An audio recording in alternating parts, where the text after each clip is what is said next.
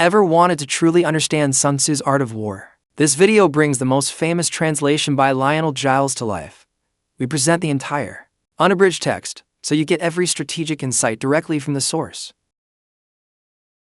For the first time, we've paired it with stunning AI-generated anim visuals to make the ancient concepts easy to grasp. We've even included clear tags for Giles' famous notes and footnotes, making it simple to navigate his brilliant commentary. Stop just reading about strategy and start seeing it.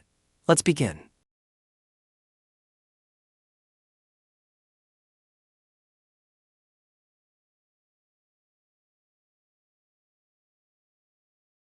Preface by Lionel Giles, the 7th volume of Mémoires concernant l'histoire, les sciences, les arts, les mœurs, les usages, etc. des Chinois is devoted to the art of war and contains, amongst other treatises, les 13 articles de Sun Tzu, translated from the Chinese by a Jesuit father, Joseph Amiot. Père Amiot appears to have enjoyed no small reputation as a sinologue in his day, and the field of his labors was certainly extensive. But his so-called translation of the Sun Tzu, if placed side by side with the original, is seen at once to be little better than an imposture. It contains a great deal that Sun Tzu did not write, and very little indeed of what he did. Here is a fair specimen, taken from the opening sentences of chapter 5. De l'habileté dans le gouvernement des troupes. Sun Tzu dit, « Ayez les noms de tous les officiers tant généraux que subalternes. Inscrivez-les dans un catalogue à part, avec la note des talents et de la capacité de chacun d'eux, afin de pouvoir les employer avec avantage lorsque l'occasion en sera venue. Faites en sorte que tous ceux que vous devez commander soient persuadés que votre principale attention est de les préserver de tout dommage. Les troupes que vous ferez avancer contre l'ennemi doivent être comme des pierres que vous lanceriez contre des œufs. De vous à l'ennemi, il ne doit y avoir d'autre différence que celle du fort au faible, du vide au plein. Attaquez à découvert, mais soyez vainqueurs en secret. Voilà en peu de mots en quoi consiste l'habileté en toute la perfection même du gouvernement des troupes.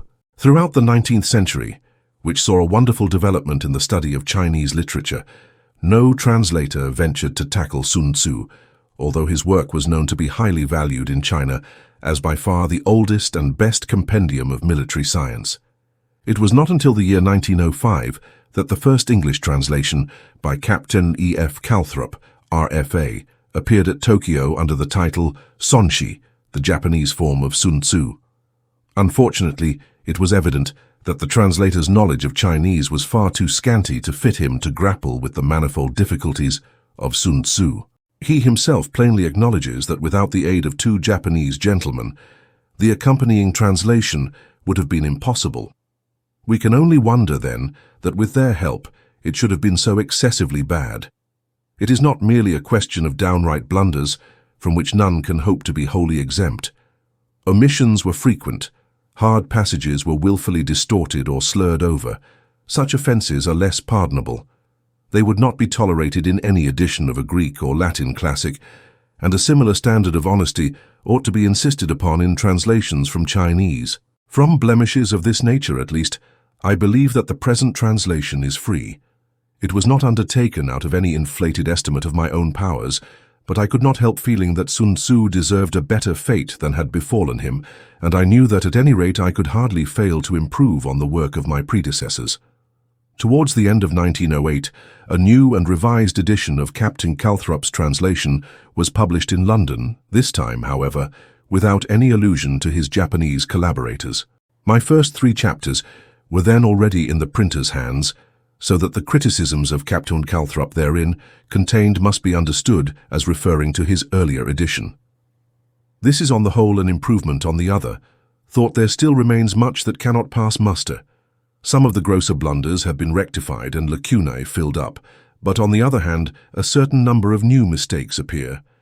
The very first sentence of the introduction is startlingly inaccurate, and later on, while mention is made of an army of Japanese commentators on Sun Tzu, who are these, by the way, not a word is vouchsafed about the Chinese commentators, who nevertheless, I venture to assert, form a much more numerous and infinitely more important army. A few special features of the present volume may now be noticed.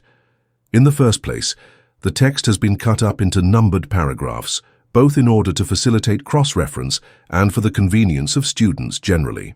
The division follows broadly that of Sun Xingyan's edition, but I have sometimes found it desirable to join two or more of his paragraphs into one. In quoting from other works, Chinese writers seldom give more than the bare title by way of reference, and the task of research is apt to be seriously hampered in consequence. With a view to obviating this difficulty so far as Sun Tzu is concerned, I have also appended a complete concordance of Chinese characters, following in this the admirable example of Lega, though an alphabetical arrangement has been preferred to the distribution under radicals which he adopted. Another feature borrowed from the Chinese classics is the printing of text, translation, and notes on the same page. The notes, however, are inserted, according to the Chinese method, immediately after the passages to which they refer. From the mass of native commentary, my aim has been to extract the cream only, adding the Chinese text here and there when it seemed to present points of literary interest. Though constituting in itself an important branch of Chinese literature, very little commentary of this kind has hitherto been made directly accessible by translation. I may say in conclusion that owing to the printing off of my sheets as they were completed, the work has not had the benefit of a final revision. On a review of the whole, without modifying the substance of my criticisms, I might have been inclined in a few instances to temper their asperity. Having chosen to wield a bludgeon, however, I shall not cry out if in return I am visited with more than a rap over the knuckles. Indeed, I have been at some pains to put a sword into the hands of future opponents by scrupulously giving either text or reference for every passage translated. A scathing review, even from the pen of the Shanghai critic who despises mere translations, would not, I must confess, be altogether unwelcome, for after all, the worst fate I shall have to dread is that which befell the ingenious paradoxes of George in The Vicar of Wakefield. Introduction. Sun Wu in his book, Su Ma Qian, gives the following biography of Sun Tzu. Footnote 1, Shi Qi, Chapter 65. Sun Tzu Wu was a native of the Qi state. His art of war brought him to the notice of Ho Lu.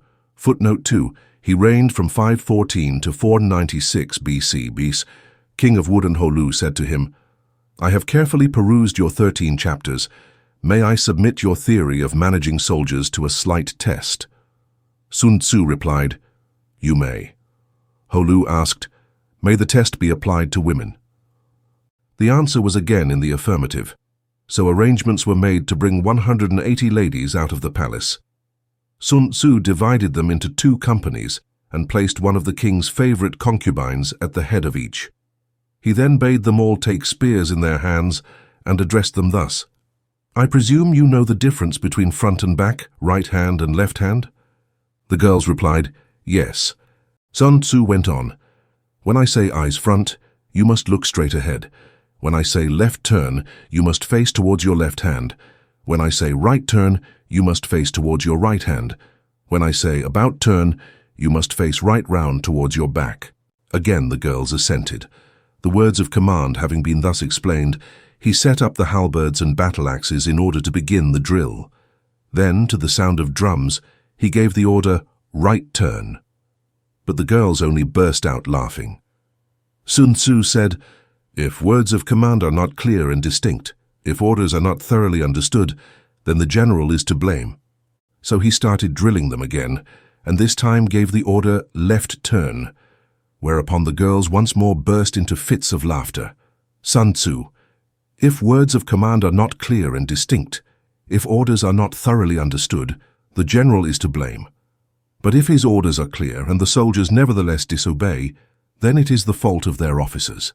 So saying, he ordered the leaders of the 2 companies to be beheaded.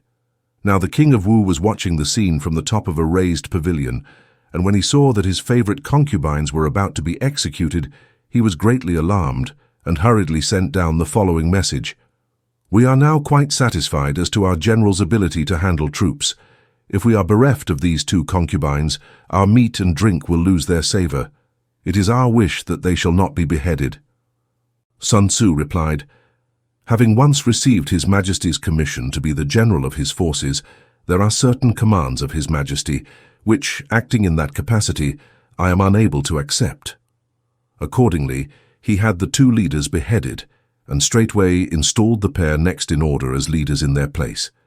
When this had been done, the drum was sounded for the drill once more, and the girls went through all the evolutions, turning to the right or to the left, marching ahead or wheeling back, kneeling or standing with perfect accuracy and precision, not venturing to utter a sound.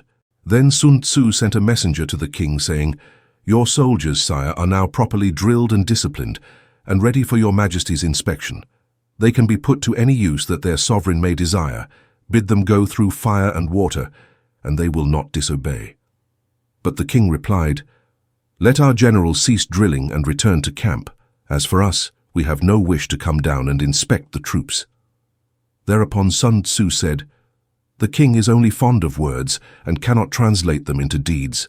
After that, Holu saw that Sun Tzu was one who knew how to handle an army, and finally appointed him general. In the west, he defeated the Chu state and forced his way into Ying, the capital. To the north, he put fear into the states of Qi and Qin, and spread his fame abroad amongst the feudal princes. And Sun Tzu shared in the might of the king. About Sun Tzu himself, this is all that Sima Qian has to tell us in this chapter, but he proceeds to give a biography of his descendant, Sun Pin, born about 100 years after his famous ancestor's death, and also the outstanding military genius of his time. The historian speaks of him too as Sun Tzu, and in his preface we read, "Sun Tzu had his feet cut off and yet continued to discuss the art of war." Footnote 3, Shi Qi, chapter 130. It seems likely then that Pin was a nickname bestowed on him after his mutilation, unless the story was invented in order to account for the name. The crowning incident of his career, the crushing defeat of his treacherous rival Pang Chuan, will be found briefly related in Chapter 5, Section 19, note. To return to the elder Sun Tzu, he is mentioned in two other passages of the Shi Qi. In the third year of his reign, 512 BC, Holu, king of Wu, took the field with Zhu, i.e. Wu Yuan and Pope Ye, and attacked Chu.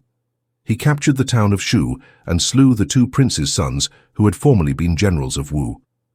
He was then meditating a descent on Ying, the capital. But the general Sun Wu said, "The army is exhausted. It is not yet possible. We must wait." After further successful fighting, in the 9th year, 506 BC, King Holu addressed Wu Tzu and Sun Wu, saying, "Formerly you declared that it was not yet possible for us to enter Ying. Is the time ripe now?"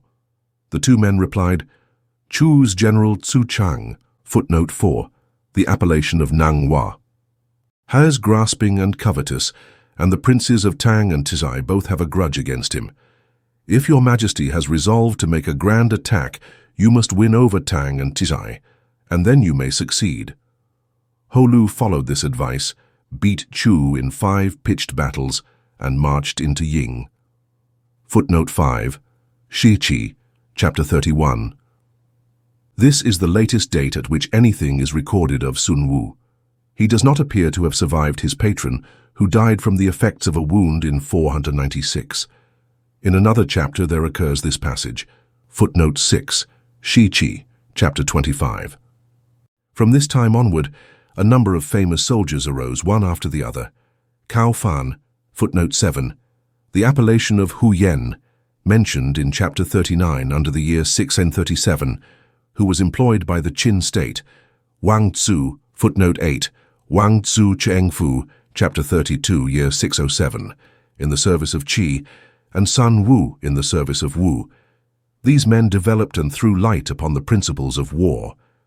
It is obvious enough that Sima Qian at least had no doubt about the reality of Sun Wu as an historical personage, and with one exception, to be noticed presently, he is by far the most important authority on the period in question. It will not be necessary, therefore, to say much of such a work as the Wu Yue Chun Qiu, which is supposed to have been written by Chao Ye of the 1st century AD. The attribution is somewhat doubtful, but even if it were otherwise, his account would be of little value, based as it is on the Shi Qi and expanded with romantic details. The story of Sun Tzu will be found for what it is worth in Chapter 2. The only new points in it worth noting are: 1. Sun Tzu was first recommended to Holu by Wu Tzu Shu. 2. He is called a native of Wu. 3. He had previously lived a retired life, and his contemporaries were unaware of his ability. The following passage occurs in the Huainan Tzu. When sovereign and ministers show perversity of mind, it is impossible even for a Sun Tzu to encounter the foe. Assuming that this work is genuine, and hitherto no doubt has been cast upon it, we have here the earliest direct reference for Sun Tzu, for Huainan Tzu died in 122 BC, many years before the Shiqi was given to the world. Liu Xiang, 80–9 BC, says, "The reason why Sun Tzu at the head of 30,000 men beat Chu with 200,000 is that the latter were undisciplined." Teng Mingxi informs us that the surname Sun was bestowed on Sun Wu's grandfather by Duke Qing of Qi, 547–490 BC. Sun Wu's father, Sun Piying, rose to be a minister of state in Qi, and Sun Wu himself, whose style was Changqing, fled to Wu on account of the rebellion which was being fomented by the kindred of Tian Pao. Footnote of the city of Wu, now Suqiao in Jiangsu. There is a great mound raised to commemorate the entertainment of Sun Wu of Qi, who excelled in the art of war, by the king of Wu. Footnote 9. The mistake is natural enough. Native critics refer to a work of the Han dynasty which says, 10 li outside the Wu gate, Mat. He had 3 sons, of whom the second, named Ming, was the father of Sun Pin. According to this account, then, Pin was the grandson of Wu, which, considering that Sun Pin's victory over Wei was gained in 341 BC, may be dismissed as chronologically impossible. Whence these data were obtained by Teng Mingxi, I do not know, but of course no reliance whatever can be placed in them. An interesting document which has survived from the close of the Han period is the short preface written by the great Cao Cao, or Wei Wu Ti, for his edition of Sun Tzu. I shall give it in full. I have heard that the ancients used bows and arrows to their advantage. Footnote 10. They attached strings to wood to make bows, and sharpened wood to make arrows. The use of bows and arrows is to keep the empire in awe. The Lun Yu says, there must be a sufficiency of military strength. The Shu Qing mentions the army among the 8 objects of government. The I Ching says, army indicates firmness and justice. The experienced leader will have good fortune. The Shi Qing says, the king rose majestic in his wrath and he marshaled his troops. The Yellow Emperor, Tang the Completer, and Wu Wang all used spears and battle axes in order to succor their generation. The Suma Fa says, if one man slay another of set purpose, he himself may rightfully be slain. He who relies solely on warlike measures shall be exterminated. He who relies solely on peaceful measures shall perish. Instances of this are Fu Chai, footnote 11, the son and successor of Ho Lu. He was finally defeated and overthrown by Ku Qin, king of Yue, in 473 BC. See post. On the one hand, and Yen Wang on the other. Footnote 12. King Yen of Shu, a fabulous being of whom Sun Xingyan says in his preface, his humanity brought him to destruction. In military matters, the sage's rule is normally to keep the peace and to move his forces only when occasion requires. He will not use armed force unless driven to it by necessity.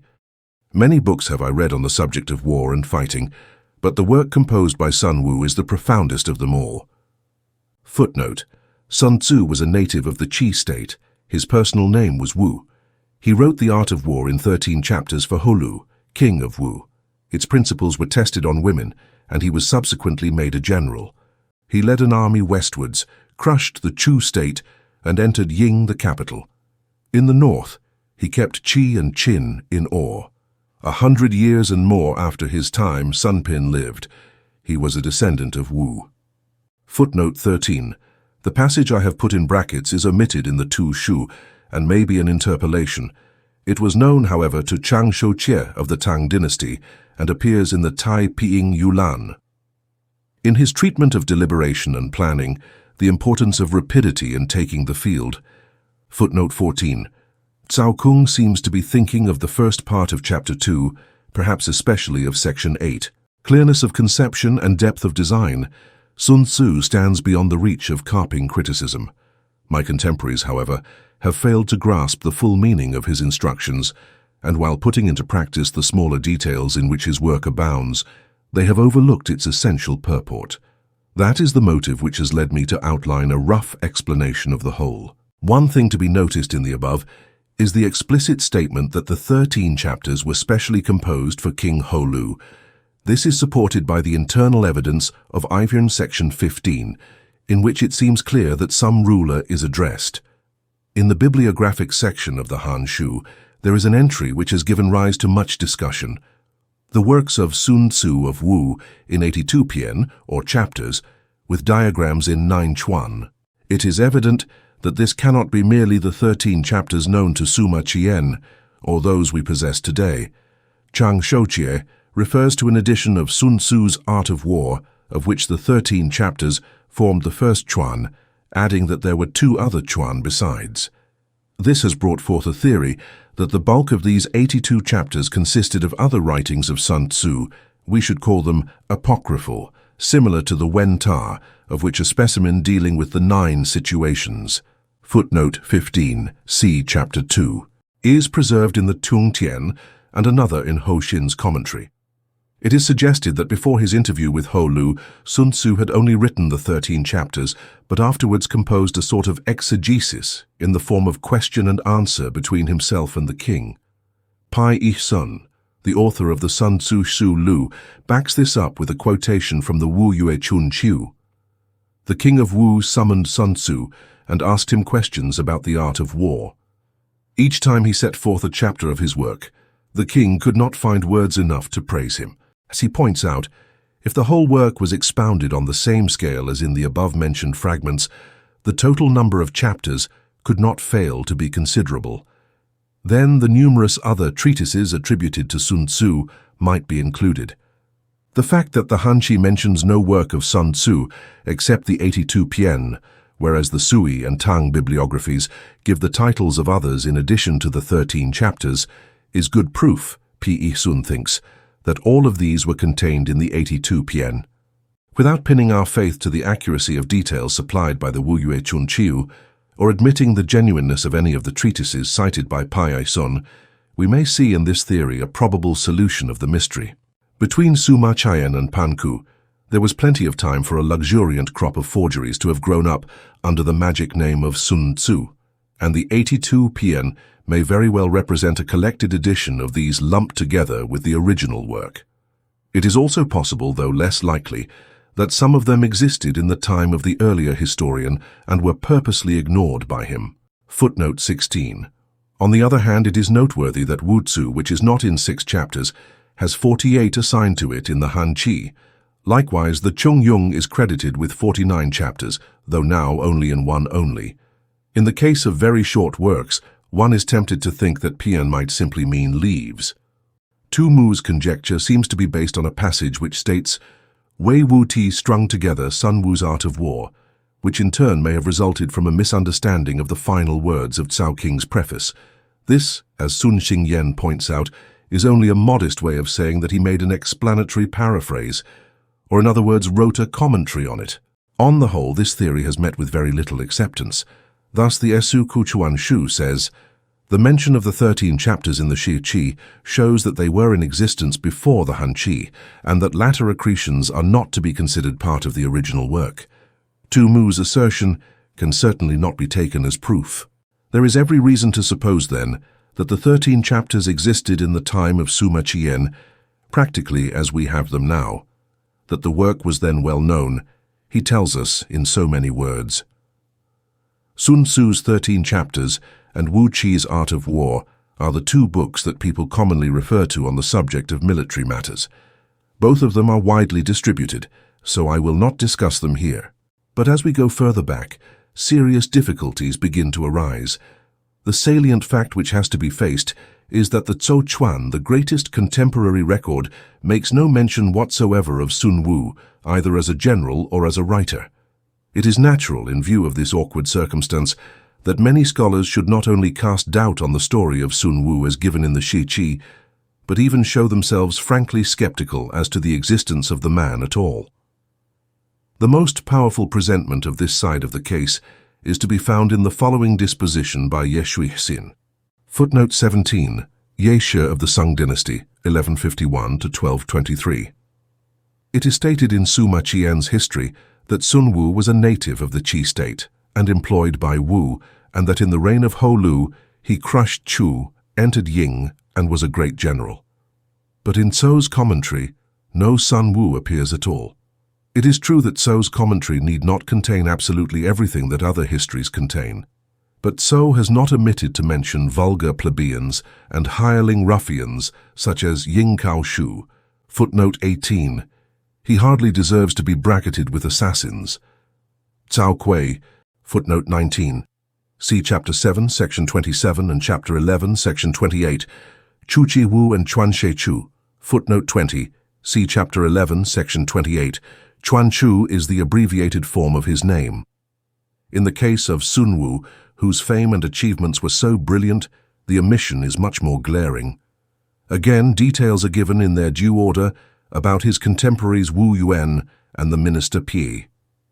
Footnote 21. That is Po Pie. See ante. Is it credible that Sun Wu alone should have been passed over? In point of literary style, Sun Tzu's work belongs to the same school as Quan Tzu. Footnote 22. The nucleus of this work is probably genuine, though large additions have been made by later hands.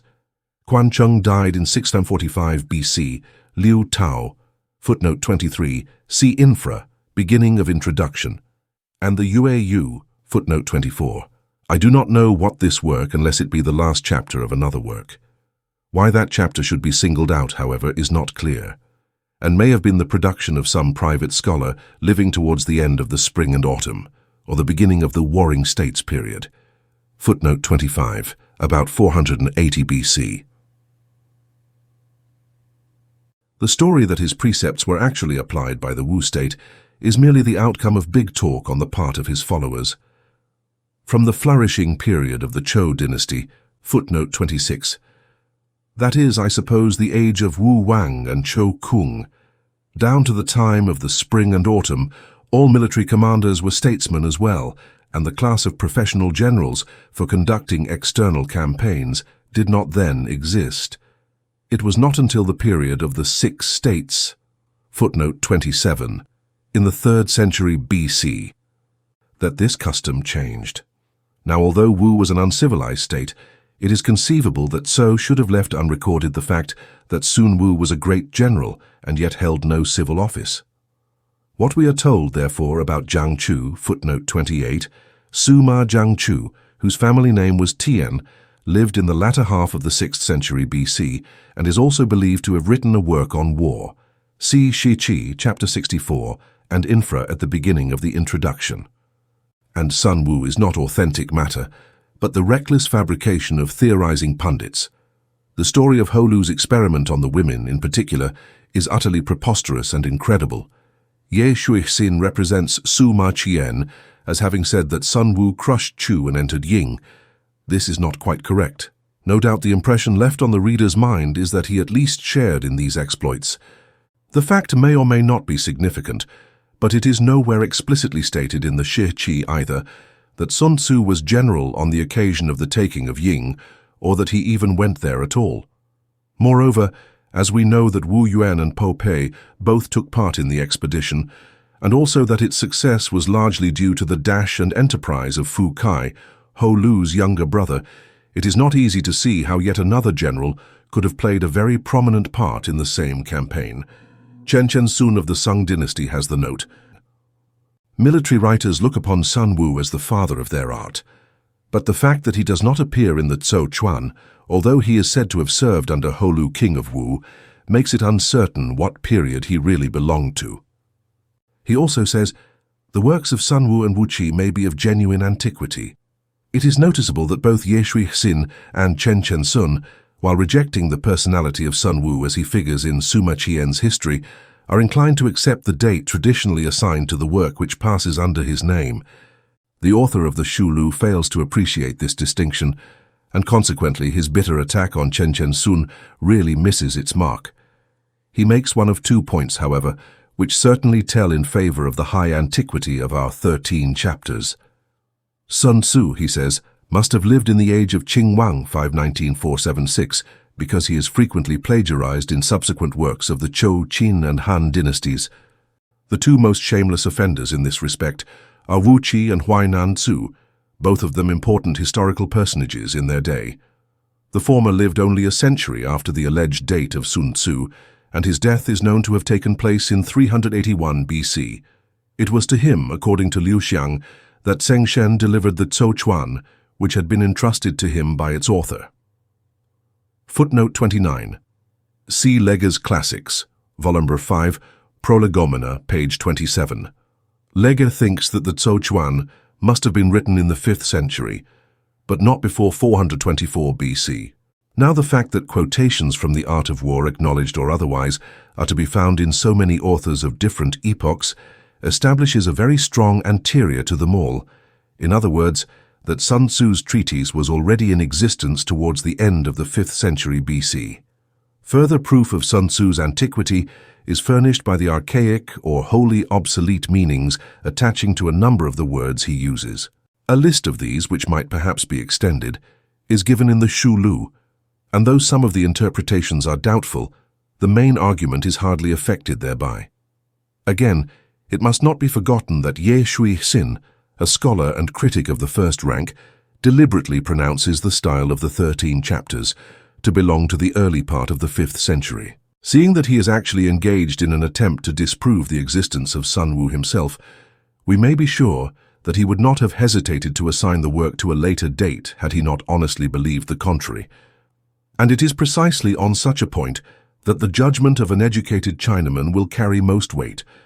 Other internal evidence is not far to seek.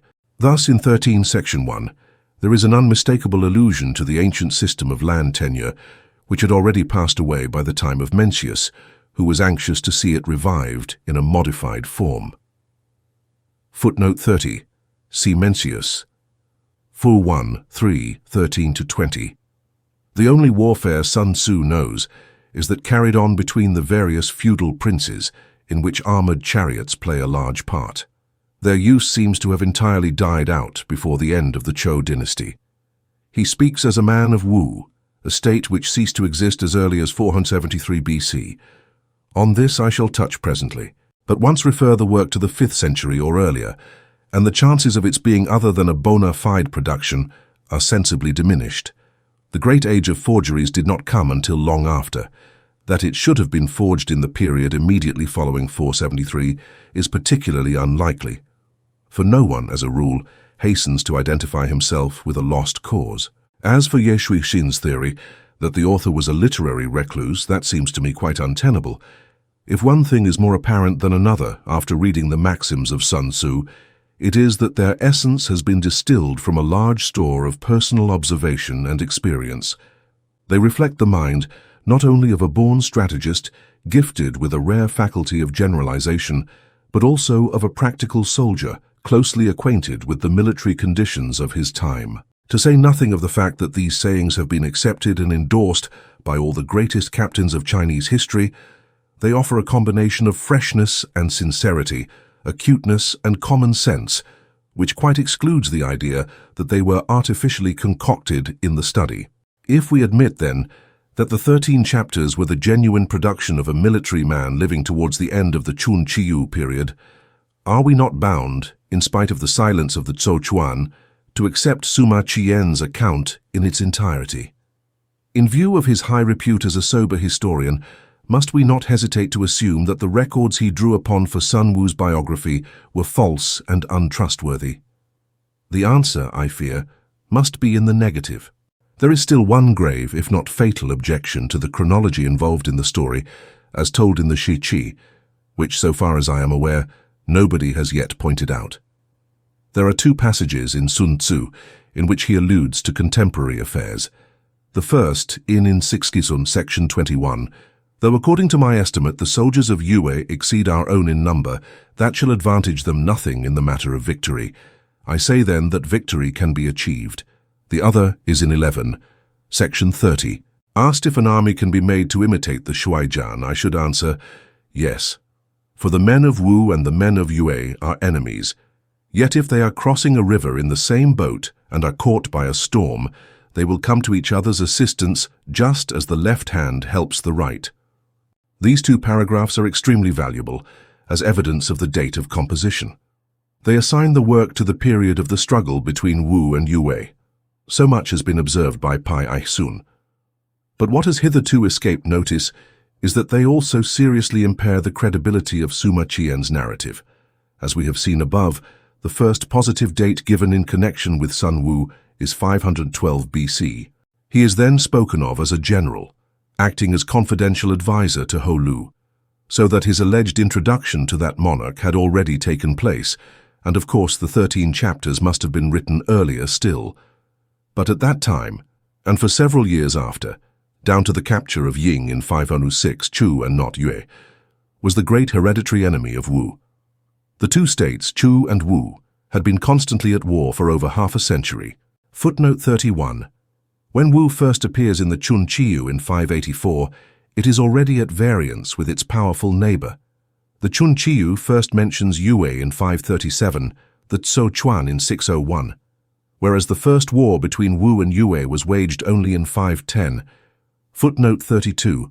This is explicitly stated in the Tso Chuan 32 too, and even then was no more than a short interlude sandwiched in the midst of the fierce struggle with Chu. Now Chu is not mentioned in the 13 chapters at all. The natural inference is that they were written at a time when Yue had become the prime antagonist of Wu, that is, after Chu had suffered the great humiliation of 506. At this point, a table of dates may be found useful. Timeline: BC 514, accession of Ho Lu. 512. Ho Lu attacks Chu, but is dissuaded from entering Ying, the capital. Shi Qi mentions Sun Wu as general. 511, another attack on Chu. 510, Wu makes a successful attack on Yue. This is the first war between the two states. 509 or 508, Chu invades Wu, but is signally defeated at Yuchang. 506, Ho Lu attacks Chu with the aid of Tang and Sai. Decisive battle of Po Chu and capture of Ying. Last mention of Sun Wu in Shi Qi. 505, Yue makes a raid on Wu in the absence of its army. Wu is beaten by Qin and evacuates Ying. 504, Ho Lu sends Fu Chai to attack Chu. 497, Ku Qian becomes king of Yue. 496, Wu attacks Yue, but is defeated by Ku Qian at Zuili. Ho Lu is killed. 494, Fu Chai defeats Ku Qian in the Great Battle of Fu Chao and enters the capital of Yue. 485 or 484, Ku Qian renders homage to Wu. Death of Wu Tzu. 482, Ku Qian invades Wu in the absence of Fu Chai. 478 to 476, further attacks by Yue on Wu. 475, Ku Qian lays siege to the capital of Wu. 473, final defeat and extinction of Wu. The sentence quoted above from 6. Section 21 hardly strikes me as one that could have been written in the full flush of victory. It seems rather to imply that, for the moment at least, the tide had turned against Wu, and that she was getting the worst of the struggle. Hence we may conclude that our treatise was not in existence in 505, before which date Yue does not appear to have scored any notable success against Wu. Ho Lu died in 496, so that if the book was written for him, it must have been during the period 505-496, when there was a lull in the hostilities, Wu having presumably exhausted by its supreme effort against Chu. On the other hand, if we choose to disregard the tradition connecting Sun Wu's name with Ho Lu, it might equally well have seen the light between 496 and 494, or possibly in the period 482-473, when Yue was once again becoming a very serious menace. Footnote 33. There is this to be said for the later period, that the feud would tend to grow more bitter after each encounter, and thus more fully justify the language used in 11. Section 30. We may feel fairly certain that the author, whoever he may have been, was not a man of any great eminence in his own day. On this point, the negative testimony of the Tso Chuan far outweighs any shred of authority still attaching to the Shi Qi, if once its other facts are discredited. Sun Xingyan, however, makes a feeble attempt to explain the omission of his name from the great commentary. It was Wu Tzu, he says, who got all the credit of Sun Wu's exploits, because the latter, being an alien, was not rewarded with an office in the state. How then did the Sun Tzu legend originate? It may be that the growing celebrity of the book imparted by degrees a kind of factitious renown to its author. It was felt to be only right and proper that one so well versed in the science of war should have solid achievements to his credit as well. Now the capture of Ying was undoubtedly the greatest feat of arms in Ho Lu's reign.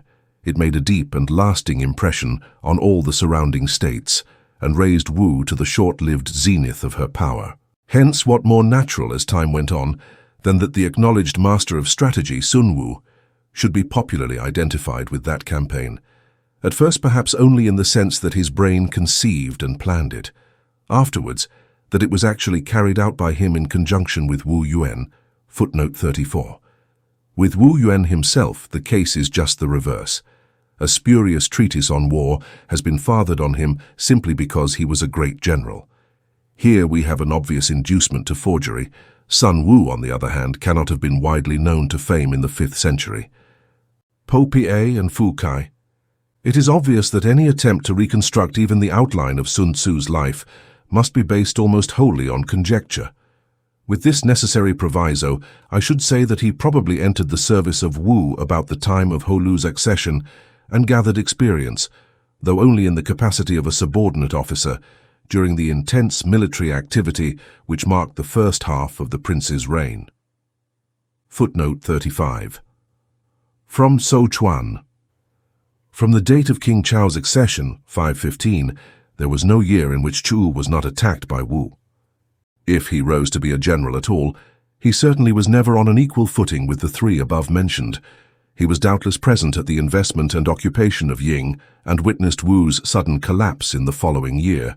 Hue's attack at this critical juncture, when her rival was embarrassed on every side, seems to have convinced him that this upstart kingdom was the great enemy against whom every effort would henceforth have to be directed. Sun Wu was thus a well-seasoned warrior when he sat down to write his famous book, which according to my reckoning must have appeared towards the end rather than the beginning of Ho Lu's reign. The story of the women may possibly have grown out of some real incident occurring about the same time. As we hear no more of Sun Wu after this from any source, he is hardly likely to have survived his patron or to have taken part in the death struggle with Yue, which began with the disaster at Zuili. If these inferences are approximately correct, there is a certain irony in the fate which decreed that China's most illustrious man of peace should be contemporary with her greatest writer on war. The text of Sun Tzu. I have found it difficult to glean much about the history of Sun Tzu's text. The quotations that occur in early authors go to show that the 13 chapters of which Sima Qian speaks were essentially the same as those now extant. We have his word for it that they were widely circulated in his day and can only regret that he refrained from discussing them on that account.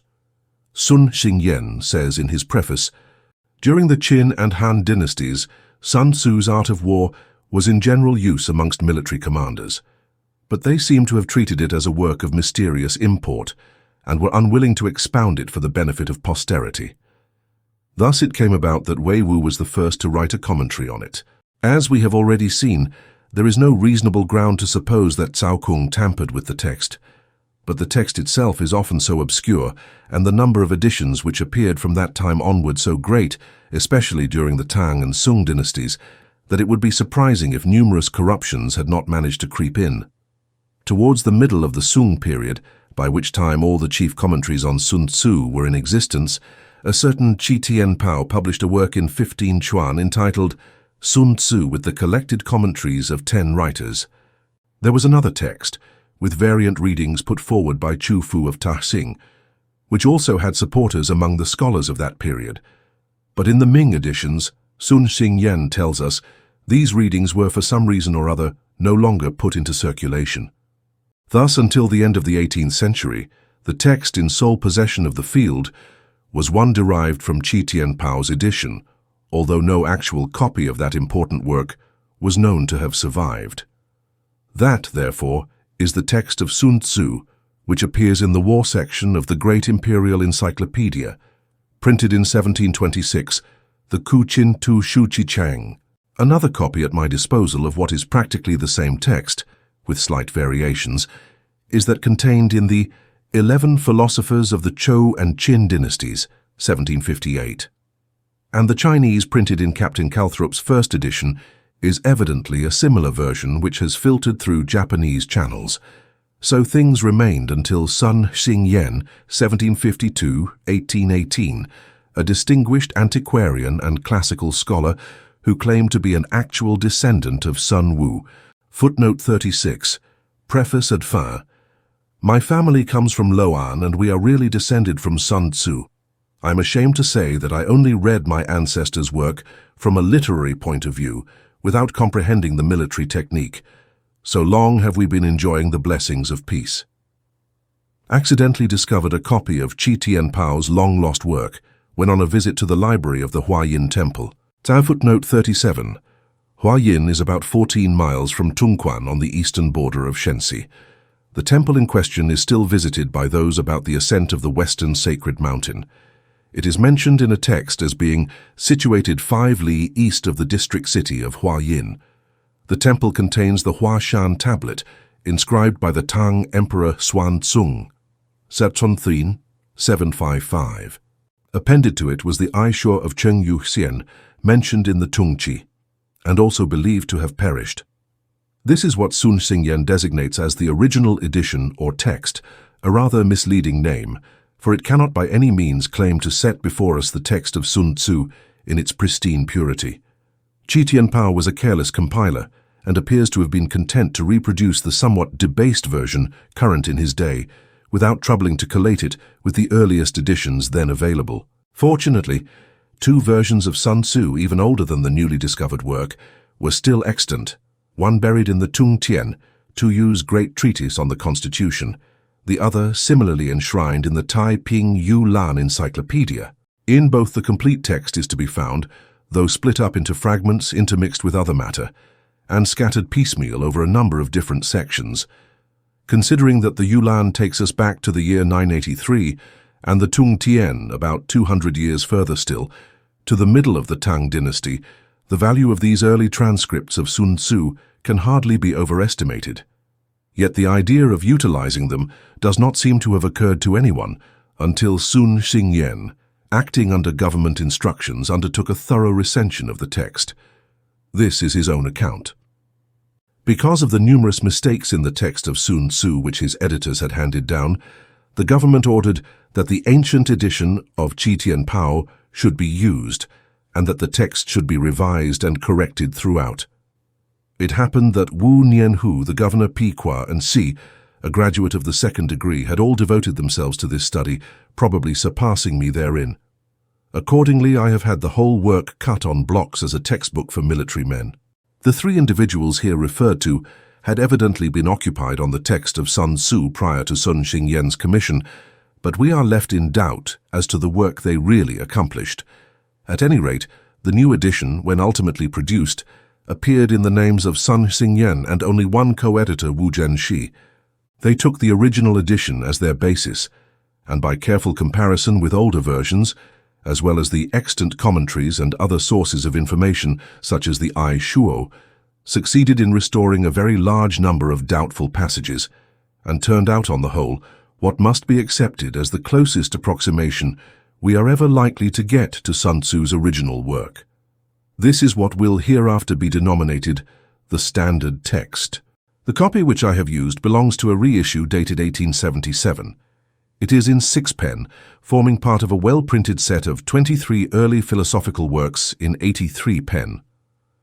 Footnote 38.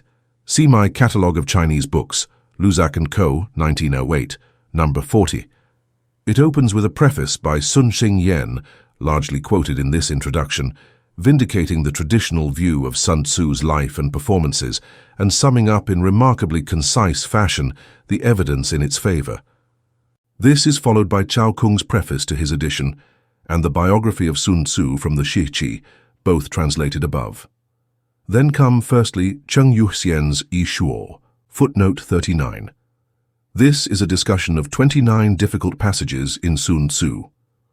With author's preface and next, a short miscellany of historical and bibliographical information entitled Sun Tzu Shu Lu, compiled by Pai Yi Sun.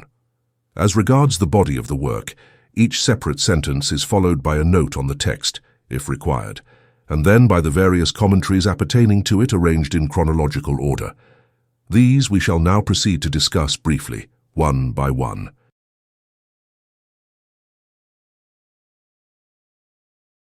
The commentators. Sun Tzu can boast an exceptionally long distinguished roll of commentators, which would do honor to any classic. Xiu remarks on this fact, though he wrote before the tale was complete, and rather ingeniously explains it by saying that the artifices of war, being inexhaustible, must therefore be susceptible of treatment in a great variety of ways. 1. Tsao or Tsao Kung, afterwards known as Wei Wuti, AD 155-220.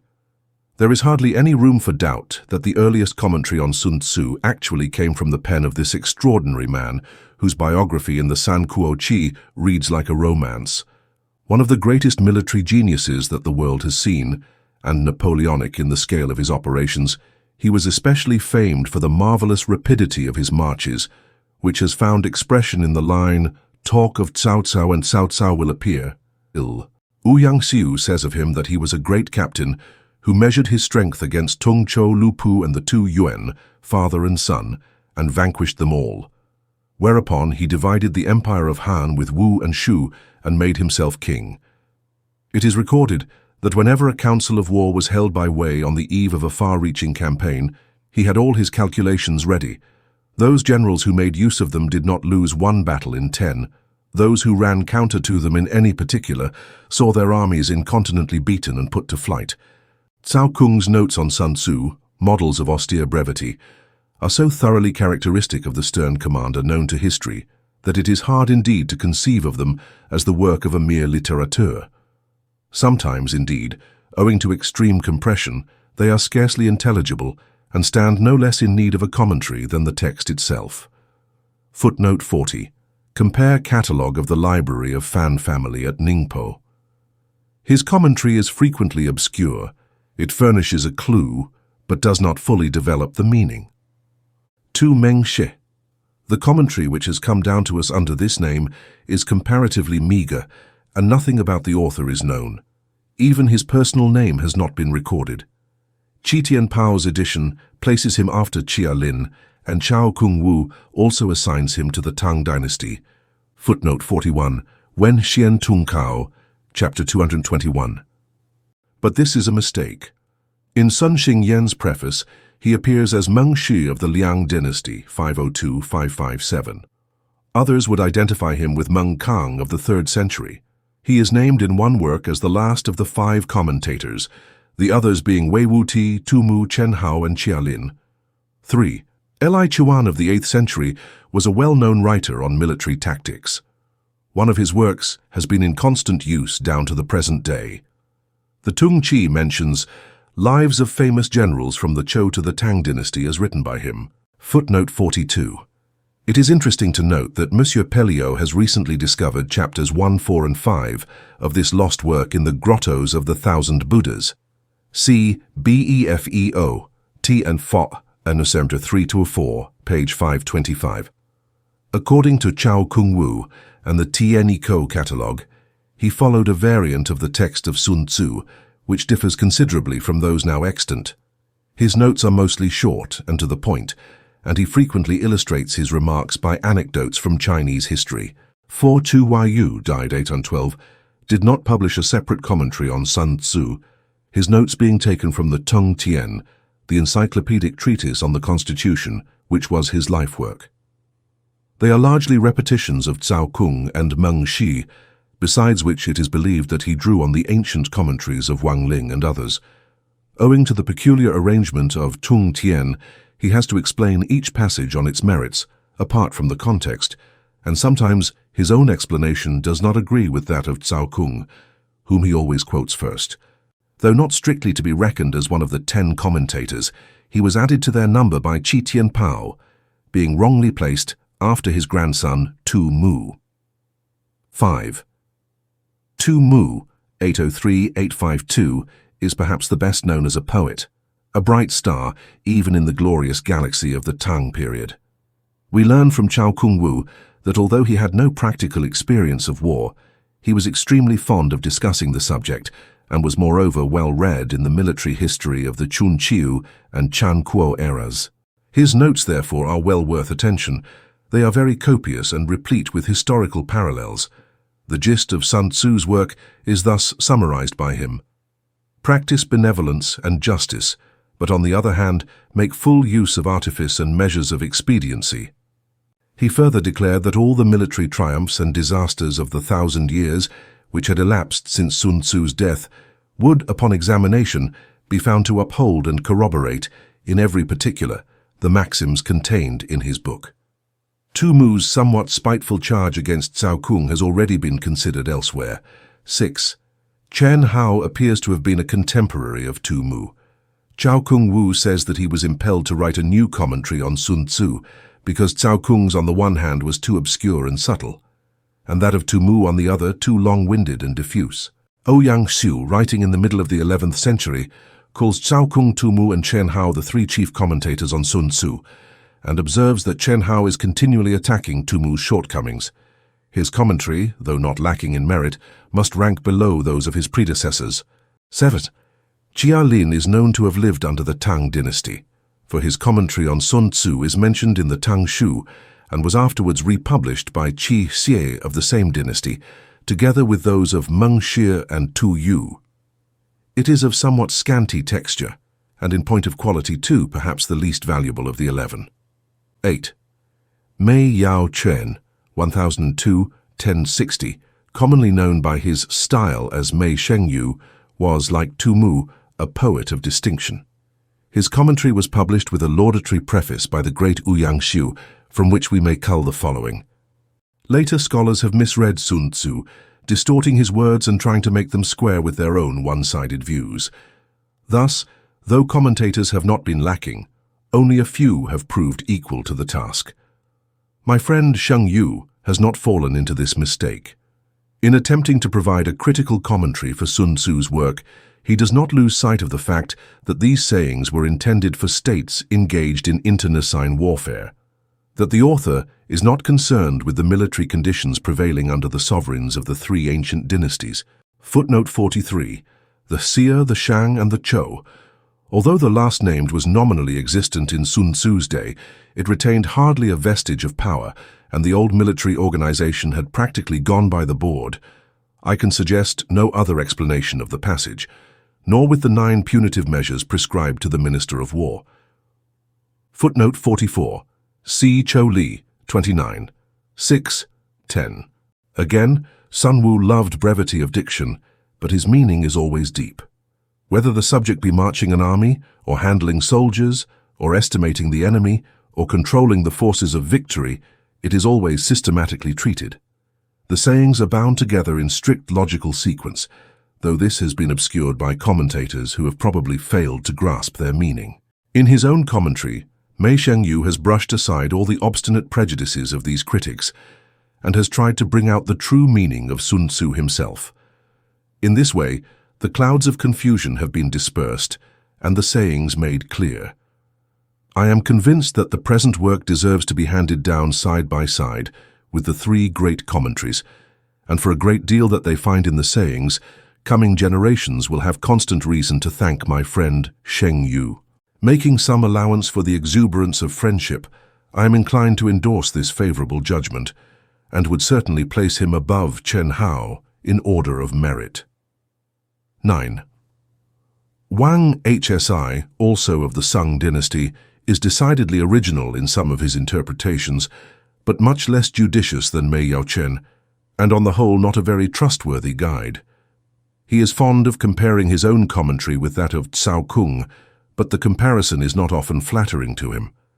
We learn from Cao Kung Wu that Wang Xi revised the ancient text of Sun Tzu, filling up lacunae and correcting mistakes. Footnote 45, Tung Ka Hao, Chapter 221. 10. Hoyan Hc of the Sung dynasty. The personal name of this commentator is given as above by Cheng Chiyao in the Tung Chi, written about the middle of the 12th century, but he appears simply as Ho Shi in the Yu Hai. And Ma Tuanlin quotes Cao Kung Wu as saying that his personal name is unknown. There seems to be no reason to doubt Cheng Qiao's statement, otherwise I should have been inclined to hazard a guess and identify him with one Ho Chu Fei, the author of a short treatise on war, who lived in the latter part of the 11th century.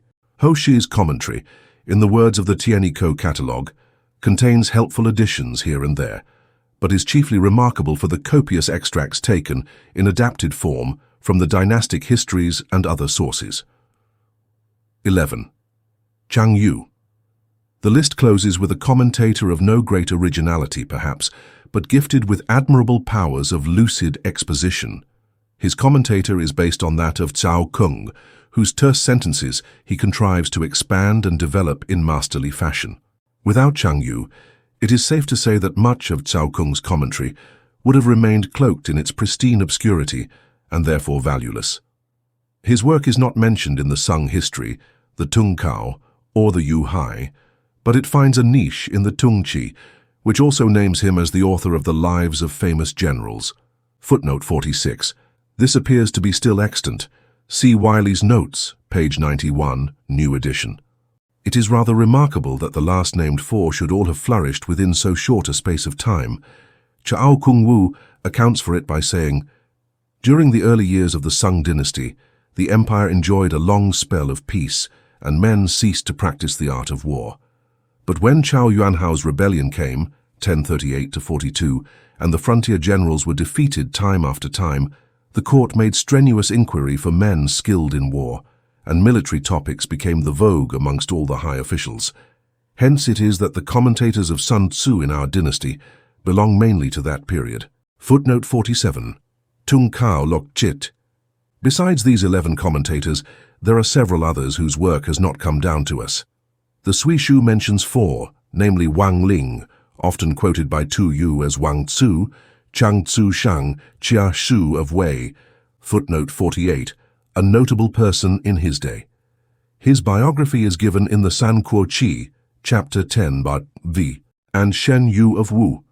The Tang Shu adds Sun Hao, and the Tung Chi Xiao Chi, while the Tu Shu mentions a Ming commentator, Huang Jun Yu. It is possible that some of these may have been merely collectors and editors of other commentaries, like Qi Tian Pao and Qi Xie, mentioned above.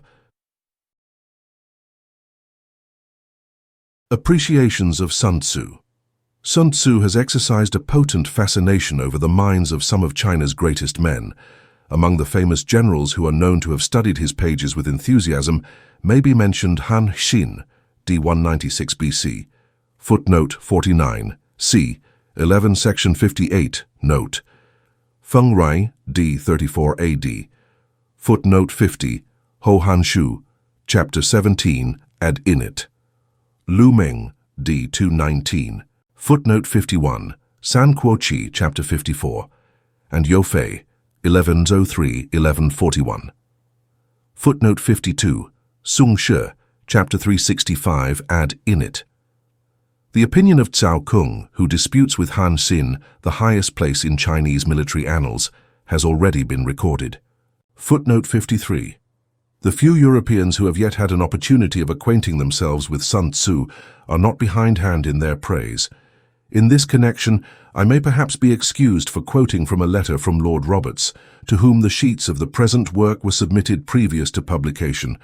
Many of Sun Wu's maxims are perfectly applicable to the present day, and number 11 in chapter 8 is one that the people of this country would do well to take to heart.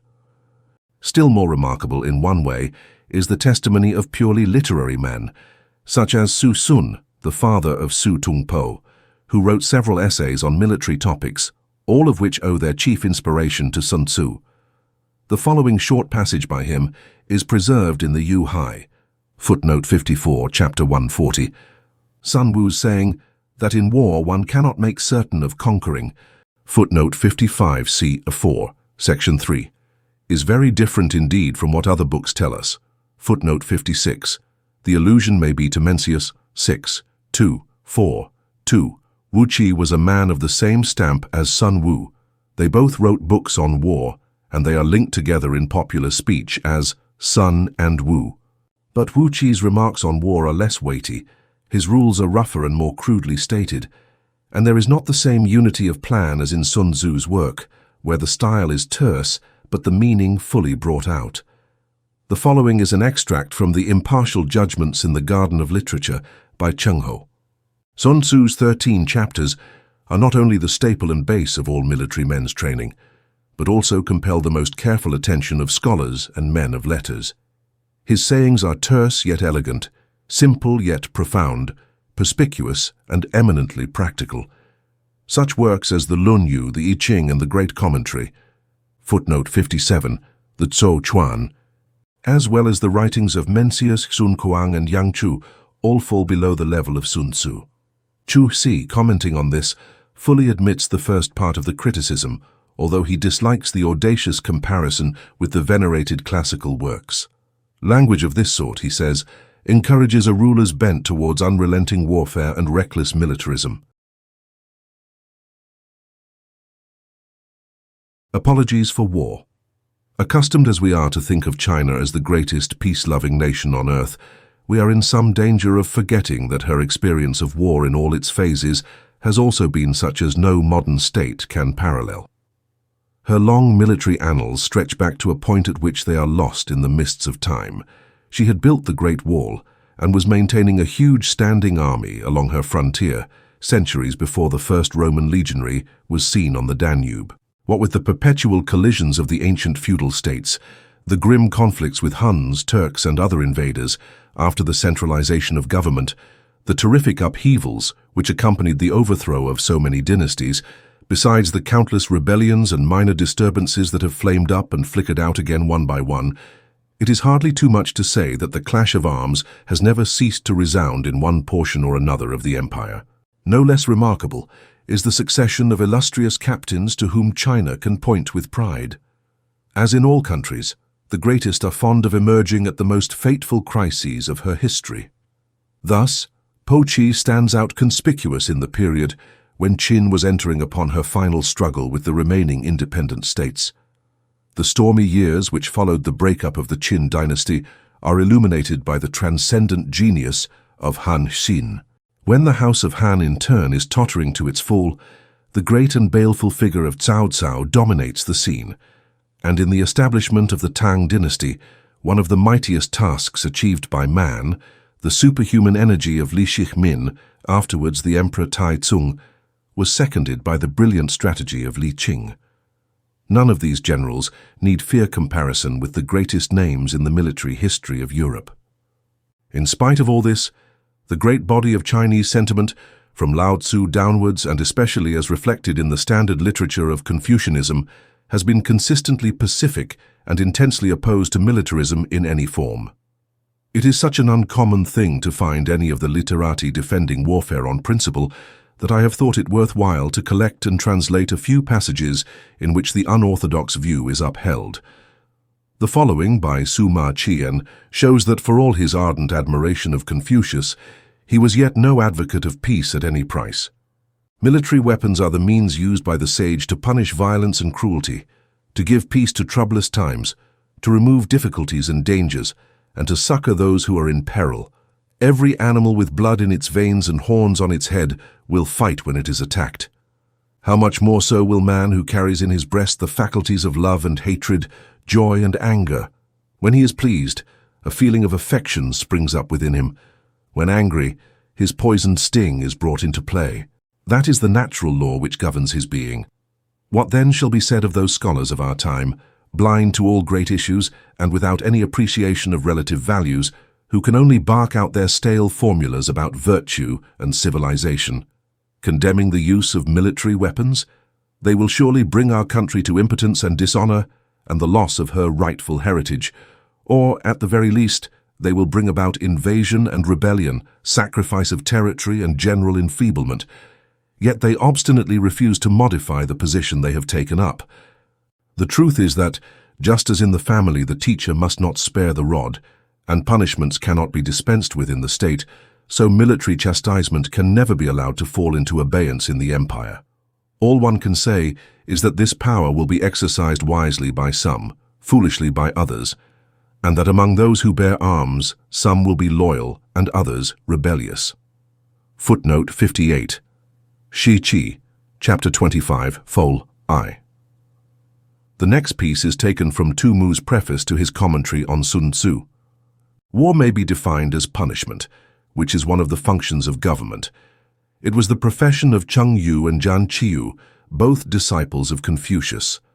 Nowadays, the holding of trials and hearing of litigation, the imprisonment of offenders and their execution by flogging in the marketplace are all done by officials, but the wielding of huge armies, the throwing down of fortified cities, the hauling of women and children into captivity, and the beheading of traitors, this is also work which is done by officials. The objects of the rack and of military weapons are essentially the same. There is no intrinsic difference between the punishment of flogging and cutting off heads in war. For the lesser infractions of law, which are easily dealt with, only a small amount of force need be employed, hence the use of military weapons and wholesale decapitation. In both cases, however, the end in view is to get rid of wicked people and to give comfort and relief to the good. Qi Sun asked Zhan Yu, saying, "Have you, sir, acquired your military aptitude by study, or is it innate?" Zhan Yu replied, "It has been acquired by study." Footnote 59. Compare Shi Qi, chapter 47. "How can that be so," said Qi Sun, "seeing that you are a disciple of Confucius?" "It is a fact," replied Zhan Yu. "I was taught by Confucius. It is fitting that the great sage should exercise both civil and military functions, though, to be sure, my instruction in the art of fighting has not yet gone very far." Now, who the author was of this rigid distinction between the civil and the military, and the limitation of each to a separate sphere of action, or in what year of which dynasty it was first introduced, is more than I can say.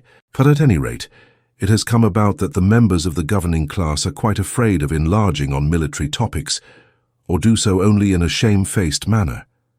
If any are bold enough to discuss the subject, they are at once set down as eccentric individuals of coarse and brutal propensities. This is an extraordinary instance in which, through sheer lack of reasoning, men unhappily lose sight of fundamental principles. When the Duke of Zhou was minister under Cheng Wang, he regulated ceremonies and made music, and venerated the arts of scholarship and learning, yet when the barbarians of the river Huai revolted, footnote 60, see Shu Qing, Preface, section 55. He sallied forth and chastised them when Confucius held office under the Duke of Lu, and a meeting was convened at Chiaku, footnote 61, see Shi Qi, chapter 47. He said, if pacific negotiations are in progress, warlike preparations should have been made beforehand.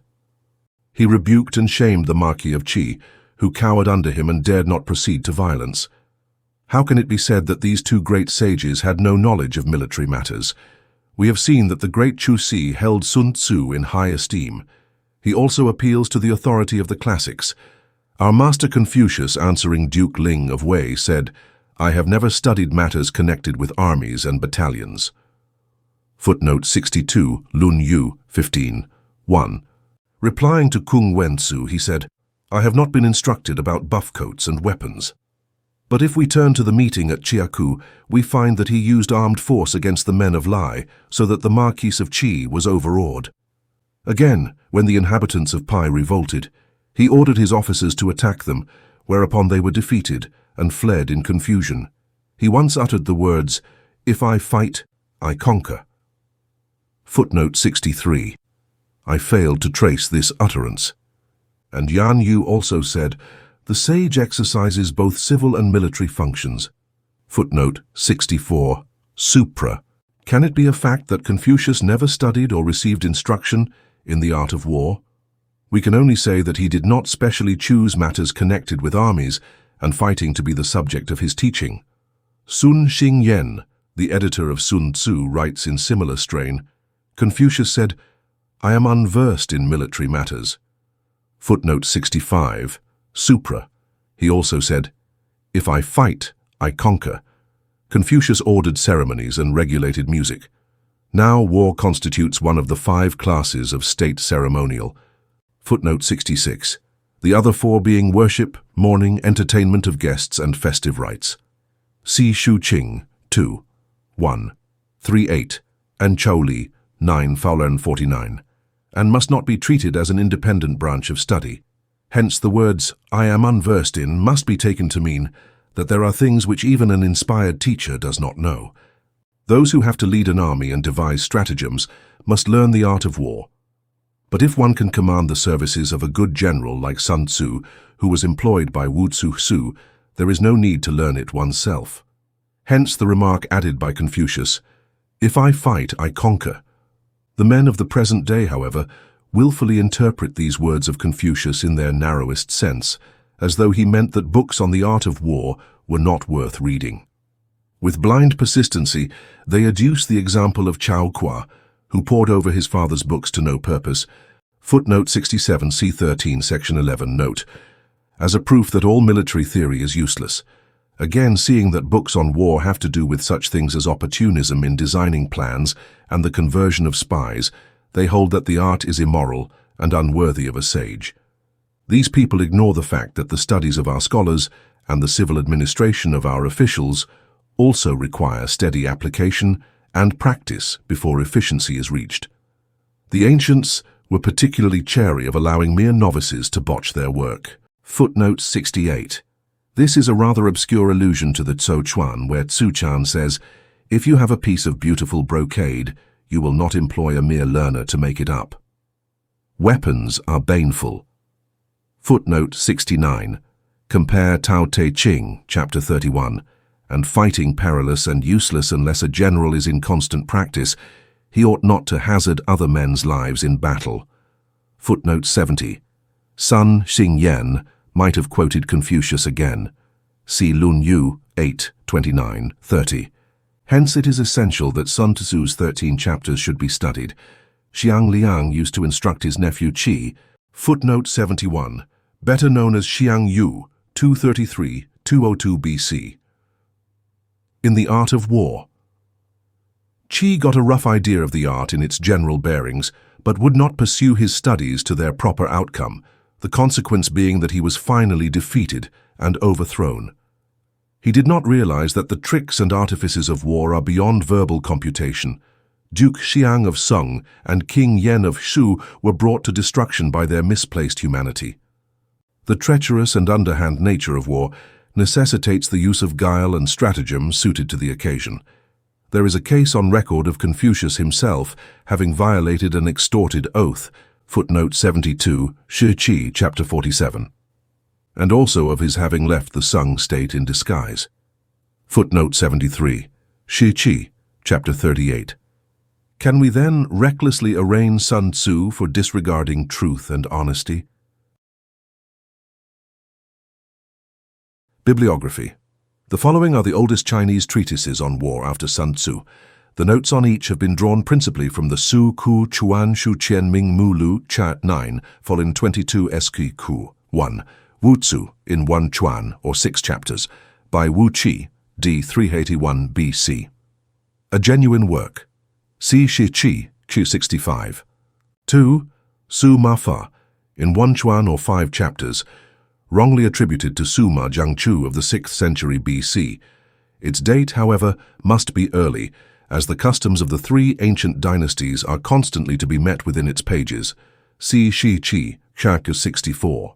The Suku Chuan Shu, Ishban 99 F-1, remarks that the oldest 3 treatises on war, Sun Tzu, Wu Tzu, and Su Ma Fa, are, generally speaking, only concerned with things strictly military, the art of producing, collecting, training, and drilling troops, and the correct theory with regard to measures of expediency, laying plans, transport of goods, and the handling of soldiers, in strong contrast to later works, in which the science of war is usually blended with metaphysics, divination, and magical arts in general. 3. Liu Tao in 6 Chuan or 60 chapters.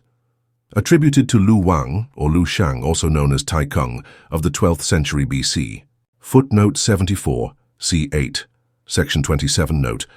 Further details on Tai Kung will be found in the Shi Qi, chapter 32, ad in it. Besides the tradition which makes him a former minister of Chou Xin, 2 other accounts of him are there given, according to which he would appear to have been first raised from a humble private station by Wen Wang. But its style does not belong to the era of the 3 dynasties. Lu Teming, 550-625 AD, mentions the work and enumerates the headings of the 6 sections so that the forgery cannot have been later than Sui dynasty. 4. Wei-le Tzu in 5 Chuan, attributed to Wei-le, 4th cent BC, who studied under the famous Kui-ku Tzu. The work appears to have been originally in 31 chapters, whereas the text we possess contains only 24. Its matter is sound enough in the main, though the strategical devices differ considerably from those of the Warring States period. It has been furnished with a commentary by the well-known Sung philosopher Chang Tsai. 5. San Lue in 3 Chuan, attributed to Huang Shikung, a legendary personage who is said to have bestowed it on Chang Liang, d. 187 BC, in an interview on a bridge. But here again, the style is not that of works dating from the Qin or Han period. The Han Emperor Quang Wu, 2557 AD, apparently quotes from it in one of his proclamations, but the passage in question may have been inserted later on in order to prove the genuineness of the work. We shall not be far out if we refer it to the Northern Sung period, 420–478 AD, or somewhat earlier. 6. Li Wei Kung Wen Tui in 3 sections. Written in the form of a dialogue between Taizong and his great general Li Qing, it is usually ascribed to the latter. Competent authorities consider it a forgery, though the author was evidently well versed in the art of war. 7. Li Qing Ping Fa, not to be confounded with the foregoing, is a short treatise in 8 chapters, preserved in the Tung Tien, but not published separately. This fact explains its omission from the Su Ku Chuan Shu. Wu Qi Qing in 1 Chuan, attributed to the legendary minister Feng Ho, with exegetical notes by Kung Sun Hung of the Han dynasty, d. 121 BC, and said to have been eulogized by the celebrated general Ma Lung, d. 300 AD. Yet the earliest mention of it is in the Sung Chi. Although a forgery, the work is well put together. Considering the high popular estimation in which Zhuge Liang has always been held, it is not surprising to find more than one work on war ascribed to his pen. Such are 1. The Shi Liu Tse, 1 Chuan, preserved in the Yongluo Ta Tian, 2. Chang Yuan, 1 Chuan, and 3. Xin Shu, 1 Chuan, which steals wholesale from Sun Tzu. None of these has the slightest claim to be considered genuine. Most of the large Chinese encyclopedias contain extensive sections devoted to the literature of war. The following references may be found useful. Tung Tien, circa 800 AD, Shadow 148–162. Taiping Yulan, 983, Shahan 270–359. Wen Xian Tung Kao, 13th cent, Ken 221. Yu Hai, 13th cent, Ken 140–140 Wen. San Sai Tu Hui, 16th cent. Quang Po Uchi, 1607, Cantu 31–32. Qianqiu Lei Shu, 1632, Ka 75. Yuanqian Lei Han, 1710, Ka 26–229. Kuqin Tu Shu Qi Cheng, 1726, Section XXX, SPJ, RT 8190. Su Wen Hixian Tung Kao, 1784, Xian Wen 21, 134. Huang Chao Qing Shi Wen Pian, 1826, Xi 76, 77. The bibliographical sections of certain historical works also deserve mention. Qian Han Shu, Shant 30, Sui Shu, Shant 32–35, Chu Tang Shu, Shant 46–47, Xin Tang Shu, Chasen 57–60, Sung Xie, Cha 202–209, Tung Qi, circa 1150, Chakwa 68.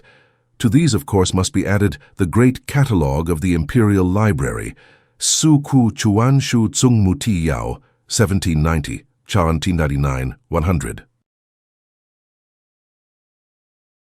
Chapter 1. Laying Plans.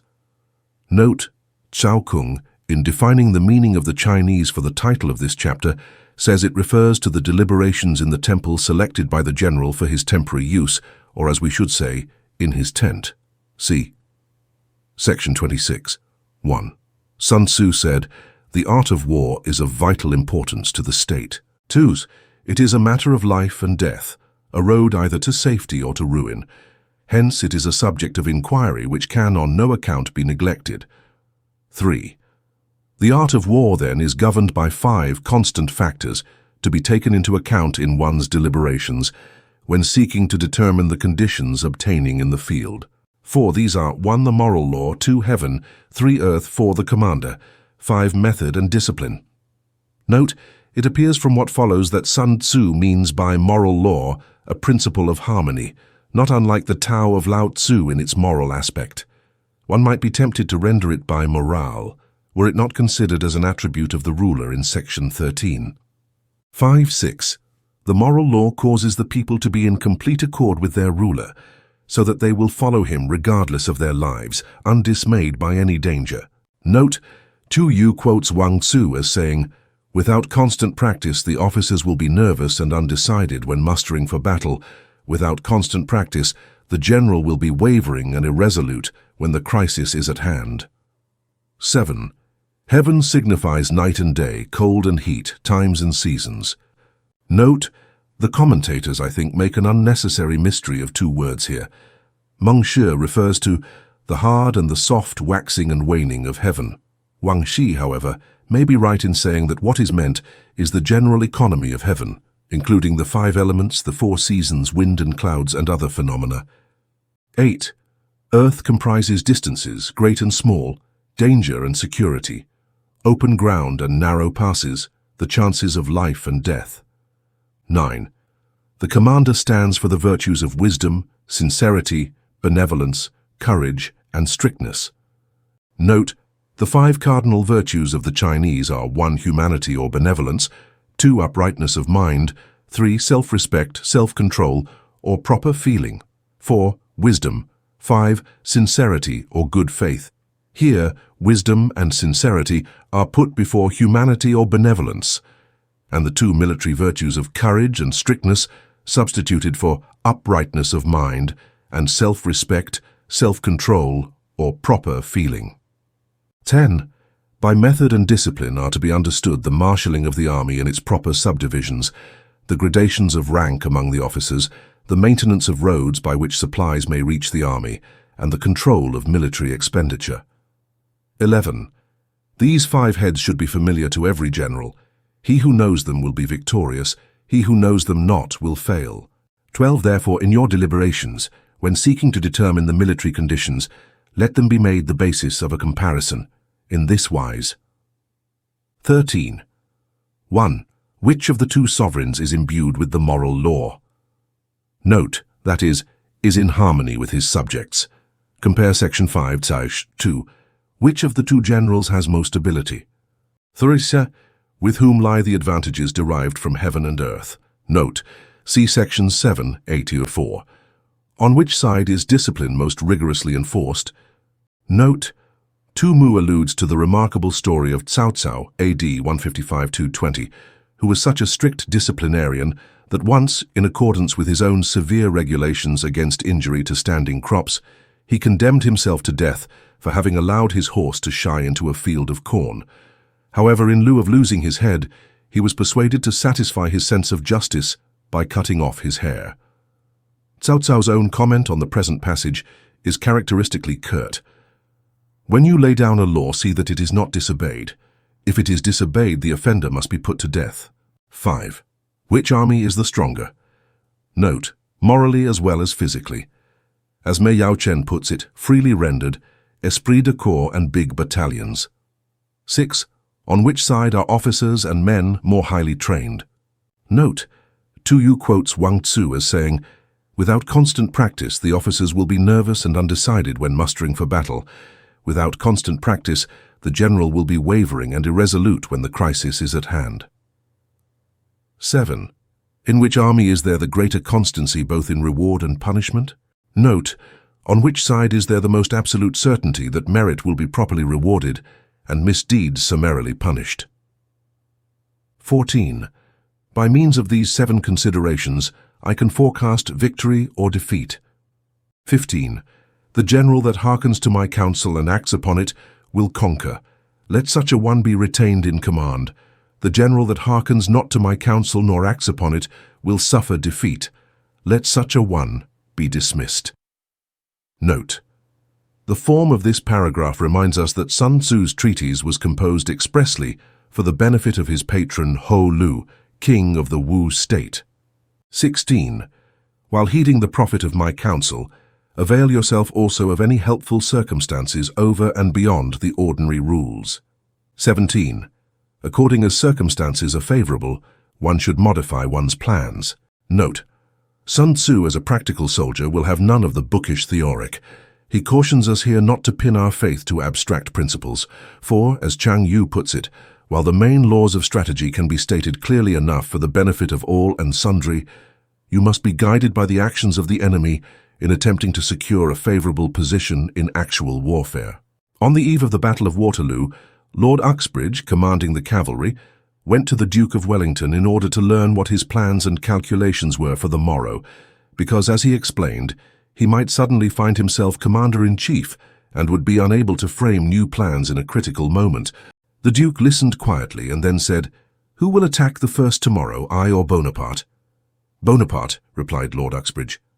"Well," continued the Duke, "Bonaparte has not given me any idea of his projects, and as my plans will depend upon his, how can you expect me to tell you what mine are?" Footnote 1. Words on Wellington by Sir W. Fraser. 18. All warfare is based on deception. Note, the truth of this pithy and profound saying will be admitted by every soldier. Colonel Henderson tells us that Wellington, great in so many military qualities, was especially distinguished by the extraordinary skill with which he concealed his movements and deceived both friend and foe. 19. Hence, when able to attack, we must seem unable. When using our forces, we must seem inactive. When we are near, we must make the enemy believe we are far away. When far away, we must make him believe we are near. 20. Hold out baits to entice the enemy, feign disorder, and crush him. Note, all commentators, except Chang Yu, say, when he is in disorder, crush him. It is more natural to suppose that Sun Tzu is still illustrating the uses of deception in war. 21. If he is secure at all points, be prepared for him. If he is in superior strength, evade him. 22. If your opponent is of choleric temper, seek to irritate him. Pretend to be weak that he may grow arrogant. Note, Wang Tzu, quoted by Tu Yu, says that the good tactician plays with his adversary as a cat plays with a mouse, first feigning weakness and immobility, and then suddenly pouncing upon him. 23. If he is taking his ease, give him no rest. Note, this is probably the meaning, though Mei Yaochen has the note. While we are taking our ease, wait for the enemy to tire himself out. The Yulan has lure him on and tire him out. If his forces are united, separate them. Note, less plausible is the interpretation favored by most of the commentators. If sovereign and subject are in accord, put division between them. 24. Attack him where he is unprepared, appear where you are not expected. 25. These military devices, leading to victory, must not be divulged beforehand. 26. Now the general who wins a battle makes many calculations in his temple ere the battle is fought. Note, Chang Yu tells us that in ancient times it was customary for a temple to be set apart for the use of a general who was about to take the field, in order that he might there elaborate his plan of campaign. The general who loses a battle makes but few calculations beforehand.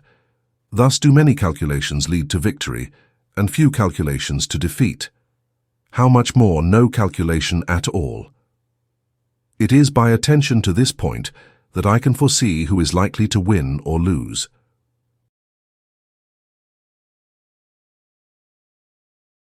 Chapter 2. Waging War. Note, Chao Kung has the note, he who wishes to fight must first count the cost, which prepares us for the discovery that the subject of the chapter is not what we might expect from the title, but is primarily a consideration of ways and means.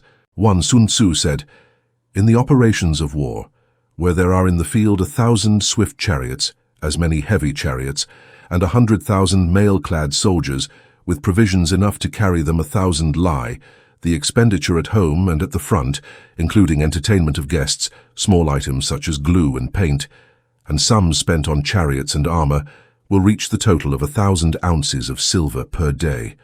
Such is the cost of raising an army of 100,000 men." Note, the swift chariots were lightly built and, according to Chang Yu, used for the attack. The heavy chariots were heavier and designed for purposes of defense.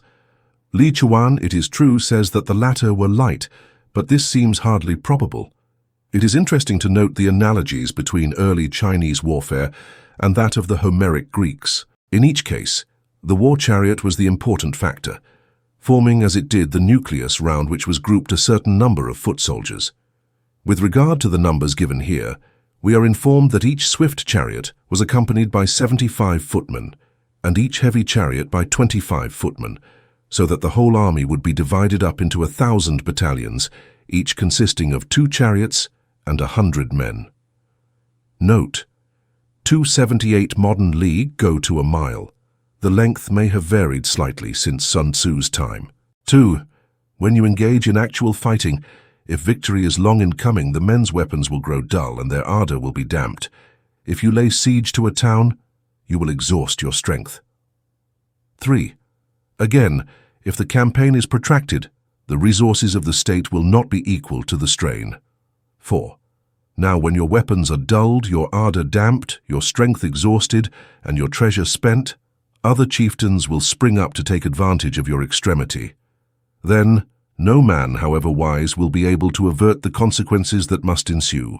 5.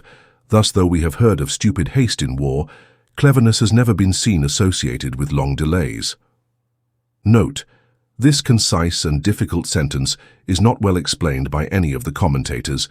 Zhao Kung, Li Chuan, Meng Shi, Tu Yu, Tu Mu, and Mei Yao Chen have notes to the effect that a general, though naturally stupid, may nevertheless conquer through sheer force of rapidity. Ho Shi says, "Haste may be stupid, but at any rate it saves expenditure of energy and treasure. Protracted operations may be very clever, but they bring calamity in their train." Wang Hesi evades the difficulty by remarking, "Lengthy operations mean an army growing old, wealth being expended, an empty exchequer, and distress among the people. True cleverness ensures against the occurrence of such calamities." Zhang Yu says, "So long as victory can be attained, stupid haste is preferable to clever dilatoriness." Now Sun Tzu says nothing whatever, except possibly by implication, about ill-considered haste being better than ingenious but lengthy operations. What he does say is something much more guarded, namely that, while speed may sometimes be injudicious, tardiness can never be anything but foolish, if only because it means impoverishment to the nation. In considering the point raised here by Sun Tzu, the classic example of Fabius Cunctator will inevitably occur to the mind. That general deliberately measured the endurance of Rome against that of Hannibal's isolated army, because it seemed to him that the latter was more likely to suffer from a long campaign in a strange country. But it is quite a moot question whether his tactics would have proved successful in the long run. Their reversal, it is true, led to Cannae, but this only establishes a negative presumption in their favor. 6. There is no instance of a country having benefited from prolonged warfare. 7. It is only one who is thoroughly acquainted with the evils of war that can thoroughly understand the profitable way of carrying it on. Note, that is, with rapidity.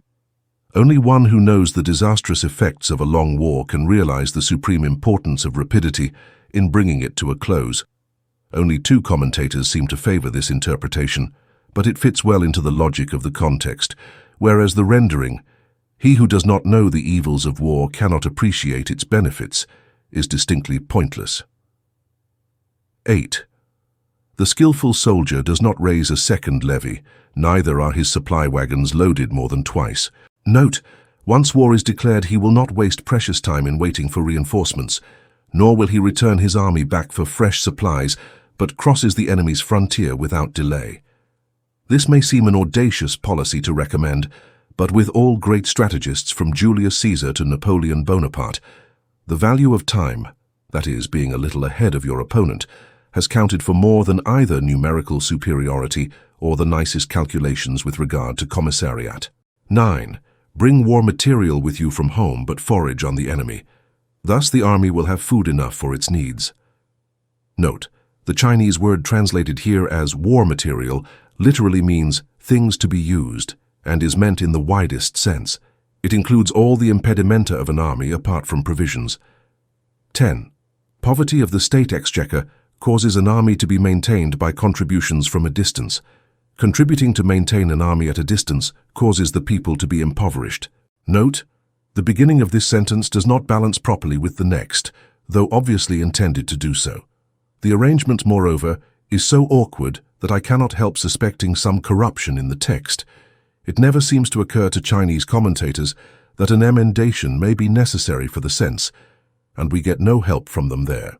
The Chinese words Sun Tzu used to indicate the cause of the people's impoverishment clearly have reference to some system by which the husbandmen sent their contributions of corn to the army direct. But why should it fall on them to maintain an army in this way, except because the state or government is too poor to do so? 11. On the other hand, the proximity of an army causes prices to go up, and high prices cause the people's substance to be drained away. Note, Wang Shi says high prices occur before the army has left its own territory. Cao Kung understands it of an army that has already crossed the frontier. 12.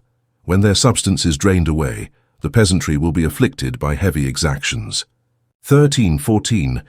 With this loss of substance and exhaustion of strength, the homes of the people will be stripped bare, and 3/10 of their incomes will be dissipated, while government expenses for broken chariots, worn-out horses, breastplates and helmets, bows and arrows, spears and shields, protective mantlets, draft oxen and heavy wagons will amount to 4/10 of its total revenue.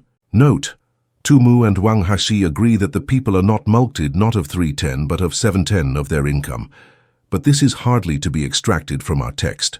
Ho Shi has a characteristic tag. The people being regarded as the essential part of the state, and food as the people's heaven, is it not right that those in authority should value and be careful of both? 15. Hence a wise general makes a point of foraging on the enemy. 1 cartload of the enemy's provisions is equivalent to 20 of one's own, and likewise a single pecule of his provender is equivalent to 20 from one's own store. Note, because 20 cartloads will be consumed in the process of transporting 1 cartload to the front, a pecule is a unit of measure equal to 133.3 pounds, 65.5 kilograms. 16. Now, in order to kill the enemy, our men must be roused to anger. That there may be advantage from defeating the enemy, they must have their rewards. Note, Tu Mu says, rewards are necessary in order to make the soldiers see the advantage of beating the enemy. Thus, when you capture spoils from the enemy, they must be used as rewards, so that all your men may have a keen desire to fight, each on his own account. 17. Therefore in chariot fighting, when 10 or more chariots have been taken, those should be rewarded who took the first. Our own flags should be substituted for those of the enemy, and the chariots mingled and used in conjunction with ours.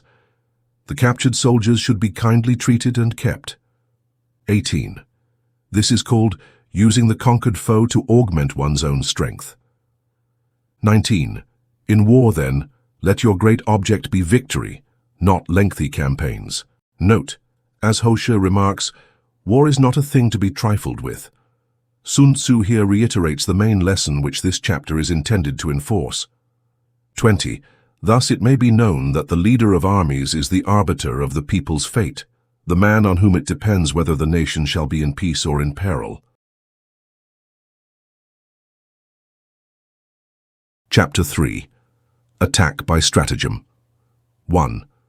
Sun Tzu said, in the practical art of war, the best thing of all is to take the enemy's country whole and intact. To shatter and destroy it is not so good. So too, it is better to capture an army entire than to destroy it, to capture a regiment, a detachment, or a company entire than to destroy them. Note, the equivalent to an army corps, according to Suma Fa, consisted nominally of 2,500 men. According to Cao Kung, the equivalent of a regiment contained 500 men. The equivalent to a detachment consists from any number between 100 and 500, and the equivalent of a company contains from 5 to 100 men. For the last two, however, Chang Yu gives the exact figures of 100 and 5, respectively. 2. Hence, to fight and conquer in all your battles is not supreme excellence. Supreme excellence consists in breaking the enemy's resistance without fighting. Note, here again no modern strategist but will approve the words of the old Chinese general. Moltke's greatest triumph, the capitulation of the huge French army at Sedan, was won practically without bloodshed. 3. Thus, the highest form of generalship is to balk the enemy's plans. Note, Perhaps the word bulk falls short of expressing the full force of the Chinese word, which implies not an attitude of defense, whereby one might be content to foil the enemy's stratagems one after another, but an active policy of counter-attack. Ho Shi puts this very clearly in his note. When the enemy has made a plan of attack against us, we must anticipate him by delivering our own attack first. The next best is to prevent the junction of the enemy's forces. Note, isolating him from his allies. We must not forget that Sun Tzu, in speaking of hostilities, always has in mind the numerous states or principalities into which the China of his day was split up. The next in order is to attack the enemy's army in the field. Note, when he is already at full strength. And the worst policy of all is to besiege walled cities. 4. The rule is not to besiege walled cities if it can possibly be avoided. Note, another sound piece of military theory. Had the Boers acted upon it in 1899 and refrained from dissipating their strength before Kimberley, Mafeking, or even Ladysmith, it is more than probable that they would have been masters of the situation before the British were ready seriously to oppose them. The preparation of mantlets, movable shelters, and various implements of war will take up 3 whole months. Note, it is not quite clear what the Chinese word here translated as mantlets described. Cao Kung simply defines them as large shields, but we get a better idea of them from Li Chuan, who says they were to protect the heads of those who were assaulting the city walls at close quarters. This seems to suggest a sort of Roman testudo, ready-made. Tu Mu says they were wheeled vehicles used in repelling attacks, but this is denied by Chen Hao. See above, 2:14. The name is also applied to turrets on city walls. Of the movable shelters, we get a fairly clear description from several commentators. They were wooden missile-proof structures on 4 wheels, propelled from within, covered over with raw hides, and used in sieges to convey parties of men to and from the walls, for the purpose of filling up the encircling moat with earth. Tu Mu adds that they are now called wooden donkeys, and the piling up of mounds over against the walls will take 3 months more. Note, these were great mounds or ramparts of earth heaped up to the level of the enemy's walls in order to discover the weak points in the defense, and also to destroy the fortified turrets mentioned in the preceding note. 5. The general, unable to control his irritation, will launch his men to the assault like swarming ants, with the result that 1/3 of his men are slain, while the town still remains untaken. Such are the disastrous effects of a siege. Note. This vivid simile of Cao Kung is taken from the spectacle of an army of ants climbing a wall. The meaning is that the general, losing patience at the long delay, may make a premature attempt to storm the place before his engines of war are ready. Note, we are reminded of the terrible losses of the Japanese before Port Arthur in the most recent siege which history has to record. 6. Therefore, the skillful leader subdues the enemy's troops without any fighting. He captures their cities without laying siege to them. He overthrows their kingdom without lengthy operations in the field. Note, Chia Lin notes that he only overthrows the government, but does no harm to individuals. The classical instance is Wu Wang, who, after having put an end to the Yin dynasty, was acclaimed father and mother of the people. 7. With his forces intact, he will dispute the mastery of the empire, and thus, without losing a man, his triumph will be complete. Note, owing to the double meanings in the Chinese text, the latter part of the sentence is susceptible of quite a different meaning, and thus the weapon not being blunted by use, its keenness remains perfect. This is the method of attacking by stratagem. 8. It is the rule in war, if our forces are 10 to the enemy's 1, to surround him, if 5 to 1, to attack him. Note, straightway, without waiting for any further advantage, if twice as numerous, to divide our army into 2. Note, Tu Mu takes exception to the saying, and at first sight indeed, it appears to violate a fundamental principle of war. Cao Kung, however, gives a clue to Sun Tzu's meaning.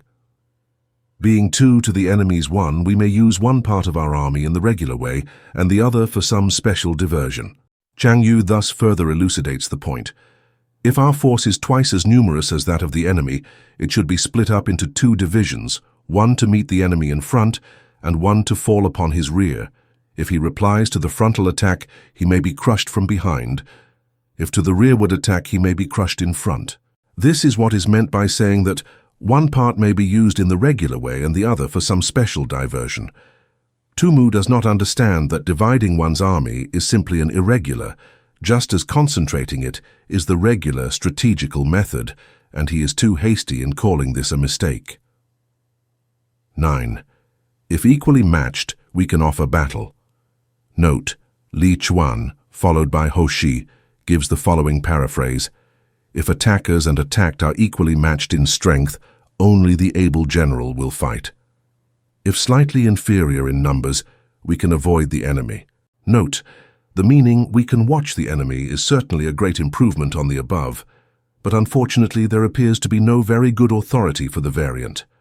Chang Yu reminds us that the saying only applies if the other factors are equal.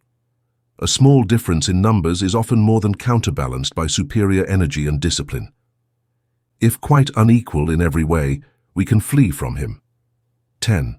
Hence, though an obstinate fight may be made by a small force, in the end it must be captured by the larger force. 11. Now the general is the bulwark of the state. If the bulwark is complete at all points, the state will be strong. If the bulwark is defective, the state will be weak. Note, as Li Chuan tersely puts it, gap indicates deficiency. If the general's ability is not perfect, i.e., if he is not thoroughly versed in his profession, his army will lack strength. 12. There are 3 ways in which a ruler can bring misfortune upon his army. 13. 1.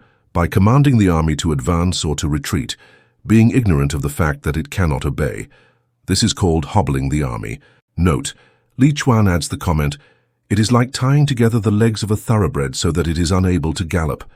One would naturally think of the ruler in this passage as being at home and trying to direct the movements of his army from a distance. But the commentators understand just the reverse and quote the saying of Tai Kung, "A kingdom should not be governed from without, and army should not be directed from within." Of course, it is true that during an engagement, or when in close touch with the enemy, the general should not be in the thick of his own troops, but a little distance apart. Otherwise, he will be liable to misjudge the position as a whole and give wrong orders. 14.2. By attempting to govern an army in the same way as he administers a kingdom, being ignorant of the conditions which obtain in an army. This causes restlessness in the soldiers' minds. Note, Cao Kung's note is freely translated, "The military sphere and the civil sphere are wholly distinct. You can't handle an army in kid gloves." And Chang Yu says, "Humanity and justice are the principles on which to govern a state, but not an army.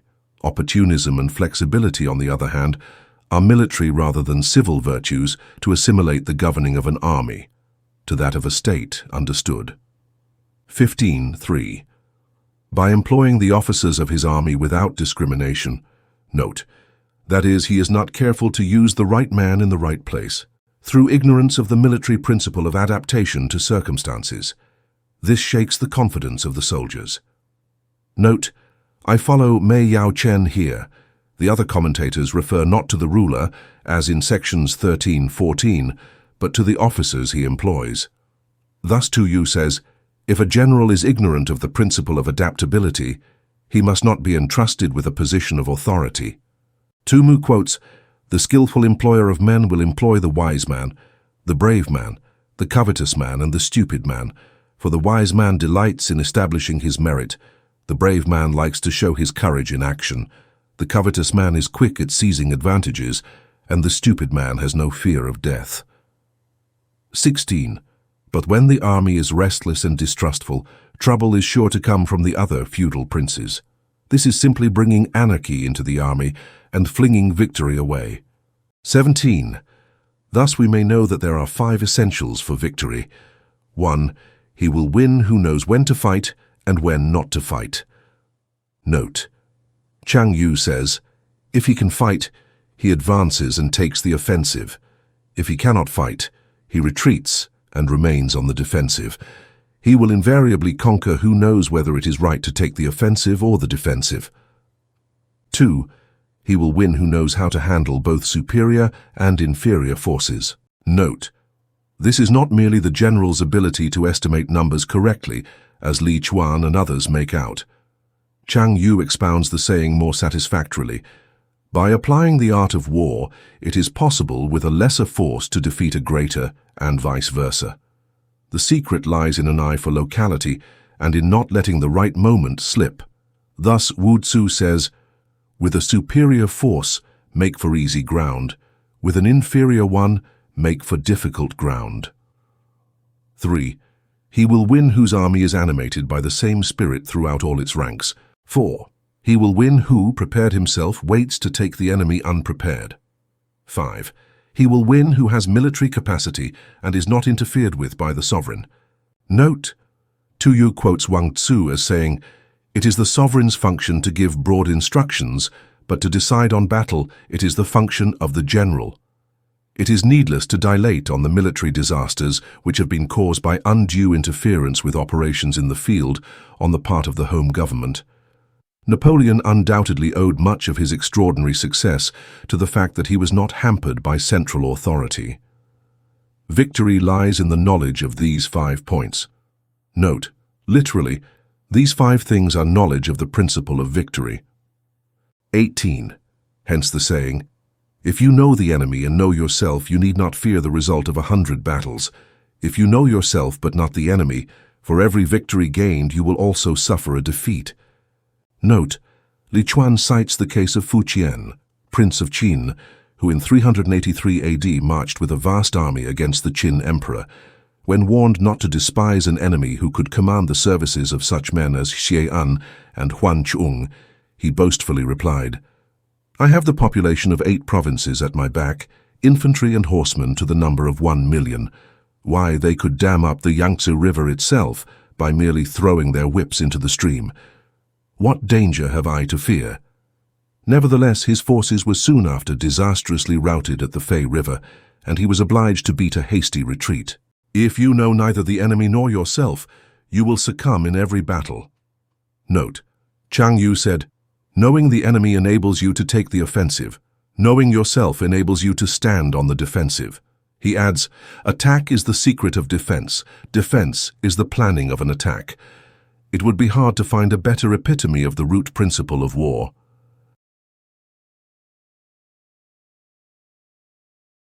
Chapter 4. Tactical Dispositions. Note, Cao Kung explains the Chinese meaning of the words for the title of this chapter, marching and counter-marching on the part of the 2 armies with a view to discovering each other's condition. Tu Mu says, "It is through the dispositions of an army that its condition may be discovered. Conceal your dispositions, and your condition will remain secret, which leads to victory. Show your dispositions, and your condition will become patent, which leads to defeat." Wang Shi remarks that the good general can secure success by modifying his tactics to meet those of the enemy. Sun Tzu said, "The good fighters of old first put themselves beyond the possibility of defeat, and then waited for an opportunity of defeating the enemy." 2. To secure ourselves against defeat lies in our own hands, but the opportunity of defeating the enemy is provided by the enemy himself. Note, that is, of course, by a mistake on the enemy's part. 3. Thus the good fighter is able to secure himself against defeat. Note, Chang Yu says this is done by concealing the disposition of his troops, covering up his tracks and taking unremitting precautions, but cannot make certain of defeating the enemy. 4. Hence the saying, "One may know how to conquer without being able to do it." 5. Security against defeat implies defensive tactics. Ability to defeat the enemy means taking the offensive. Note, I retain the sense found in a similar passage in sections 1 to 3, in spite of the fact that the commentators are all against me. The meaning they give, "He who cannot conquer takes the defensive," is plausible enough. 6. Standing on the defensive indicates insufficient strength attacking a superabundance of strength. 7. The general who is skilled in defense hides in the most secret recesses of the earth. Note, literally, hides under the 9th earth, which is a metaphor indicating the utmost secrecy and concealment so that the enemy may not know his whereabouts. He who is skilled in attack flashes forth from the topmost heights of heaven. Note, another metaphor, implying that he falls on his adversary like a thunderbolt, against which there is no time to prepare. This is the opinion of most of the commentators. Thus, on the one hand, we have ability to protect ourselves, on the other, a victory that is complete. 8. To see victory only when it is within the ken of the common herd is not the acme of excellence. Note, as Tzŭ remarks, the thing is to see the plant before it has germinated, to foresee the event before the action has begun. Li Chuan alludes to the story of Han Xin, who, when about to attack the vastly superior army of Chao, which was strongly entrenched in the city of Cheng'an, said to his officers, "Gentlemen, we are going to annihilate the enemy, and shall meet again at dinner." The officers hardly took his words seriously, and gave a very dubious assent. But Han Xin had already worked out in his mind the details of a clever stratagem, whereby, as he foresaw, he was able to capture the city and inflict a crushing defeat on his adversary. 9. Neither is it the acme of excellence if you fight and conquer, and the whole empire says, "Well done." Note, true excellence being, as Sun Tzu says, to plan secretly, to move surreptitiously, to foil the enemy's intentions and balk his schemes, so that at last the day may be won without shedding a drop of blood. Sun Tzu reserves his approbation for things that the world's coarse thumb and finger fail to plumb. 10. To lift an autumn hare is no sign of great strength. Note, autumn hair is explained as the fur of a hare, which is finest in autumn when it begins to grow afresh. The phrase is a very common one in Chinese writers. To see sun and moon is no sign of sharp sight. To hear the noise of thunder is no sign of a quick ear. Note, Hoshi gives us real instances of strength, sharp sight, and quick hearing. Wu Huo, who could lift a tripod weighing 250 stone, Li Chu, who at a distance of 100 paces could see objects no bigger than a mustard seed, and Shi Kuang, a blind musician who could hear the footsteps of a mosquito. 11. What the ancients called a clever fighter is one who not only wins, but excels in winning with ease. Note, the last half is literally one who conquering excels in easy conquering. Mei Yaochen says, "He who only sees the obvious wins his battles with difficulty. He who looks below the surface of things wins with ease." 12. Hence his victories bring him neither reputation for wisdom nor credit for courage. Note, Sun Tzu explains this very well. Inasmuch as his victories are gained over circumstances that have not come to light, the world as large knows nothing of them, and he wins no reputation for wisdom. Inasmuch as the hostile state submits before there has been any bloodshed, he receives no credit for courage. 13. He wins his battles by making no mistakes. Note, Chen Hao says, he plans no superfluous marches, he devises no futile attacks. The connection of ideas is thus explained by Chang Yu. One who seeks to conquer by sheer strength, clever though he may be at winning pitched battles, is also liable on occasion to be vanquished, whereas he who can look into the future and discern conditions that are not yet manifest will never make a blunder, and therefore invariably win. Making no mistakes is what establishes the certainty of victory, for it means conquering an enemy that is already defeated. 14. Hence the skillful fighter puts himself into a position which makes defeat impossible and does not miss the moment for defeating the enemy.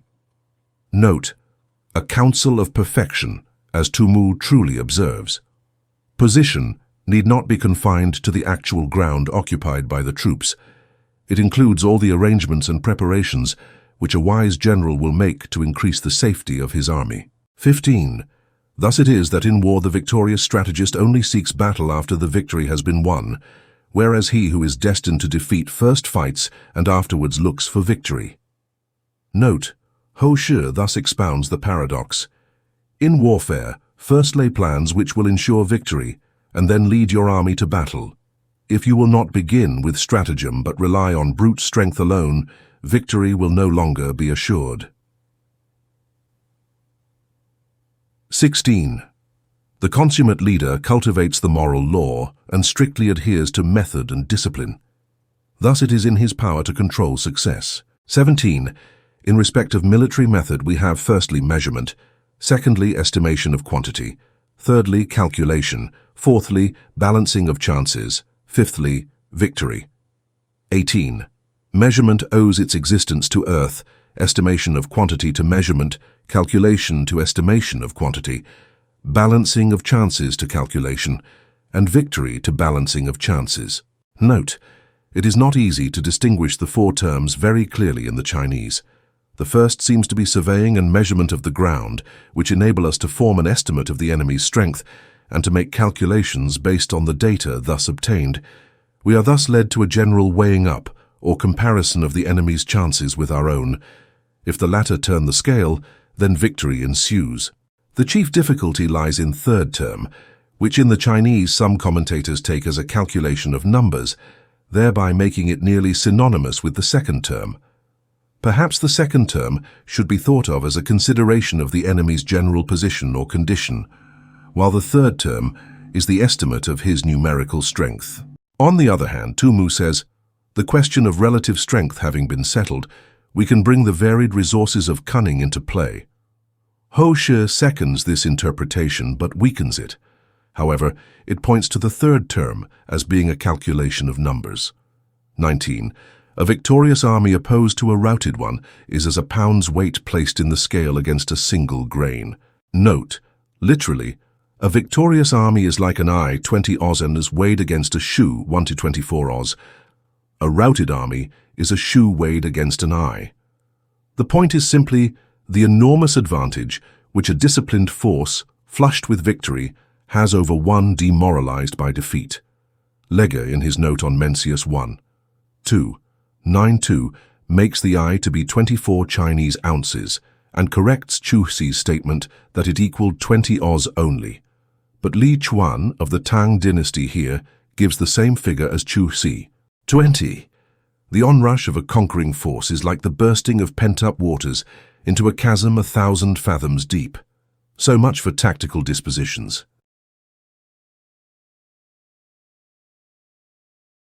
Chapter 5. Energy. 1. Sun Tzu said, "The control of a large force is the same principle as the control of a few men. It is merely a question of dividing up their numbers." Note, that is, cutting up the army into regiments, companies, etc., with subordinate officers in command of each. Tumu reminds us of Han Xin's famous reply to the first Han emperor, who once said to him, "How large an army do you think I could lead?" "Not more than 100,000 men, Your Majesty." "And you?" asked the emperor. "Oh," he answered, "the more the better." 2. Fighting with a large army under your command is no wise different from fighting with a small one. It is merely a question of instituting signs and signals. 3. To ensure that your whole host may withstand the brunt of the enemy's attack and remain unshaken. This is effected by maneuvers direct and indirect. Note, we now come to one of the most interesting parts of Sun Tzu's treatise, the discussion of the Cheng and the Qi. As it is by no means easy to grasp the full significance of these two terms, or to render them consistently by good English equivalents, it may be as well to tabulate some of the commentators' remarks on the subject before proceeding further. Li Chuan. Facing the enemy is Cheng. Making lateral diversion is Chai. Chia Lin. In presence of the enemy, your troops should be arrayed in normal fashion, but in order to secure victory, abnormal maneuvers must be employed. Mei Yaochon, Qi is active, Cheng is passive. Passivity means waiting for an opportunity. Activity brings the victory itself. Ho Shi.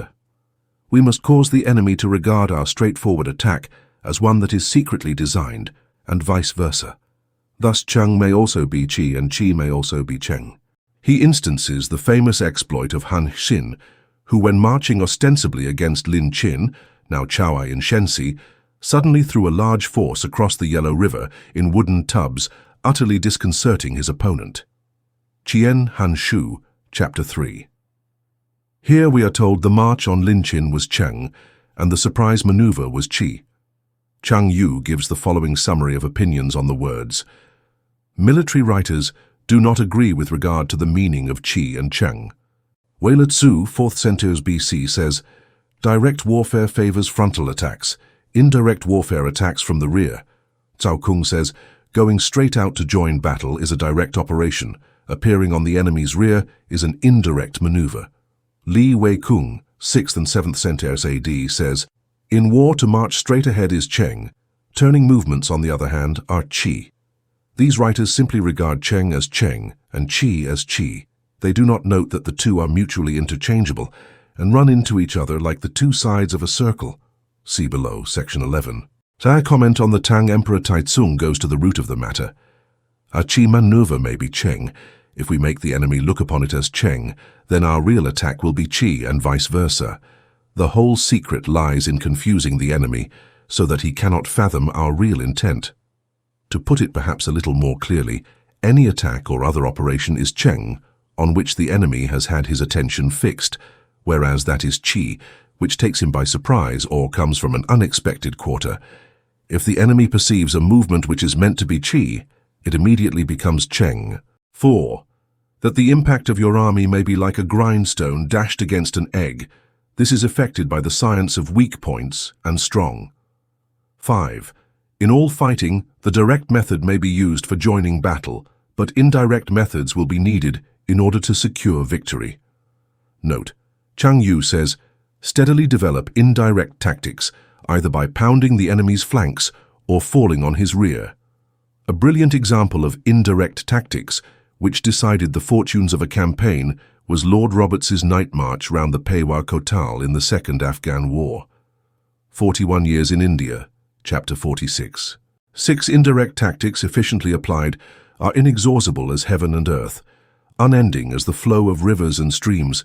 Like the sun and moon, they end but to begin anew. Like the 4 seasons, they pass away but to return once more. Note, Tu Yu and Chang Yu understand this of the permutations of Qi and Cheng. But at present Sun Tzu is not speaking of Cheng at all, unless indeed we suppose with Cheng Yu Xian that a clause relating to it has fallen out of the text. So of course, as has already been pointed out, the two are so inextricably interwoven in all military operations that they cannot really be considered apart. Here we simply have an expression, in figurative language, of the almost infinite resource of a great leader. 7. There are not more than 5 musical notes, yet the combinations of these 5 give rise to more melodies than can ever be heard. 8. There are not more than 5 primary colors, blue, yellow, red, white, and black, yet in combination they produce more hues than can ever be seen. And there are not more than 5 cardinal tastes, sour, acrid, salt, sweet, bitter, yet combinations of them yield more flavors than can ever be tasted. 10. In battle, there are not more than 2 methods of attack, the direct and the indirect, yet these 2 in combination give rise to an endless series of maneuvers. 11. The direct and the indirect lead onto each other in turn. It is like moving in a circle. You never come to an end. Who can exhaust the possibilities of their combination? 12. The onset of troops is like the rush of a torrent which will even roll stones along in its course. 13. The quality of decision is like the well-timed swoop of a falcon, which enables it to strike and destroy its victim. Note, the Chinese here is tricky, and a certain key word in the context it is used defies the best efforts of the translator. Tumu defines this word as the measurement or estimation of distance, but this meaning does not quite fit the illustrative simile in section 15. Applying this definition to the falcon, it seems to me to denote that instinct of self-restraint which keeps the bird from swooping on its quarry until the right moment, together with the power of judging when the right moment has arrived.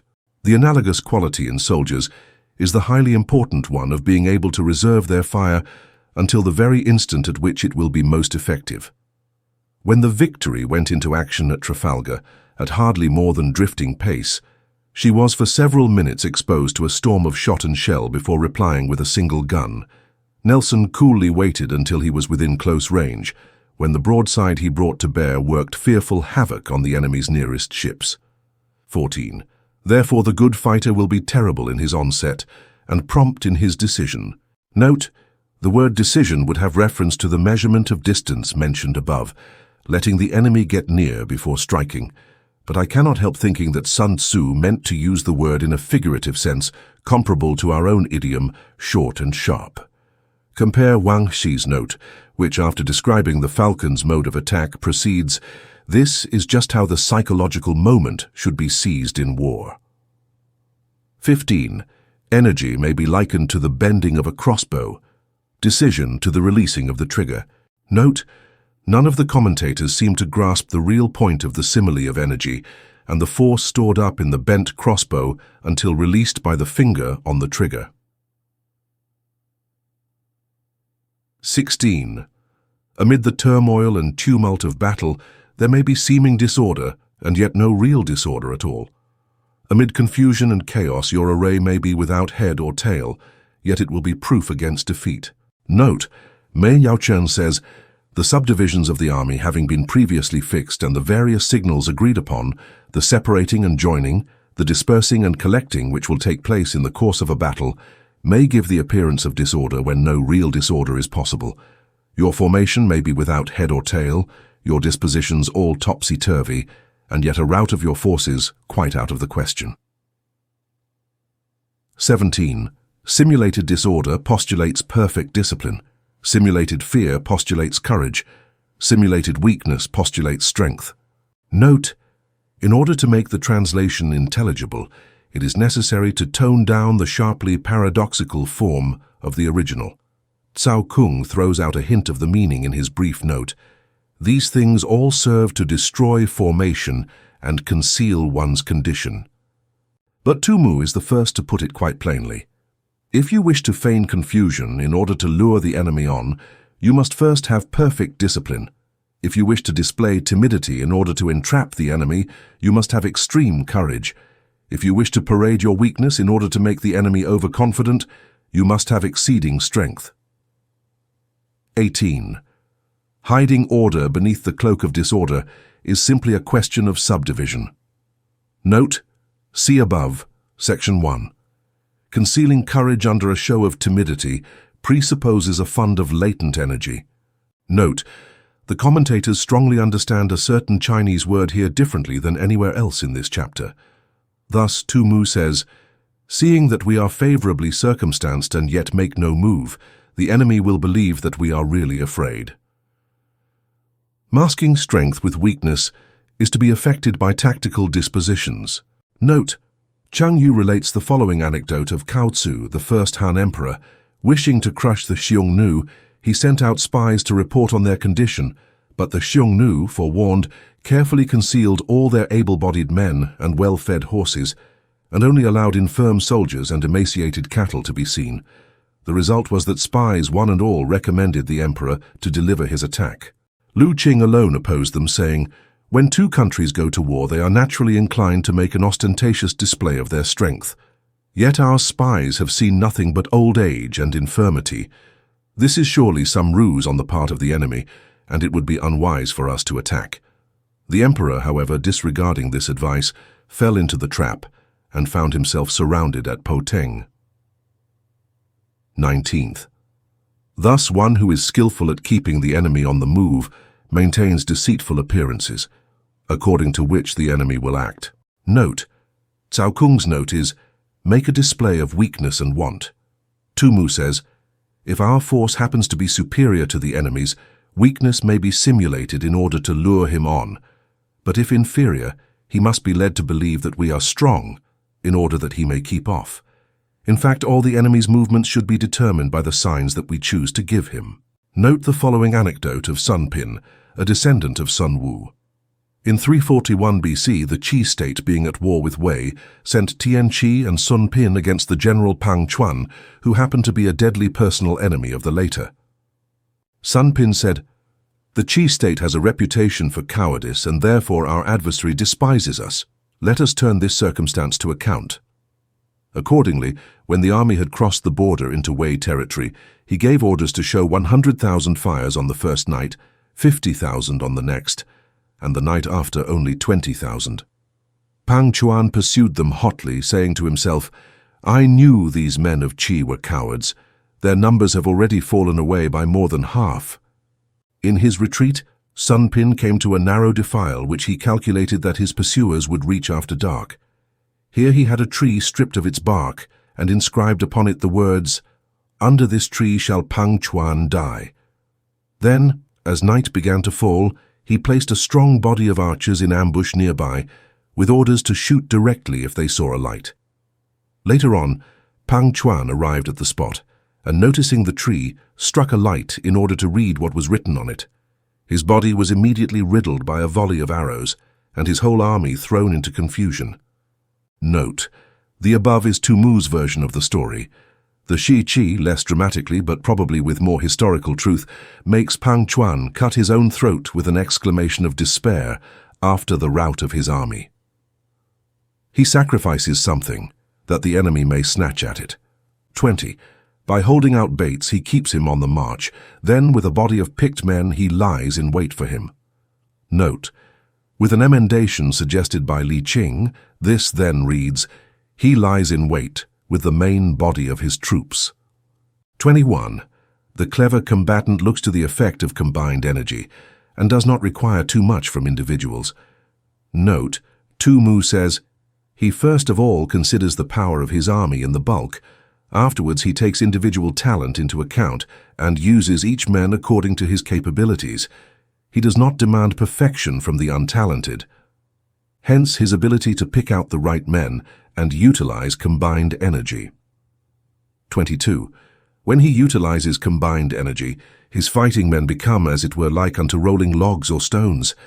For it is the nature of a log or stone to remain motionless on level ground, and to move when on a slope, if four-cornered, to come to a standstill, but if round-shaped, to go rolling down. Note: Cao Kung calls this the use of natural or inherent power. 23. Thus the energy developed by good fighting men is as the momentum of a round stone rolled down a mountain thousands of feet in height. So much on the subject of energy. Note: the chief lesson of this chapter, in Tzu Mu's opinion, is the paramount importance in war of rapid evolutions and sudden rushes. Great results, he adds, can thus be achieved with small forces. Chapter 6. Weak Points and Strong. Note: Chang Yu attempts to explain the sequence of chapters as follows. Chapter 4, on Tactical Dispositions, treated of the offensive and the defensive. Chapter 5, on Energy, dealt with direct and indirect methods. The good general acquaints himself first with the theory of attack and defense, and then turns his attention to direct and indirect methods. He studies the art of varying and combining these two methods before proceeding to the subject of weak and strong points. For the use of direct or indirect methods arises out of attack and defense, and the perception of weak and strong points depends again on the above methods. Hence the present chapter comes immediately after the chapter on energy. 1. Sun Tzu said, "Whoever is first in the field and awaits the coming of the enemy will be fresh for the fight. Whoever is second in the field and has to hasten to battle will arrive exhausted." 2. Therefore the clever combatant imposes his will on the enemy, but does not allow the enemy's will to be imposed on him. Note: one mark of a great soldier is that he fight on his own terms or fights not at all. See Colonel Henderson's biography of Stonewall Jackson, 1902, Enemies 6, Volume 2, Pyre 490. 3. By holding out advantages to him, he can cause the enemy to approach of his own accord, or by inflicting damage, he can make it impossible for the enemy to draw near. Note: in the first case he will entice him with a bait. In the second he will strike at some important point which the enemy will have to defend. 4. If the enemy is taking his ease, he can harass him. Note: this passage may be cited as evidence against Mei Yao Chen's interpretation of 1. Section 23. If well supplied with food, he can starve him out. If quietly encamped, he can force him to move. 5. Appear at points which the enemy must hasten to defend. March swiftly to places where you are not expected. 6. An army may march great distances without distress if it marches through country where the enemy is not. Note: Cao Kung sums up very well, "Emerge from the void, QD like a bolt from the blue, strike at vulnerable points, shun places that are defended, Attack in unexpected quarters. 7. You can be sure of succeeding in your attacks if you only attack places which are undefended. Note, Wang Hsi explains undefended places as weak points, that is to say, where the general is lacking in capacity or the soldiers in spirit, where the walls are not strong enough or the precautions not strict enough, where relief comes too late or provisions are too scanty, or the defenders are variants amongst themselves. You can ensure the safety of your defense if you only hold positions that cannot be attacked. Note, that is where there are none of the weak points mentioned above. There is rather a nice point involved in the interpretation of this later clause. Tu Mu, Chen Hao, and Mei Yao Chen assume the meaning to be, in order to make your defense quite safe, you must defend even those places that are not likely to be attacked. And Tu Mu adds, how much more then those that will be attacked? Taken thus, however, the clause balances less well with the preceding, always a consideration in the highly antithetical style which is natural to the Chinese. Chang Yu, therefore, seems to come nearer the mark in saying, he who is skilled in attack flashes forth from the topmost heights of heaven, C4, section 7, making it impossible for the enemy to guard against him. This being so, the places that I shall attack are precisely those that the enemy cannot defend. He who is skilled in defense hides in the most secret recesses of the earth, making it impossible for the enemy to estimate his whereabouts. This being so, the places that I shall hold are precisely those that the enemy cannot attack. 8. Hence that general is skillful in attack whose opponent does not know what to defend, and he is skillful in defense whose opponent does not know what to attack. Note, an aphorism which puts the whole art of war in a nutshell. Saus, O divine art of subtlety and secrecy. Through you we learn to be invisible, through you inaudible.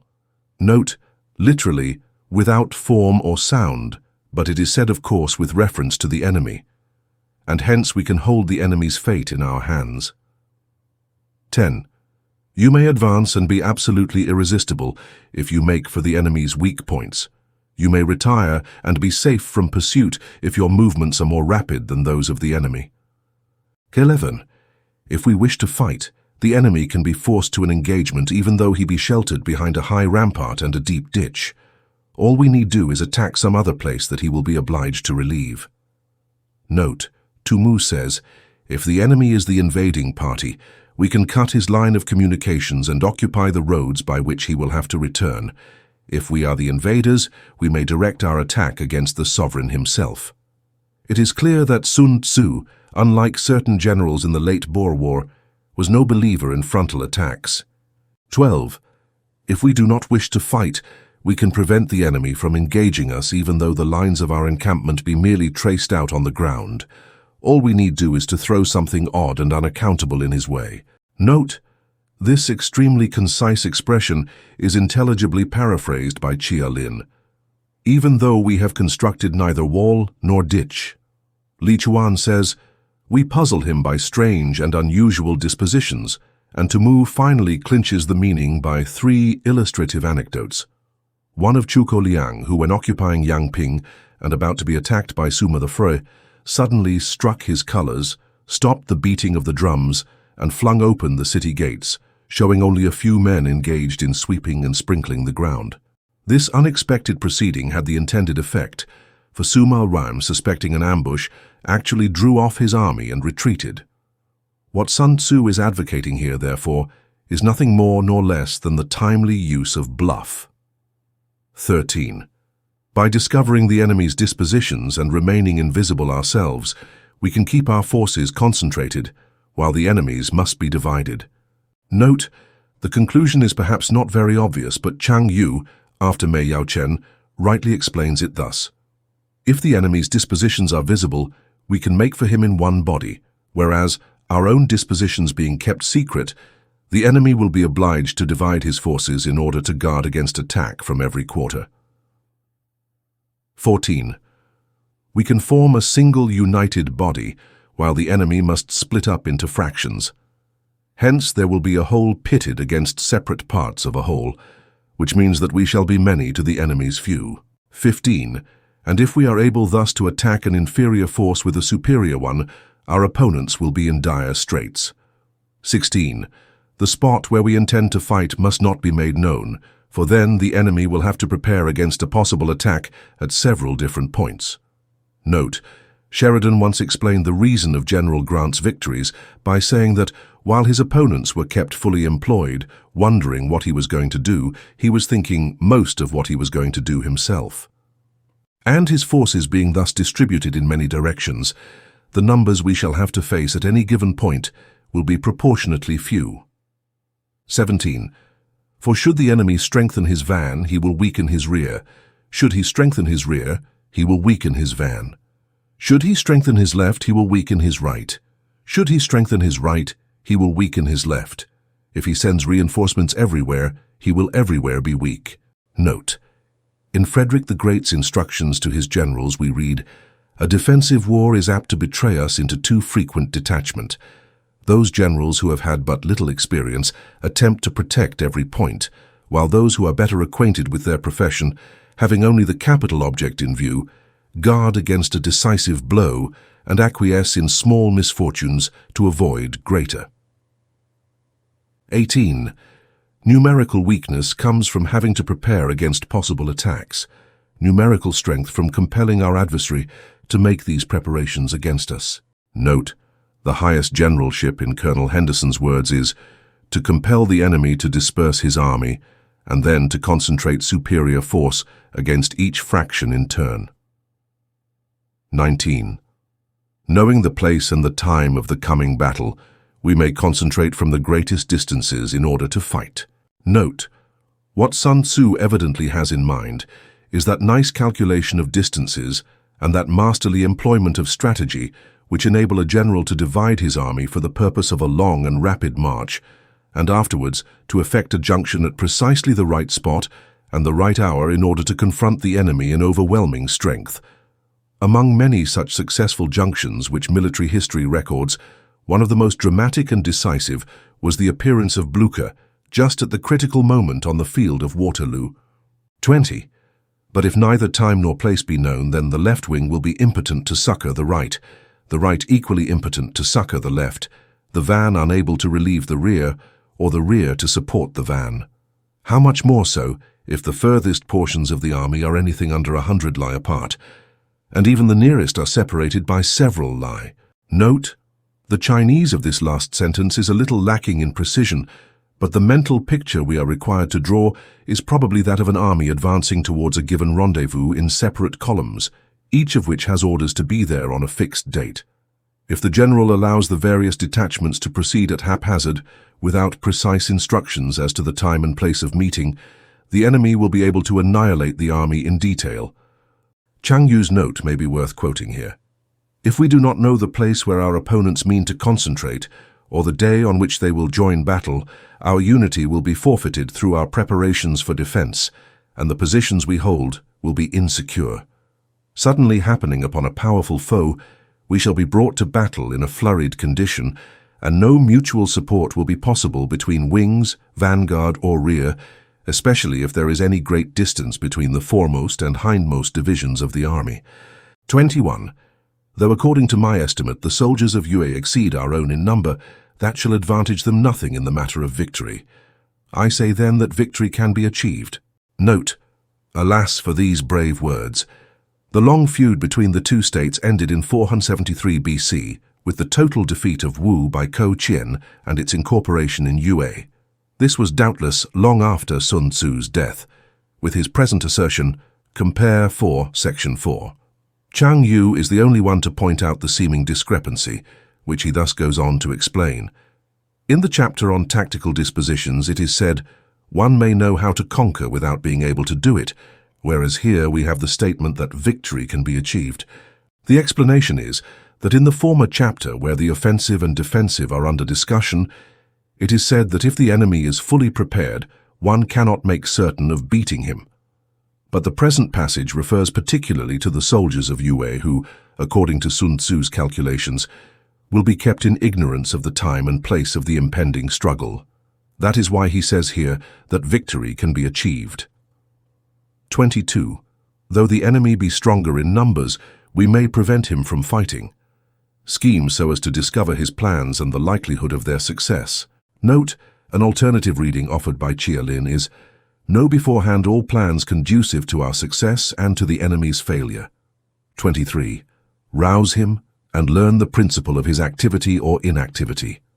Note, Chang Yu tells us that by noting the joy or anger shown by the enemy on being thus disturbed, we shall be able to conclude whether his policy is to lie low or the reverse. He instances the action of Choku Liang, who sent the scornful present of a woman's headdress to Su Ma the Fury, in order to goad him out of his Fabian tactics. Force him to reveal himself, so as to find out his vulnerable spots. 24. Carefully compare the opposing army with your own, so that you may know where strength is superabundant and where it is deficient. Note, compare. 4. Section 6. 25. In making tactical dispositions, the highest pitch you can attain is to conceal them. Note, the piquancy of the paradox evaporates in translation. Concealment is perhaps not so much actual invisibility, see above section 9, as showing no sign of what you mean to do, of the plans that are formed in your brain. Conceal your dispositions, and you will be safe from the prying of the subtlest spies, from the machinations of the wisest brains. Note, Tumu explains, though the enemy may have clever and capable officers, they will not be able to lay any plans against us. 26. How victory may be produced for them out of the enemy's own tactics, that is what the multitude cannot comprehend. 27. All men can see the tactics whereby I conquer, but what none can see is the strategy out of which victory is evolved. Note, that is, everybody can see superficially how a battle is won. What they cannot see is the long series of plans and combinations which has preceded the battle. 28. Do not repeat the tactics which have gained you one victory, but let your methods be regulated by the infinite variety of circumstances. Note, as Wang Shi sagely remarks, there is but one root principle underlying victory, but the tactics which lead up to it are infinite in number. With this compare Colonel Henderson. The rules of strategy are few and simple. They may be learned in a week. They may be taught by familiar illustrations or a dozen diagrams. But such knowledge will no more teach a man to lead an army like Napoleon than a knowledge of grammar will teach him to write like Gibbon. 29. Military tactics are like unto water, for water in its natural course runs away from high places and hastens downwards. 30. So in war the way is to avoid what is strong and to strike at what is weak. Note, like water taking the line of least resistance. 31. Water shapes its course according to the nature of the ground over which it flows. The soldier works out his victory in relation to the foe whom he is facing. 32. Therefore, just as water retains no constant shape, so in warfare there are no constant conditions. 33. He who can modify his tactics in relation to his opponent and thereby succeed in winning may be called a heaven-born captain. For Sand, the five elements, water, fire, wood, metal, earth, are not always equally predominant. Note, that is, as Wang Shi says, they predominate alternately. The four seasons make way for each other in turn. Note, literally, have no invariable seat. There are short days and long. The moon has its periods of waning and waxing. Note, compare 5, section 6. The purport of the passage is simply to illustrate the want of fixity in war by the changes constantly taking place in nature. The comparison is not very happy, however, because the regularity of the phenomena which Sun Tzu mentions is by no means paralleled in war.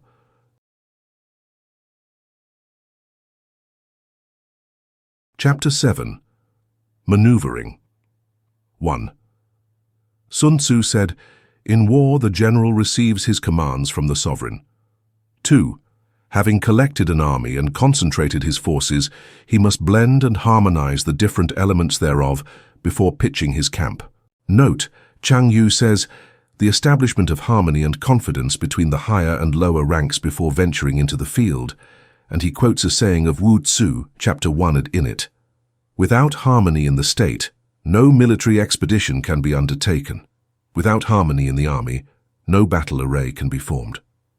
In an historical romance, Sun Tzu is represented as saying to Wu Yuan, as a general rule, Those who are waging war should get rid of all the domestic troubles before proceeding to attack the external foe. After that comes tactical maneuvering, than which there is nothing more difficult. Note, I have departed slightly from the traditional interpretation of Cao Kung, who says, "From the time of receiving the sovereign's instructions until our encampment over against the enemy, the tactics to be pursued are most difficult." It seems to me that the tactics or maneuvers can hardly be said to begin until the army has sallied forth and encamped, and Qian Hao's note gives color to this view. For levying, concentrating, harmonizing, and entrenching an army, there are plenty of old rules which will serve. The real difficulty comes when we engage in tactical operations. Yu also observes that the great difficulty is to be beforehand with the enemy in seizing favorable position. The difficulty of tactical maneuvering consists in turning the devious into the direct and misfortune into gain. Note, this sentence contains one of those highly condensed and somewhat enigmatical expressions of which Sun Tzu is so fond.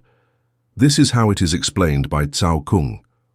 Make it appear that you are a long way off, then cover the distance rapidly and arrive on the scene before your opponent.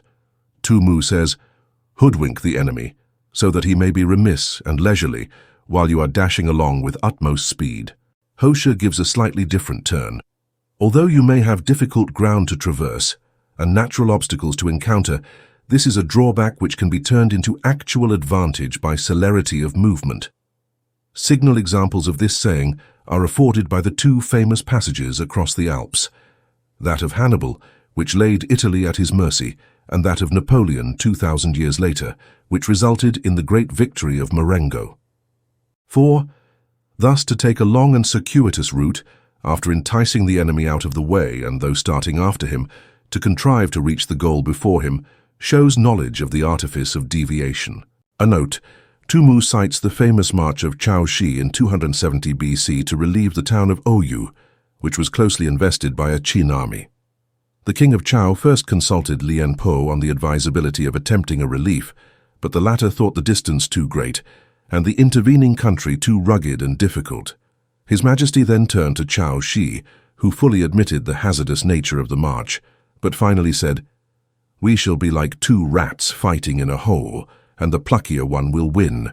So he left the capital with his army, but had only gone a distance of 30 li when he stopped and began throwing up entrenchments. For 28 days he continued strengthening his fortifications and took care that spies should carry the intelligence to the enemy. The Qin general was overjoyed and attributed his adversary's tardiness to the fact that the beleaguered city was in the Han state, and thus not actually part of Chao territory. But the spies had no sooner departed than Chao Shi began a forced march lasting for 2 days and 1 night, and arrive on the scene of action with such astonishing rapidity that he was able to occupy a commanding position on the North Hill before the enemy had got wind of his movements. A crushing defeat followed for the Qin forces, who were obliged to raise the siege of Oyu in all haste and retreat across the border. 5. Maneuvering with an army is advantageous, with an undisciplined multitude, most dangerous. Note, I adopt the reading of the Tung Tian, Cheng Yuxian, and the Tu Shu, since they appear to apply the exact nuance required in order to make sense. The commentators using the standard text take this line to mean that maneuvers may be profitable or they may be dangerous.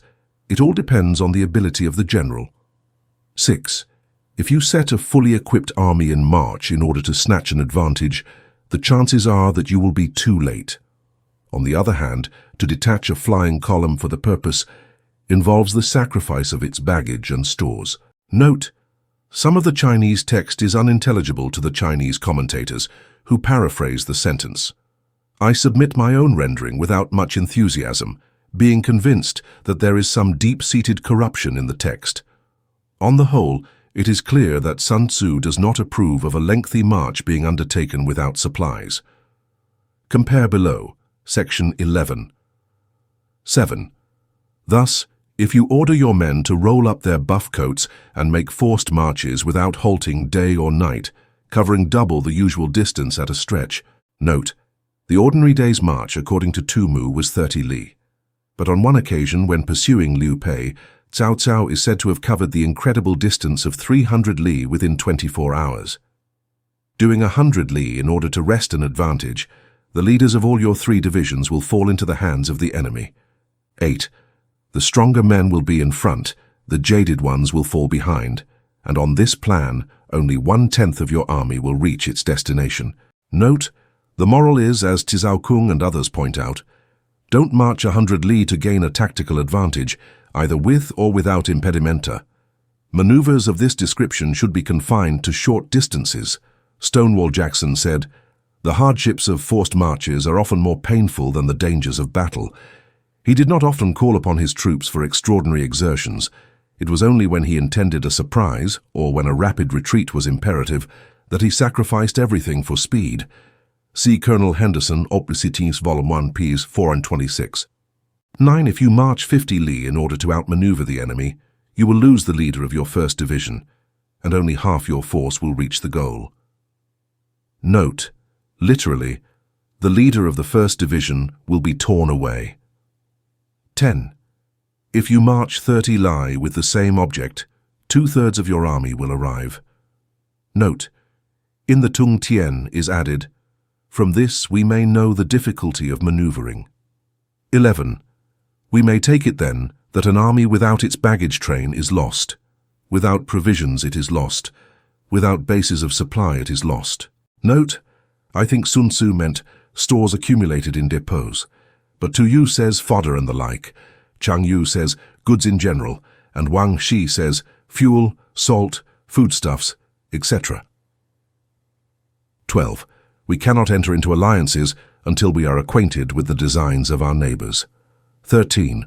We are not fit to lead an army on the march unless we are familiar with the face of the country, its mountains and forests, its pitfalls and precipices, its marshes and swamps. 14. We shall be unable to turn natural advantages to account unless we make use of local guides. Note, sections 12 to 14 are repeated in chapter 11. Section 52:15, in war, practice dissimulation, and you will succeed. Note, in the tactics of Turenne, deception of the enemy, especially as to the numerical strength of his troops, took a very prominent position. For a number of maxims on this head, see Marshal Turenne, Longman's 1907, ps. 29. Move only if there is a real advantage to be gained. 16. Whether to concentrate or to divide your troops must be decided by circumstances. 17. Let your rapidity be that of the wind. Note, the simile is doubly appropriate because the wind is not only swift but, as Mei Yao Chen points out, invisible and leaves no tracks. Your compactness that of the forest. Note, Meng Shi comes nearer to the mark in his note, when slowly marching, order and ranks must be preserved, so as to guard against surprise attacks, but natural forests do not grow in rows, whereas they do generally possess the quality of density or compactness. 18. In raiding and plundering be like fire. Note, compare Shi Qing, 4. 3, Ephorus 6. Fierce as a blazing fire which no man can check. In immovability like a mountain. Note, that is, when holding a position from which the enemy is trying to dislodge you, or perhaps, as Tu Yu says, when he is trying to entice you into a trap. 19. Let your plans be dark and impenetrable as night, and when you move, fall like a thunderbolt. Note, Tu Yu quotes a saying of Tai Kung, which has passed into a proverb. You cannot shut your ears to the thunder or your eyes to the lighting, so rapid are they. Likewise, an attack should be made so quickly that it cannot be parried. 20. When you plunder a countryside, let the spoil be divided amongst your men. Note, Sun Tzu wishes to lessen the abuses of indiscriminate plundering by insisting that all booty shall be thrown into a common stock, which may afterwards be fairly divided amongst all. When you capture new territory, cut it up into allotments for the benefit of the soldiery. Note, Chen Hao says quarter your soldiers on the land and let them sow and plant it. It is by acting on this principle and harvesting the lands they invaded that the Chinese have succeeded in carrying out some of their most memorable and triumphant expeditions, such as that of Pan Chao, who penetrated to the Caspian, and in more recent years, those of Fu Kang An and So Tsung Tang. 21. Ponder and deliberate before you make a move. Cenote, Chang Yu quotes Sun Tzu as saying that we must not break camp until we have gained the resisting power of the enemy and the cleverness of the opposing general. Compare the 7 comparisons in 1, section 13. 22. He will conquer who has learnt the artifice of deviation. Note, see above, sections 3, 4. Such is the art of maneuvering. Note, with these words, the chapter would naturally come to an end, but there now follows a long appendix in the shape of an extract from an earlier book on war, now lost, but apparently extant at the time when Sun Tzu wrote. The style of this fragment is not noticeably different from that of Sun Tzu himself, but no commentator raises a doubt as to its genuineness. 23. The Book of Army Management says, Iki. Note, it is perhaps significant that none of the earlier commentators give us any information about this work. Mei Yaochen calls it an ancient military classic, and Wang Shi, an old book on war. Considering the enormous amount of fighting that had gone on for centuries before Sun Tzu's time between the various kingdoms and principalities of China, it is not in itself improbable that a collection of military maxims should have been made and written down at some earlier period. On the field of battle, note, implied, though not actually in the Chinese, the spoken word does not carry far enough, hence the institution of gongs and drums. Nor can ordinary objects be seen clearly enough, hence the institution of banners and flags. 24. Gongs and drums, banners and flags are means whereby the ears and eyes of the host may be focused on one particular point. Note, Chang Yu says, if sight and hearing converge simultaneously on the same object, the evolutions of as many as 1,000,000 soldiers will be like those of a single man. 5. The host thus forming a single united body, is it impossible either for the brave to advance alone or for the cowardly to retreat alone? Note, Chuang Yu quotes a saying, equally guilty are those who advance against orders and those who retreat against orders. Tumu tells a story in this connection of Wu Qi, when he was fighting against the Qin state. Before the battle had begun, one of his soldiers, a man of matchless daring, sallied forth by himself, captured 2 heads from the enemy, and returned to camp. Wu Qi had the man instantly executed, whereupon an officer ventured to remonstrate, saying, "This man was a good soldier, and ought not to have been beheaded."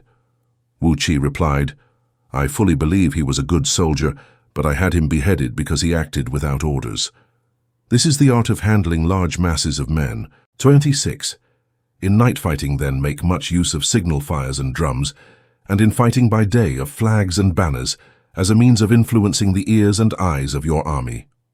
Note, Chen Hao alludes to Li Guangpi's night ride to Hoyang at the head of 500 mounted men. They made such an imposing display with torches that though the rebel leader Shi Su Ming had a large army, he did not dare to dispute their passage. 27. A whole army may be robbed of its spirit. Note, in war, says Chang Yu, if a spirit of anger can be made to pervade all ranks of an army at one and the same time, its onset will be irresistible. Now the spirit of the enemy's soldiers will be keenest when they have newly arrived on the scene, and it is therefore our cue not to fight at once, but to wait until their ardor and enthusiasm have worn off, and then strike. It is in this way that they may be robbed of their keen spirit. Li Chuan and others tell an anecdote, to be found in the Zhou Chuan Year 10, Section 1 of Cao Kui, a protege of Duke Chuang of Lu. The latter state was attacked by Qi, and the Duke was about to join battle at Changzhou after the first roll of the enemy's drums, when Cao said, "Not just yet." Only after their drums had beaten for the 3rd time did he give the word for attack. Then they fought, and the men of Qi were utterly defeated. Questioned afterwards by the Duke as to the meaning of his delay, Cao Kui replied, "In battle, a courageous spirit is everything. Now the first roll of the drum tends to create this spirit, but with the second it is already on the wane, and after the 3rd it is gone altogether. I attacked when their spirit was gone, and ours was at its height, hence our victory." Wu Tzu, chapter 4, puts spirit first among the 4 important influences in war and continues, "The value of a whole army, A mighty host of 1,000,000 men is dependent on one man alone. Such is the influence of spirit. A commander-in-chief may be robbed of his presence of mind. Note, Chang Yu says, presence of mind is the general's most important asset. It is the quality which enables him to discipline disorder and to inspire courage into the panic-stricken. The great general Li Qing, AD 571-649, has a saying, attacking does not merely consist in assaulting walled cities or striking at an army in battle array. It must include the art of assailing the enemy's mental equilibrium. 28. Now a soldier's spirit is keenest in the morning. Note, always provided, I suppose, that he has had breakfast. At the Battle of the Trebia, the Romans were foolishly allowed to fight fasting, whereas Hannibal's men had breakfasted at their leisure.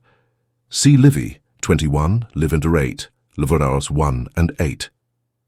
By noonday it has begun to flag, and in the evening his mind is bent only on returning to camp. 29. A clever general, therefore, avoids an army when its spirit is keen, but attacks it when it is sluggish and inclined to return. This is the art of studying moods. 30. Disciplined and calm, to await the appearance of disorder and hubbub amongst the enemy. This is the art of retaining self-possession. 31. To be near the goal while the enemy is still far from it, to wait at ease while the enemy is toiling and struggling, to be well fed while the enemy is famished. This is the art of husbanding one's strength. 32. To refrain from intercepting an enemy whose banners are in perfect order, to refrain from attacking an army drawn up in calm and confident array. This is the art of studying circumstances. 33. It is a military axiom not to advance uphill against the enemy, nor to oppose him when he comes downhill. 34. Do not pursue an enemy who simulates flight. Do not attack soldiers whose temper is keen. 35. Do not swallow a bait offered by the enemy. Note, Li Chuan and Tu Mu, with extraordinary inability to see a metaphor, take these words quite literally of food and drink that have been poisoned by the enemy. Chen Hao and Chang Yu carefully point out that the saying has a wider application.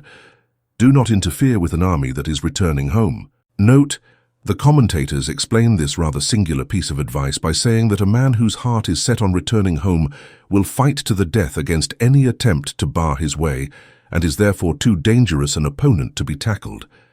Chang Yu quotes the words of Han Xin, "Invincible is the soldier who hath his desire, and returneth homewards." A marvelous tale is told of Cao Cao's courage and resource in Chapter 1 of the San Quochi. In 198 AD, he was besieging Changshu in Jiang when Liu Piao sent reinforcements with a view to cutting off Cao's retreat. The latter was obliged to draw off his troops, only to find himself hemmed in between two enemies, who were guarding each outlet of a narrow pass in which he had engaged himself. In this desperate plight, Cao waited until nightfall, when he bored a tunnel into the mountainside and laid an ambush in it. As soon as the whole army had passed by, the hidden troops fell on his rear, while Cao himself turned and met his pursuers in front, so that they were thrown into confusion and annihilated. Cao said afterwards, "The brigands tried to check my army in its retreat and brought me to battle in a desperate position. Hence, I knew how to overcome them." 36. When you surround an army, leave an outlet free. Note, this does not mean that the enemy is to be allowed to escape. The object, as Tu Mu puts it, is to make him believe that there is a road to safety, and thus prevent his fighting with the courage of despair. Tu Mu adds pleasantly, "After that, you may crush him. Do not press a desperate foe too hard." Note, Chen Hao quotes the saying, "Birds and beasts when brought to bay will use their claws and teeth." Chang Yu says, "If your adversary has burned his boats and destroyed his cooking pots, and is ready to stake all on the issue of a battle, he must not be pushed to extremities." Ho Shi illustrates the meaning by a story taken from the life of Yanqing. That general, together with his colleague Tu Chongwei, was surrounded by a vastly superior army of Khitans in the year 945 AD. The country was bare and desert-like, and the little Chinese force was soon in dire straits for want of water. The wells they bored ran dry, and the men were reduced to squeezing lumps of mud and sucking out the moisture. Their ranks thinned rapidly, until at last, Fu Yanqing exclaimed, "We are desperate men. Far better to die for our country than to go with fettered hands into captivity." A strong gale happened to be blowing from the northeast and darkening the air with dense clouds of sandy dust. Tu Chongwei was for waiting until this had abated before deciding on a final attack, but luckily another officer, Li Shoucheng by name, was quicker to see an opportunity and said, "They are many and we are few, but in the midst of this sandstorm our numbers will not be discernible. Victory will go to the strenuous fighter, and the wind will be our best ally." Accordingly, Fu Yanqing made a sudden and wholly unexpected onslaught with his cavalry, routed the barbarians, and succeeded in breaking through to safety. 37. Such is the art of warfare. Chapter 8. Variation of Tactics. Note, the heading means literally the 9 variations, but as Sun Tzu does not appear to enumerate these, and as indeed he has already told us, v. sections 6 to 11, that such deflections from the ordinary course are practically innumerable, we have little option but to follow Wang Shi, who says that 9 stands for an indefinitely large number. All it means is that in warfare we ought to vary our tactics to the utmost degree. I do not know what Chao Kung makes these 9 variations out to be, but it has been suggested that they are connected with the 9 situations of Chapter 11. This is the view adopted by Chang Yu. The only other alternative is to suppose that something has been lost, a supposition to which the unusual shortness of the chapter lends some weight. One Sun Tzu said, "In war the general receives his commands from the sovereign, collects his army and concentrates his forces." Note, repeated from 7. Section 1, where it is certainly more in place. It may have been interpolated here merely in order to supply a beginning to the Chapter 2. When in difficult country, do not encamp. In country where high roads intersect, join hands with your allies. Do not linger in dangerously isolated positions. Note, the last situation is not one of the 9 situations as given in the beginning of Chapter 11, but occurs later on in the same source, section 43, quod vide. Chang Yu defines this situation as being situated across the frontier in hostile territory. Li Chuan says it is country in which there are no springs or wells, flocks or herds, vegetables or firewood. Chialin, one of gorges, chasms and precipices without a road by which to advance. In hemmed-in situations, you must resort to stratagem. In a desperate position, you must fight. 3. There are roads which must not be followed. Note, especially those leading through narrow defiles, says Li Chuan, where an ambush is to be feared. Armies which must be not attacked. Note, more correctly perhaps, there are times when an army must not be attacked. Chen Hao says, when you see your way to obtain a rival advantage, but are powerless to inflict a real defeat, refrain from attacking, for fear of overtaxing your men's strength. Towns which must not be besieged. Note, compare 3, section 4. Cao Kung gives an interesting illustration from his own experience. When invading the territory of Shuchu, he ignored the city of Huapi, which lay directly in his path, and pressed on into the heart of the country. This excellent strategy was rewarded by the subsequent capture of no fewer than 14 important district cities.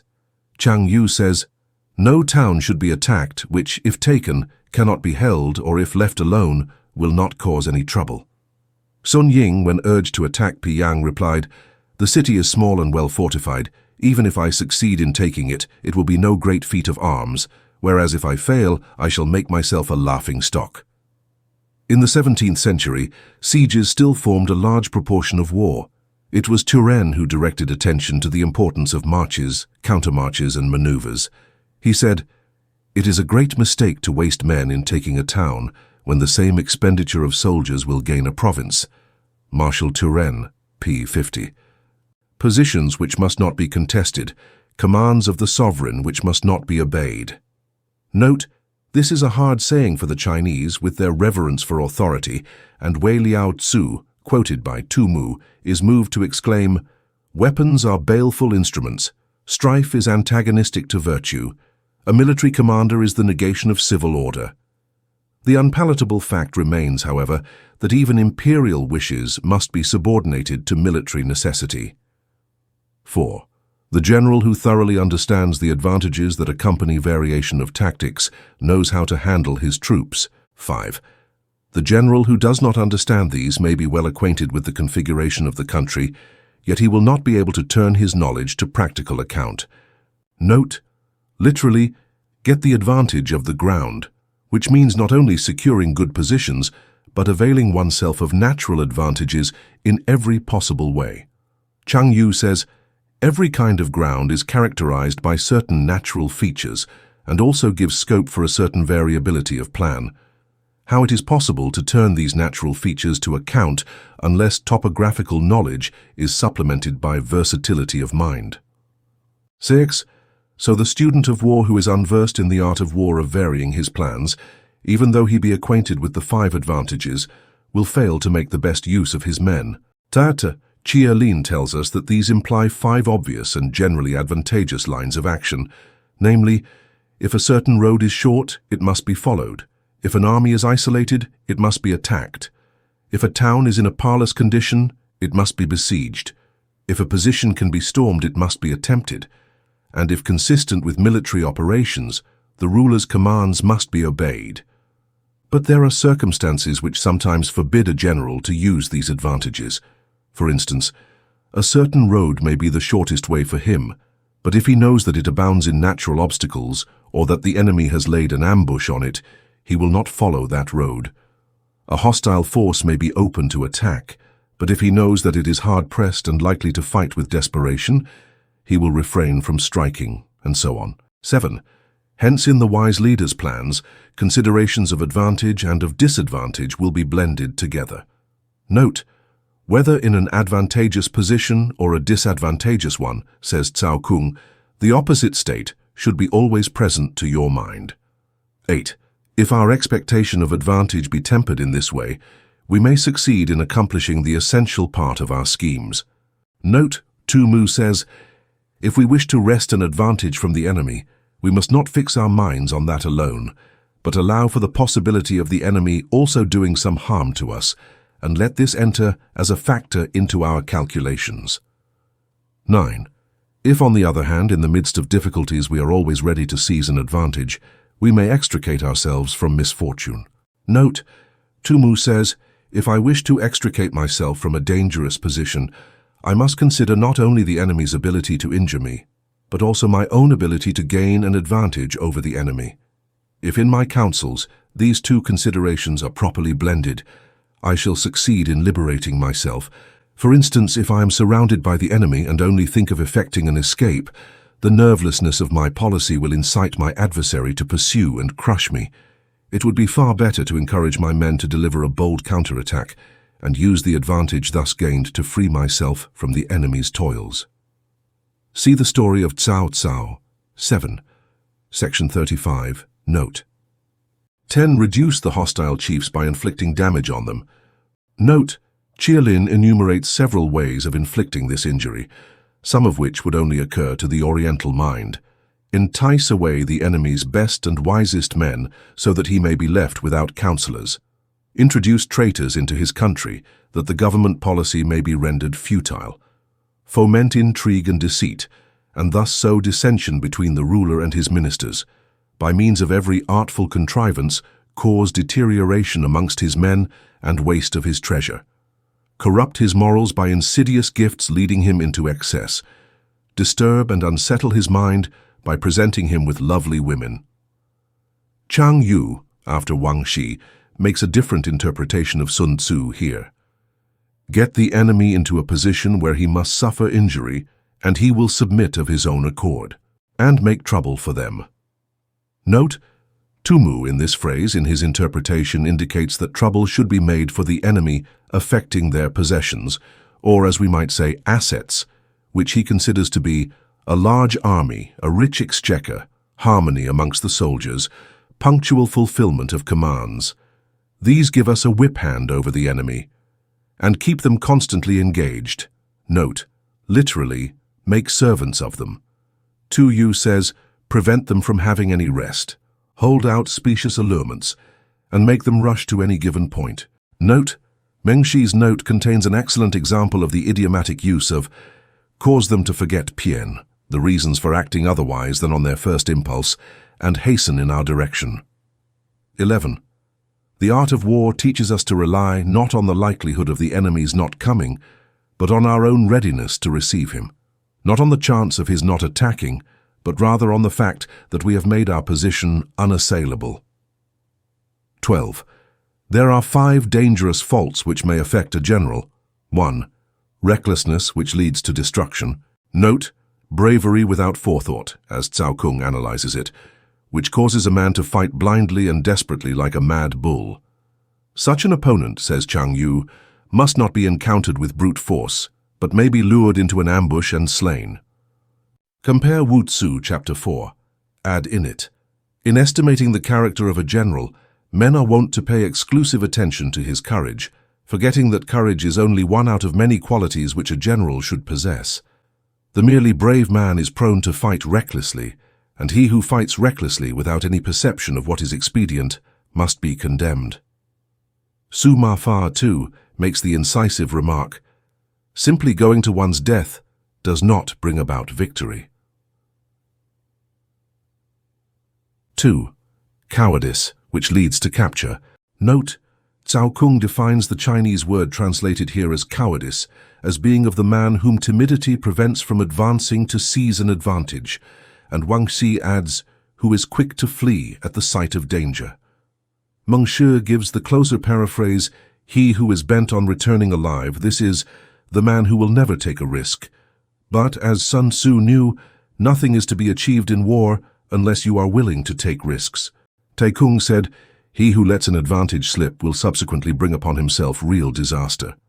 In 404 AD, Liu Yu pursued the rebel Huan Xuan up the Yangtze and fought a naval battle with him at the island of Cheng Hung. The loyal troops numbered only a few thousands while their opponents were in great force, but Huan Xuan, fearing the fate which was in store for him should be overcome, had a light boat made fast to the side of his war junk so that he might escape if necessary at a moment's notice. The natural result was that the fighting spirit of his soldiers was utterly quenched, and when the loyalists made an attack from windward with fireships, all striving with the utmost ardor to be first in the fray, Huan Xuan's forces were routed, had to burn all their baggage and fled for 2 days and nights without stopping. Chang Yu tells a somewhat similar story of Chao Yingqi, a general of the Qin state, who during a battle with the army of Chu in 597 BC had a boat kept in readiness for him on the river, wishing in case of defeat to be the first to get across. 3. A hasty temper, which can be provoked by insults. Note, Tu Mu tells us that Yao Xing, when opposed in 357 AD by Huang Mei, Teng Qiang and others shut himself up behind his walls and refused to fight. Teng Qiang said, our adversary is of a choleric temper and easily provoked. Let us make constant sallies and break down his walls, then he will grow angry and come out. Once we can bring his force to battle, it is doomed to be our prey. This plan was acted upon. Yao Xiang came out to fight, was lured as far as San Yuan by the enemy's pretended flight, and finally attacked and slain. 4. A delicacy of honor which is sensitive to shame. Note, this need not be taken to mean that a sense of honor is really a defect in a general. What Sun Tzu condemns is rather an exaggerated sensitiveness to slanderous reports, the thin-skinned man who is stung by opprobrium, however undeserved. Mei Yaochen truly observes, though somewhat paradoxically, the seeker after glory should be careless of public opinion. 5. Over-solicitude for his men, which exposes him to worry and trouble. Note, here again Sun Tzu does not mean that the general is to be careless of the welfare of his troops. All he wishes to emphasize is the danger of sacrificing any important military advantage to the immediate comfort of his men. This is a short-sighted policy, because in the long run the troops will suffer more from the defeat, or at best the prolongation of the war, which will be the consequence. A mistaken feeling of pity will often induce a general to relieve a beleaguered city, or to reinforce a hard-pressed detachment, contrary to his military instincts. It is now generally admitted that our repeated efforts to relieve Ladysmith in the South African War were so many strategical blunders which defeated their own purpose. And in the end, relief came through the very man who started out with the distinct resolve no longer to subordinate the interests of the whole to sentiment in favor of a part, An old soldier of one of our generals, who failed most conspicuously in this war, tried once, I remember, to defend him to me on the ground that he was always so good to his men. By this plea, had he but known it, he was only condemning him out of Sun Tzu's mouth. 13. These are the 5 besetting sins of a general, ruinous to the conduct of war. 14. When an army is overthrown and its leader slain, the cause will surely be found among these 5 dangerous faults. Let them be a subject of meditation. Chapter 9. The Army on the March. Note: the contents of this interesting chapter are better indicated in section 1 than by this heading. 1. Sun Tzu said, "We come now to the question of encamping the army and observing signs of the enemy. Pass quickly over mountains and keep in the neighborhood of valleys." Note: the idea is not to linger among barren uplands, but to keep close to supplies of water and grass. Compare Wu Tzu, chapter 3. Abide not in natural ovens, i.e., the openings of valleys. Chang Yu tells the following anecdote. Wu Tu-chiang was a robber captain in the time of the later Han, and Ma Yuan was sent to exterminate his gang. Chiang having found a refuge in the hills, Ma Yuan made no attempt to force a battle, but seized all the favorable positions commanding supplies of water and forage. Chiang was soon in such a desperate plight for want of provisions that he was forced to make a total surrender. He did not know the advantage of keeping in the neighborhood of valleys. 2. Camp in high places. Note: not on high hills, but on knolls or hillocks elevated above the surrounding country. Facing the sun. Note: Tu Mu takes this to mean facing south and Chen Hao facing east. Compare below sections 11-13. Do not climb heights in order to fight. So much for mountain warfare. 3. After crossing a river, you should get far away from it. Note: in order to tempt the enemy to cross after you, according to Cao Kung, and also says Chang Yu, in order not to be impeded in your evolutions. The Tung Tian reads, if the enemy crosses a river, etc. But in view of the next sentence, this is almost certainly an interpolation. 4. When an invading force crosses a river in its onward march, do not advance to meet it in midstream. It will be best to let half the army get across and then deliver your attack. Note: Li Chuan alludes to the great victory won by Han Xin over Lung Chu at the Wei River. Turning to the Qian Han Shu, chapter 34, vol. 6 verso, we find the battle described as follows. The 2 armies were drawn up on opposite sides of the river. In the night, Han Xin ordered his men to take some 10,000 sacks filled with sand and construct a dam higher up. Then, leading half his army across, he attacked Lung Chu, but after a time, pretending to have failed in his attempt, he hastily withdrew to the other bank. Lung Chu was much elated by this unlooked-for success, and exclaiming, "I felt sure that Han Xin was really a coward," he pursued him and began crossing the river in his turn.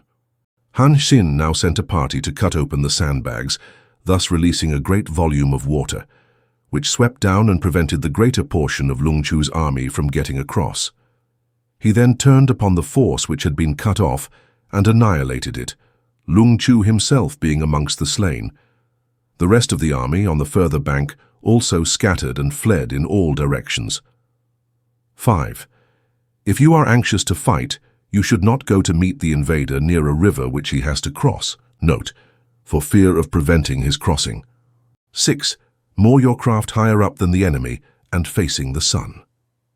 Note: see above, section 2. The repetition of these words in connection with water is very awkward. Chang Yu has the note. Said either of troops marshaled on the riverbank or of boats anchored in the stream itself. In either case, it is essential to be higher than the enemy and facing the sun.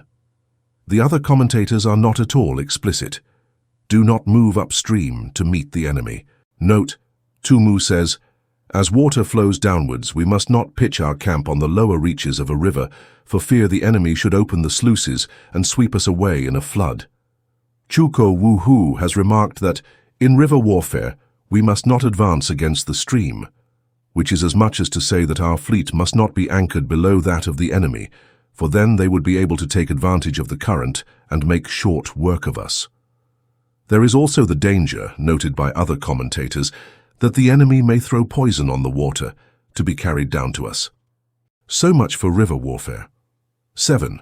In crossing salt marshes, your sole concern should be to get over them quickly, without any delay. Note: because of the lack of fresh water, the poor quality of the herbage, and last but not least, because they are low, flat, and exposed to attack. 8. If forced to fight in a salt marsh, you should have water and grass near you and get your back to a clump of trees. Note: Li Chuan remarks that the ground is less likely to be treacherous where there are trees, while Tu Mu says that they will serve to protect the rear. So much for operations in salt marshes. 9. In dry level country, take up an easily accessible position with rising ground to your right and on your rear. Note: Tu Mu quotes Tai Kung as saying, "An army should have a stream or a marsh on its left and a hill or tumulus on its right, so that the danger may be in front and safety lie behind." So much for campaigning in flat country. 10. These are the 4 useful branches of military knowledge. Note: those namely concerned with 1 mountains, 2 rivers, 3 marshes, and 4 plains. Compare Napoleon's military maxims number 1, which enabled the Yellow Emperor to vanquish 4 several sovereigns. Note: regarding the Yellow Emperor, Mei Yaochen asks with some plausibility whether there is an error in the text, as nothing is known of Huang Ti having conquered 4 other emperors. The Shiqi, chapter 1 ad infinitum, speaks only of his victories over Yen Ti and Cui Hu. In the Liu Tao, it is mentioned that he fought 70 battles and pacified the empire. Cao Kung's explanation is that the Yellow Emperor was the first to institute the feudal system of vassals princes, each of whom, to the number of 4, originally bore the title of emperor. Li Chuan tells us that the art of war originated under Huang Ti, who received it from his minister Feng Ho. 11. All armies prefer high ground to low. Note: high ground, says Mei Yaochen, is not only more agreeable and salubrious, but more convenient from a military point of view. Low ground is not only damp and unhealthy, but also disadvantageous for fighting. And sunny places to dark. 12. If you are careful of your men. Note: Cao Kung says, make for fresh water and pasture, where you can turn out your animals to graze. And camp on hard ground, the army will be free from disease of every kind. Note: Chang Yu says, the dryness of the climate will prevent the outbreak of illness. And this will spell victory. 13. When you come to a hill or a bank, occupy the sunny side, with the slope on your right rear. Thus you will at once act for the benefit of your soldiers and utilize the natural advantages of the ground. 14. When in consequence of heavy rains up country, a river which you wish to ford is swollen and flecked with foam, you must wait until it subsides. 15. Country in which there are precipitous cliffs with torrents running between deep natural hollows. Note: the latter defined as places enclosed on every side by steep banks with pools of water at the bottom. Confined places. Note: defined as natural pens or prisons, or places surrounded by precipices on 3 sides, easy to get into but hard to get out of. Tangled thickets. Note: defined as places covered with such dense undergrowth that spears cannot be used. Quagmires. Note: defined as low-lying places, so heavy with mud as to be impassable for chariots and horsemen. And crevasses. Note: defined by Mei Yaochen as a narrow, difficult way between beetling cliffs. Tu Mu's note is ground covered with trees and rocks and intersected by numerous ravines and pitfalls. This is very vague, but Chia Lin explains it clearly enough as a defile or narrow pass, and Chang Yu takes much the same view. On the whole, the weight of the commentators certainly inclines to the rendering defile, but the ordinary meaning of the Chinese in one place is a crack or fissure, and the fact that the meaning of the Chinese elsewhere in the sentence indicates something in the nature of a defile make me think that Sun Tzu is here speaking of crevasses, should be left with all possible speed and not approached. 16. While we keep away from such places, we should get the enemy to approach them. While we face them, we should let the enemy have them on his rear. 17. If in the neighborhood of your camp there should be any hilly country, ponds surrounded by aquatic grass, hollow basins filled with reeds, or woods with thick undergrowth, they must be carefully routed out and searched, for these are places where men in ambush or insidious spies are likely to be lurking. Note, Chang Yu has the note, we must also be on our guard against traitors who may lie in close covert, secretly spying out our weaknesses and overhearing our instructions. 18. When the enemy is close at hand and remains quiet, he is relying on the natural strength of his position. Note, here begins Sun Tzu's remarks on the reading of signs, much of which is so good that it could almost be included in a modern manual like General Baden-Powell's Aids to Scouting. 19. When he keeps aloof and tries to provoke a battle, he is anxious for the other side to advance. Note, probably because we are in a strong position from which he wishes to dislodge us. If he came close up to us, says Tu Mu, and tried to force a battle, he would seem to despise us, and there would be less probability of our responding to the challenge. 20. If his place of encampment is easy of access, he is tendering a bait. 21. Movement amongst the trees of a forest shows that the enemy is advancing. Note, Cao Kung explains this as felling trees to clear a passage, and Chang Yu says, every man sends out scouts to climb high places and observe the enemy. If a scout sees that the trees of a forest are moving and shaking, he may know that they are being cut down to clear a passage for the enemy's march. The appearance of a number of screens in the midst of thick grass means that the enemy wants to make us suspicious. Note, Tu Yu's explanation, borrowed from Cao Kung's, is as follows. The presence of a number of screens or sheds in the midst of thick vegetation is a sure sign that the enemy has fled, and fearing pursuit, has constructed these hiding places in order to make us suspect an ambush. It appears that these screens were hastily knotted together out of any long grass which the retreating enemy happened to come across. 22. The rising of birds in their flight is the sign of an ambuscade. Note, Chang Yu's explanation is doubtless right. When birds that are flying along in a straight line suddenly shoot upwards, it means that soldiers are in ambush at the spot beneath. Startled beasts indicate that a sudden attack is coming. 23. When there is dust rising in a high column, it is the sign of chariots advancing. When the dust is low but spread over a wide area, it betokens the approach of infantry. Note, high and sharp or rising to a peak is of course somewhat exaggerated as applied to dust. The commentators explain the phenomenon by saying that horses and chariots, being heavier than men, raise more dust and also follow one another in the same wheel track, whereas foot soldiers would be marching in ranks many abreast. According to Chang Yu, every army on the march must have scouts some way in advance, who on sighting dust raised by the enemy will gallop back and report it to the commander-in-chief. Compare General Baden-Powell. As you move along, say, in a hostile country, your eyes should be looking afar for the enemy or any signs of him, figures, dust rising, birds getting up, glitter of arms, etc. Aids to Scouting, Pina 26. When it branches out in different directions, it shows that parties have been sent to collect firewood. A few clouds of dust moving to and fro signify that the army is encamping.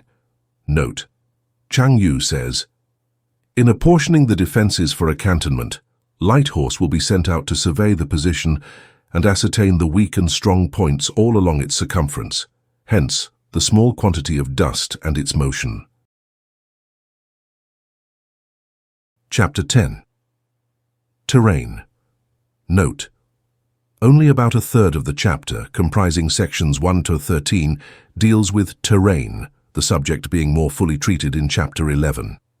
The 6 calamities are discussed in sections 14 to 20, and the rest of the chapter is again a mere string of desultory remarks, though not less interesting perhaps on that account.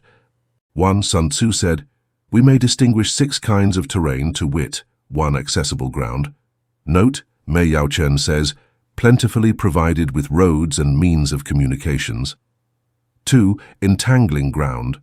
Note, the same commentator says, net-like country venturing into which you become entangled. 3. Temporizing ground. Note, ground which allows you to stave off or delay. 4. Narrow passes. 5. Precipitous heights. 6. Positions at a great distance from the enemy. Note, it is hardly necessary to point out the faultiness of this classification. A strange lack of logical perception is shown in the Chinaman's unquestioning acceptance of glaring cross-divisions such as the above. The mutu, ground which can be freely traversed by both sides, is called accessible. 3. With regard to ground of this nature, be before the enemy in occupying the raised and sunny spots, and carefully guard your line of supplies. Note, the general meaning of the last phrase is doubtlessly, as Tzŭ says, not to allow the enemy to cut your communications. In view of Napoleon's dictum, the secret of war lies in the communications. See Pensée de Napoléon Furser, number 47. We could wish that Sun Tzu had done more than skirt the edge of this important subject here, and in 1 Section 10(7), Section 11, Colonel Henderson says, "The line of supply may be said to be as vital to the existence of an army as the heart to the life of a human being.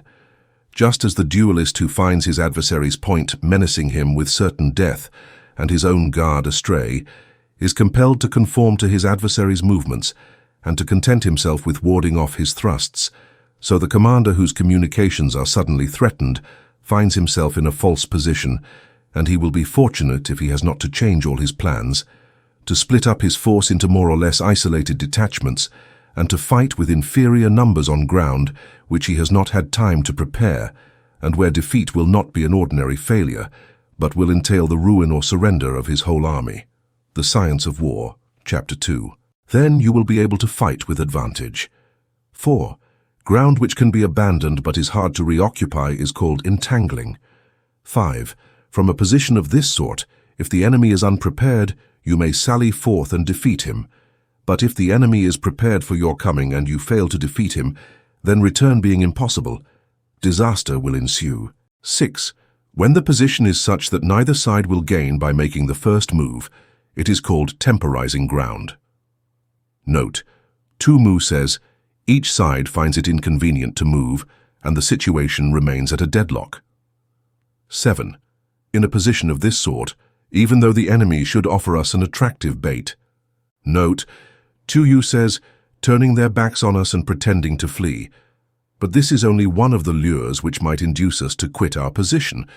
It will be advisable not to stir forth, but rather to retreat, thus enticing the enemy in his turn. Then, when part of his army has come out, we may deliver our attack with advantage. 8.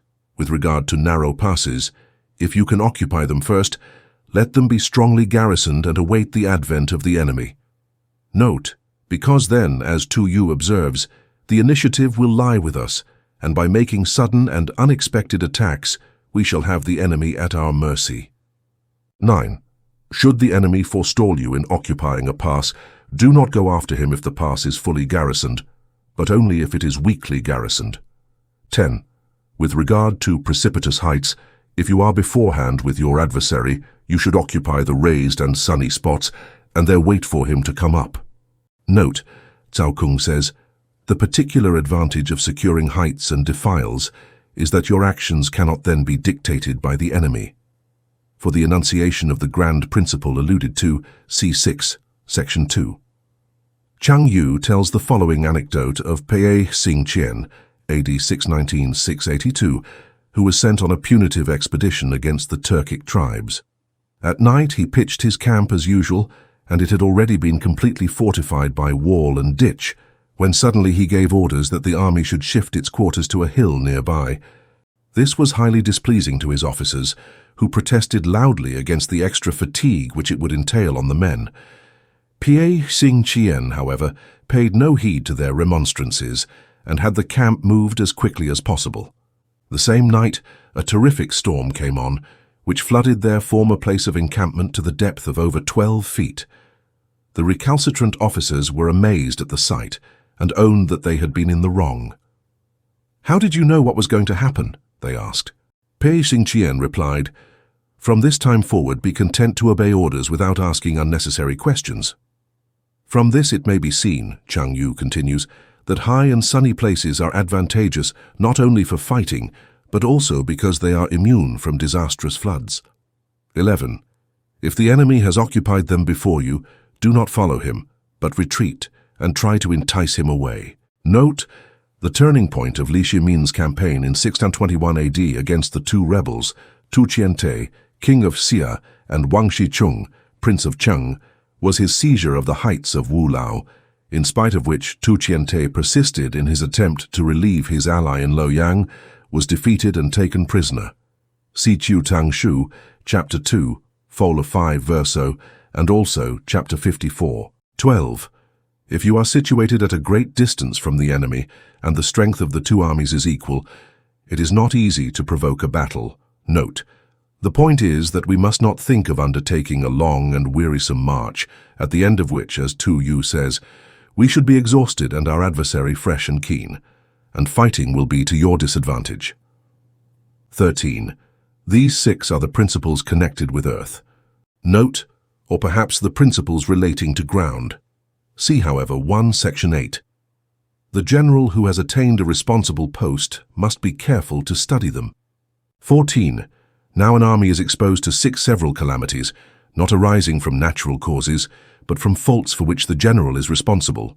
These are 1. Flight, 2. Insubordination, 3. Collapse, 4. Ruin, 5. Disorganization, 6.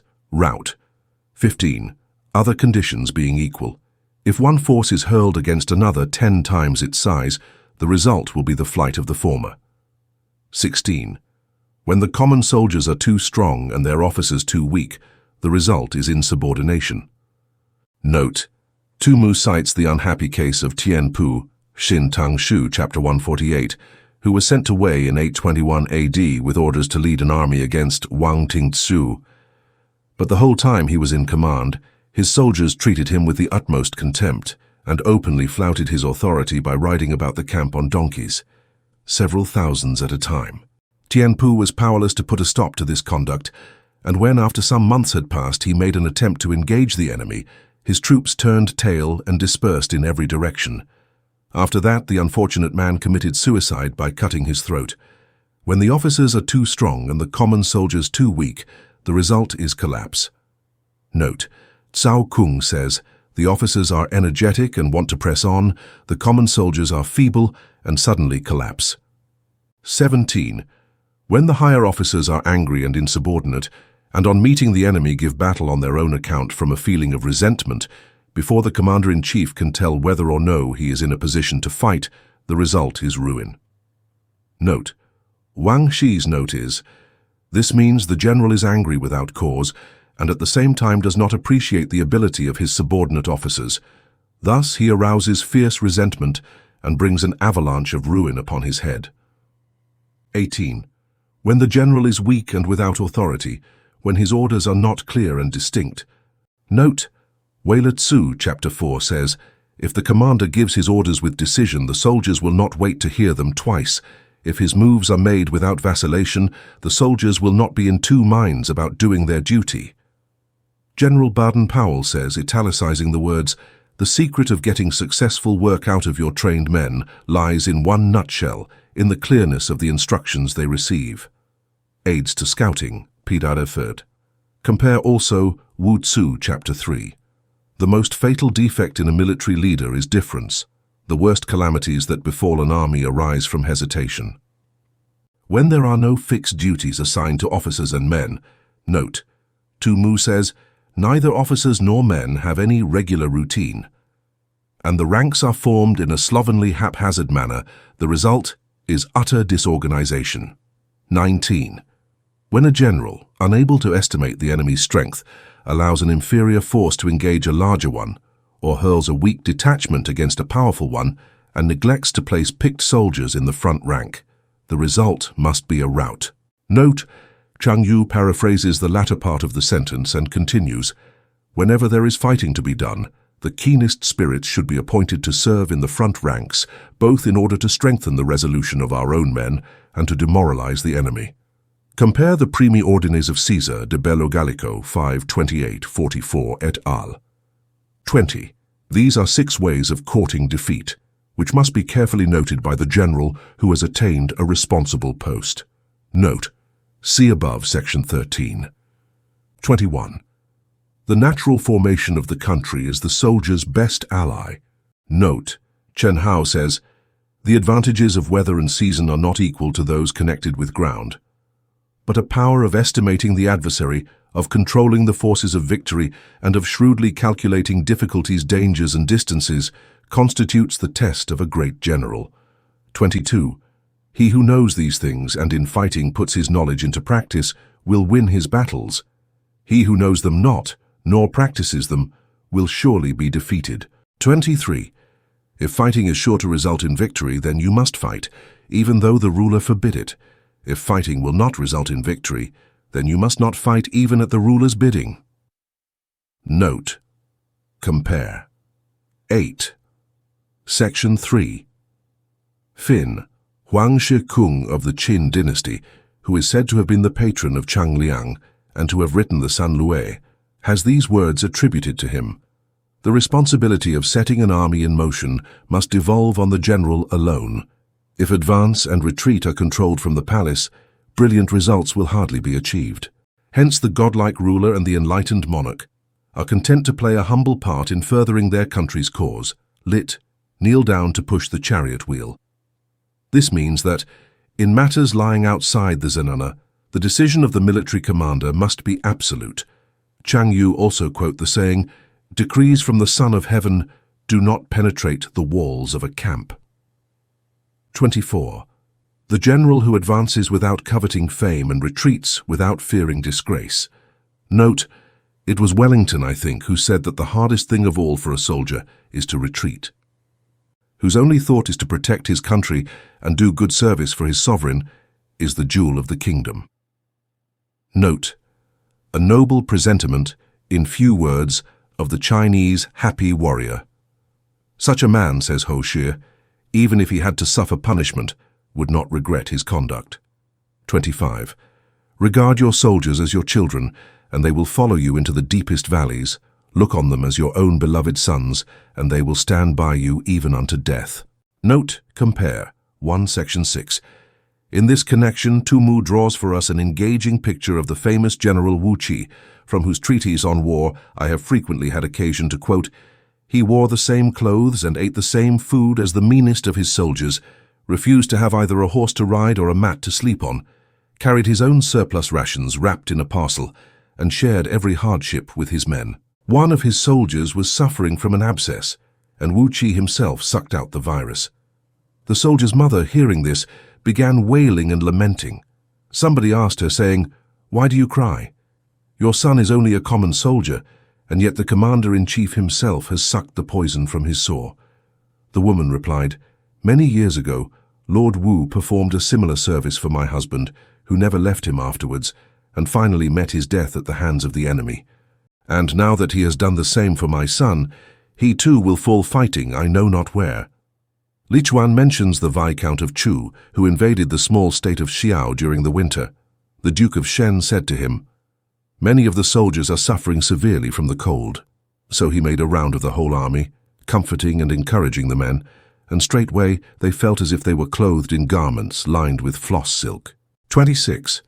If, however, you are indulgent but unable to make your authority felt, kind-hearted but unable to enforce your commands, and incapable, moreover, of quelling disorder, then your soldiers must be likened to spoiled children. They are useless for any practical purpose. Note, Li Qing once said that if you could make your soldiers afraid of you, they would not be afraid of the enemy. Tu Mu recalls an instance of stern military discipline which occurred in 219 AD, when Lu Meng was occupying the town of Qiangling. He had given stringent orders to his army not to molest the inhabitants nor take anything from them by force. Nevertheless, a certain officer serving under his banner, who happened to be a fellow townsman, ventured to appropriate a bamboo hat belonging to one of the people in order to wear it over his regulation helmet as a protection against the rain. Lu Meng considered that the fact of his being also a native of Junan should not be allowed to palliate a clear breach of discipline, and accordingly he ordered his summary execution, the tears rolling down his face, however, as he did so. This act of severity filled the army with wholesome awe, and from that time forth even articles dropped in the highway were not picked up. 7. If we know that our own men are in a condition to attack, but are unaware that the enemy is not open to attack, we have gone only halfway towards victory. Note, that is, Cao Kung says, the issue in this case is uncertain. 28. If we know that the enemy is open to attack, but are unaware that our own men are not in a condition to attack, we have gone only halfway towards victory. Note, compare. 3. Section 13, 1. 29. If we know that the enemy is open to attack, and also know that our men are in a condition to attack, but are unaware that the nature of the ground makes fighting impracticable, we have still gone only halfway towards victory. 30. Hence the experienced soldier, once in motion, is never bewildered. Once he has broken camp, he is never at a loss. Note, the reason being, according to Sun Tzu, that he has taken his measures so thoroughly as to ensure victory beforehand. He does not move recklessly, says Chang Yu, so that when he does move, he makes no mistakes. Hence the saying, if you know the enemy and know yourself, your victory will not stand in doubt. If you know heaven and know earth, you may make your victory complete. Note, Li Chuan sums up as follows. Given a knowledge of three things, the affairs of men, the seasons of heaven, and the natural advantages of earth, victory will invariably crown your battles.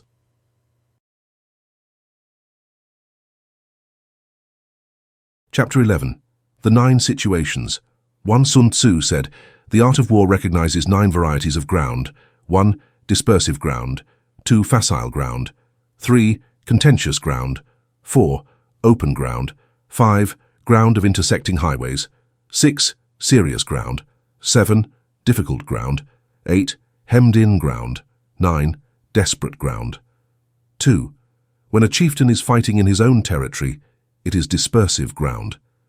Note, so called because the soldiers, being near to their homes and anxious to see their wives and children, are likely to seize the opportunity afforded by a battle and scatter in every direction. In their advance, observes Sun Tzu, they will lack the valor of desperation, and when they retreat they will find harbors of refuge. 3. When he has penetrated into hostile territory, but to no great distance, it is facile ground. Note, Li Chuan and Ho Shi say because of the facility for retreating, and the other commentators give similar explanations. Sun Tzu remarks, when your army has crossed the border, you should burn your boats and bridges in order to make it clear to everybody that you have no hankering after home. 4. Ground the possession of which imports great advantage to either side is contentious ground. Note, Sun Tzu defines the ground as ground to be contended for. Cao Kung says, ground on which the few and the weak can defeat the many and the strong, such as the neck of a pass, instanced by Li Chuan. Thus, Thermopylae was of this classification because the possession of it, even for a few days only, meant holding the entire invading army in check and thus gaining invaluable time. Compare Wu Tzu, Chapter 5. Ad init, for those who have to fight in the ratio of 1 to 10, there is nothing better than a narrow pass. When Lu Kuang was returning from his triumphant expedition to Turkestan in 385 AD and had got as far as Aiho, laden with spoils, Liang Shi, administrator of Liangzhou, taking advantage of the death of Fu Qian, king of Qin, plotted against him and was for barring his way into the province. Yang Han, governor of Kaochang, counseled him, saying, Lu Kuang is fresh from his victories in the west, and his soldiers are vigorous and mettlesome. If we oppose him in the shifting sands of the desert, we shall be no match for him, and we must therefore try a different plan. Let us hasten to occupy the defile at the mouth of the Kaowu Pass, thus cutting him off from supplies of water, and when his troops are prostrated with thirst, we can dictate our own terms without moving. Or if you think that the pass I mention is too far off, we could make a stand against him at the Aiwu Pass, which is nearer. The cunning and resource of Zhufang himself would be expended in vain against the enormous strength of these two positions. Liang Shi, refusing to act on this advice, was overwhelmed and swept away by the invader. 5. Ground on which each side has liberty of movement is open ground. Note, there are various interpretations of the Chinese adjective for this type of ground. Cao Kung says it means ground covered with a network of roads, like a chessboard. Ho Shi suggested, ground on which intercommunication is easy. 6. Ground which forms the key to 3 contiguous states. Note, Cao Kung defines this as our country adjoining the enemy's and a third country conterminous with both.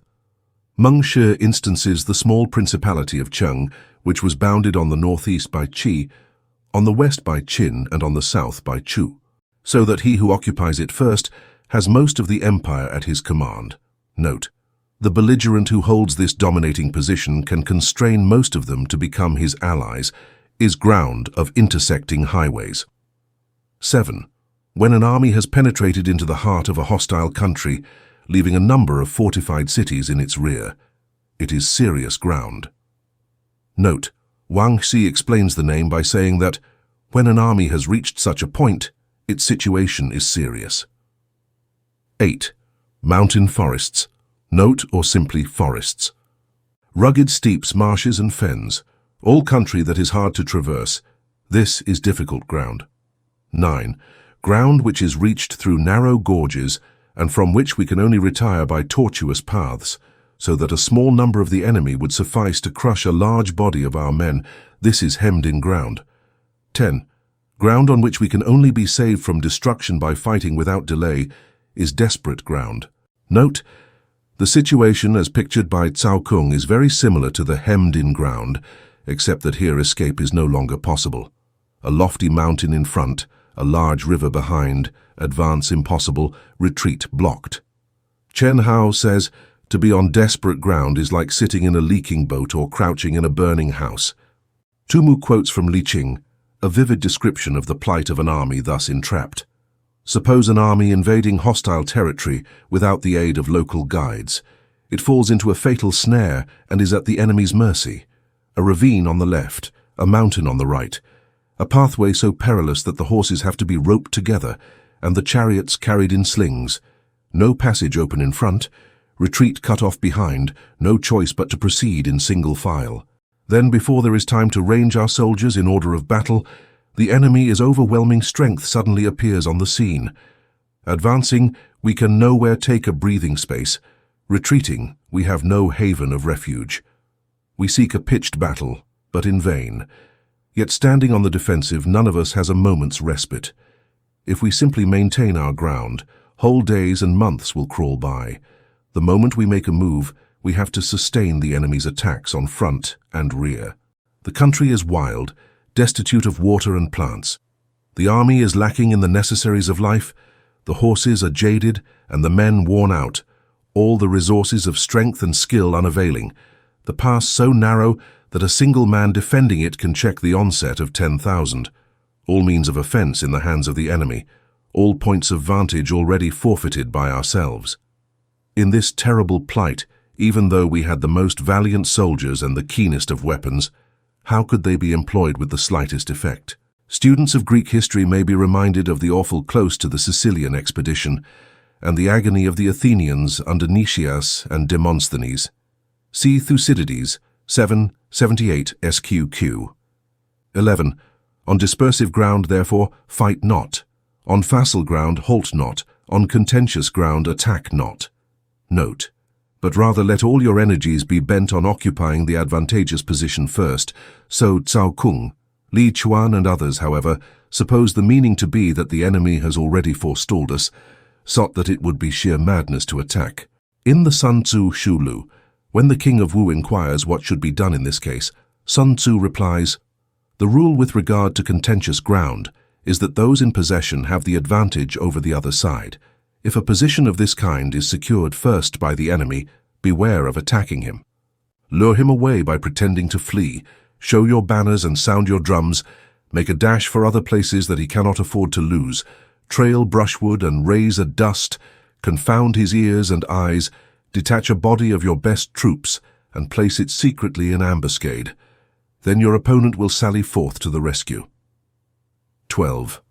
On open ground, do not try to block the enemy's way. Note, because the attempt would be futile and would expose the blocking force itself to serious risks. There are 2 interpretations available here. I follow that of Chang Yu. The other is indicated in Cao Kung's brief note. Draw closer together, i.e., see that a portion of your own army is not cut off. On ground of intersecting highways, join hands with your allies. Note, or perhaps, form alliances with neighboring states. 13. On serious ground, gather in plunder. Note, on this Li Chuan has the following delicious note. When an army penetrates far into the enemy's country, care must be taken not to alienate the people by unjust treatment.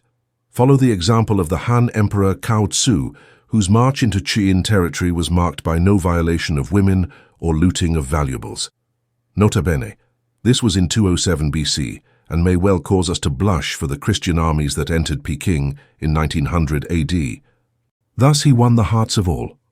In the present passage, then, I think that the true reading must be not plunder, but do not plunder. Alas, I fear that in this instance the worthy commentator's feelings outran his judgment. Tumu, at least, has no such illusions. He says, when encamped on serious ground, there being no inducement as yet to advance further, and no possibility of retreat, one ought to take measures for a protracted resistance by bringing in provisions from all sides and keep a close watch on the enemy. In difficult ground, keep steadily on the march. Note, or in the words of 8 section 2, do not encamp. 14. On hemmed-in ground, resort to stratagem.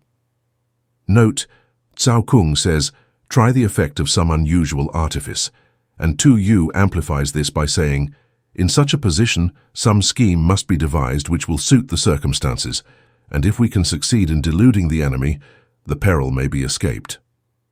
This is exactly what happened on the famous occasion when Hannibal was hemmed in among the mountains on the road to Casilinum, and to all appearances entrapped by the dictator Fabius. The stratagem which Hannibal devised to baffle his foes was remarkably like that which Tian Tan had also employed with success exactly 62 years before. See 9, section 24, note.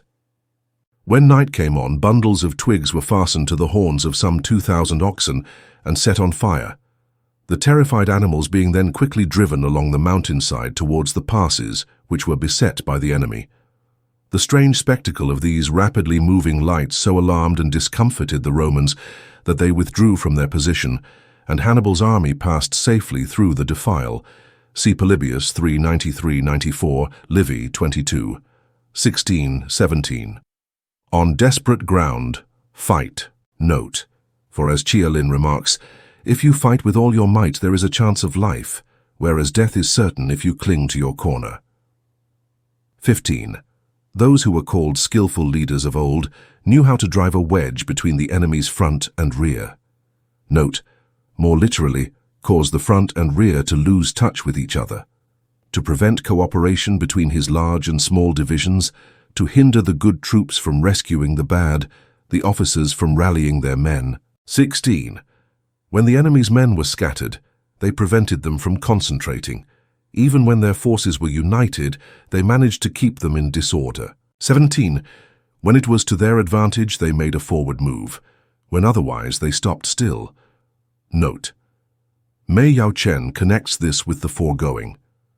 Having succeeded in thus dislocating the enemy, they would push forward in order to secure any advantage to be gained. If there was no advantage to be gained, they would remain where they were. 18. If asked how to cope with a great host of the enemy in orderly array and on the point of marching to the attack, I should say, begin by seizing something which your opponent holds dear, then he will be amenable to your will. Note, opinions differ as to what Sun Tzu had in mind. Cao Kung thinks it is some strategical advantage on which the enemy is depending. Tu Mu says, the three things which an enemy is anxious to do, and on the accomplishment of which his success depends, are 1. To capture our favorable positions, 2. To ravage our cultivated land, 3. To guard his own communications. Our object then must be to thwart his plans in these three directions and thus render him helpless. Compare 3, section 3. By boldly seizing the initiative in this way, you at once throw the other side on the defensive. 19. Rapidity is the essence of war. Note, according to Tumu, this is a summary of leading principles in warfare, and he adds, These are the profoundest truths of military science and the chief business of the general. The following anecdotes told by Ho Shi shows the importance attached to speed by two of China's greatest generals. In 227 AD, Meng Ta, governor of Xinjiang under the Wei Emperor Wen Ti, was meditating defection to the House of Shu and had entered into correspondence with Zhuge Liang, prime minister of that state. The Wei general Sima I was then military governor of Wan, and getting wind of Meng Ta's treachery, he at once set off with an army to anticipate his revolt, having previously cajoled him by a specious message of friendly import. Suma's officers came to him and said, "If Meng Ta has leagued himself with Wu and Shu, the matter should be thoroughly investigated before we make a move." Sima I replied, "Meng Ta is an unprincipled man, and we ought to go and punish him at once, while he is still wavering and before he has thrown off the mask." Then, by a series of forced marches, we brought his army under the walls of Xinjiang within a space of 8 days. Now Meng Ta had previously said in a letter to Zhuge Liang, "One is 1,200 li from here. When the news of my revolt reaches Sima I, he will at once inform his imperial master, but it will be a whole month before any steps can be taken, and by that time my city will be well fortified. Besides, Sima I is sure not to come himself, and the generals that will be sent against us are not worth troubling about." The next letter, however, was filled with consternation. "Though only 8 days have passed since I threw off my allegiance, an army is already at the city gates. What miraculous rapidity is this?" A fortnight later, Xinjiang had fallen and Meng Ta had lost his head. See Qin Shu, chapter 1, f3.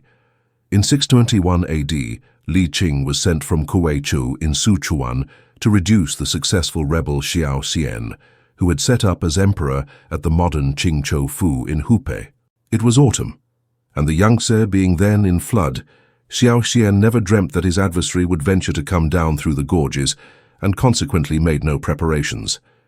But Li Qing embarked his army without loss of time, and was just about to start when the other generals implored him to postpone his departure, until the river was in a less dangerous state for navigation. Li Qing replied, "To the soldier, overwhelming speed is of paramount importance, and he must never miss opportunities. Now is the time to strike, before Xiao Xian even knows that we have got an army together. If we seize the present moment when the river is in flood, we shall appear before his capital with startling suddenness, like the thunder which is heard before you have time to stop your ears against it." C7. Section 19, note. This is the great principle in war. Even if he gets to know of our approach, he will have to levy his soldiers in such a hurry that they will not be fit to oppose us. Thus the full fruits of victory will be ours. All came about as he predicted, and Xiao Xian was obliged to surrender, nobly stipulating that his people should be spared, and he alone suffer the penalty of death. Take advantage of the enemy's unreadiness, make your way by unexpected routes, and attack unguarded spots. 20. The following are the principles to be observed by an invading force. The further you penetrate into a country, the greater will be the solidarity of your troops, and thus the defenders will not prevail against you. 21. Make forays in fertile country in order to supply your army with food. Compare above, section 13. Li Chuan does not venture on a note here. 22. Carefully study the well-being of your men. Note, for well-being, Wang Shi means pet them, humor them, give them plenty of food and drink, and look after them generally. And do not overtax them. Concentrate your energy and hoard your strength. Note, Chen recalls the line of action adopted in 224 BC by the famous general Wang Qian, whose military genius largely contributed to the success of the first emperor. He had invaded the Chu state, where a universal levy was made to oppose him, but being doubtful of the temper of his troops, he declined all invitations to fight and remained strictly on the defensive. In vain did the Chu general try to force a battle. Day after day, Wang Qian kept inside his walls and would not come out, but devoted his whole time and energy to winning the affection and confidence of his men. He took care that they should be well fed, sharing his own meals with them, provided facilities for bathing, and employed every method of judicious indulgence to weld them into a loyal and homogeneous body. After some time had elapsed, he told off certain persons to find out how the men were amusing themselves. The answer was that they were contending with one another in putting the weight and long jumping. When Wang Qian heard that they were engaged in these athletic pursuits, he knew that their spirits had been strung up to the required pitch and that they were now ready for fighting. By this time, the Chu army, after repeating their challenge again and again, had marched away eastwards in disgust. The Qin general immediately broke up his camp and followed them, and in the battle that ensued, they were routed with great slaughter. Shortly afterwards, the whole of Chu was conquered by Qin, and the King Fu Chu led into captivity. Keep your army continually on the move. Note, in order that the enemy may never know exactly where you are. It has struck me, however, that the true reading might be, link your army together and devise unfathomable plans. Throw your soldiers into positions whence there is no escape, and they will prefer death to flight. If they will face death, there is nothing they may not achieve. Note, Chang Yu quotes his favorite Wei Liao Tzu, chapter 3. If one man were to run amok with a sword in the marketplace, and everybody else tried to get out of his way, I should not allow that this man alone had courage, and that all the rest were contemptible cowards. The truth is that a desperado and a man who set some value on his life do not meet on even terms. Officers and men alike will put forth their uttermost strength. Note, Chang Yu says, if they are in an awkward place together, they will surely exert their united strength to get out of it. 24. Soldiers, when in desperate straits, lose the sense of fear. If there is no place of refuge, they will stand firm. If they are in the heart of a hostile country, they will show a stubborn front. If there is no help for it, they will fight hard. 25. Thus, without waiting to be marshaled, the soldiers will be constantly on the qui-vive. Without waiting to be asked, they will do your will. Note, literally, without asking you will get. Without restrictions, they will be faithful. Without giving orders, they can be trusted. 26. Prohibit the taking of omens and do away with superstitious doubts. Then, until death itself comes, no calamity need be feared. Note, the superstitious abound into saucy doubts and fears, degenerate into cowards, and die many times before their deaths. Tu Mu quotes Huang Shikung. Spells and incantations should be strictly forbidden, and no officer allowed to inquire by divination into the fortunes of an army, for fear the soldiers' minds should be seriously perturbed. The meaning is, he continues, that if all doubts and scruples are discarded, your men will never falter in their resolution until they die. 27. If our soldiers are not overburdened with money, it is not because they have a distaste for riches. If their lives are not unduly long, it is not because they are disinclined to longevity. Note, Chang Yu has the best note on this passage. Wealth and long life are things for which all men have a natural inclination. Hence, if they burn or fling away valuables and sacrifice their own lives, it is not that they dislike them, but simply that they have no choice. Sun Tzu is slyly insinuating that, as soldiers are but human, it is for the general to see that temptations to shirk fighting and grow rich are not thrown in their way. 28.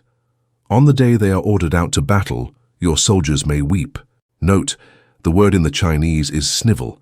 This is taken to indicate more genuine grief than tears alone. Those sitting up bedewing their garments, and those lying down letting the tears run down their cheeks. Note, not because they are afraid, but because, as Cao Kung says, all have embraced the firm resolution to do or die.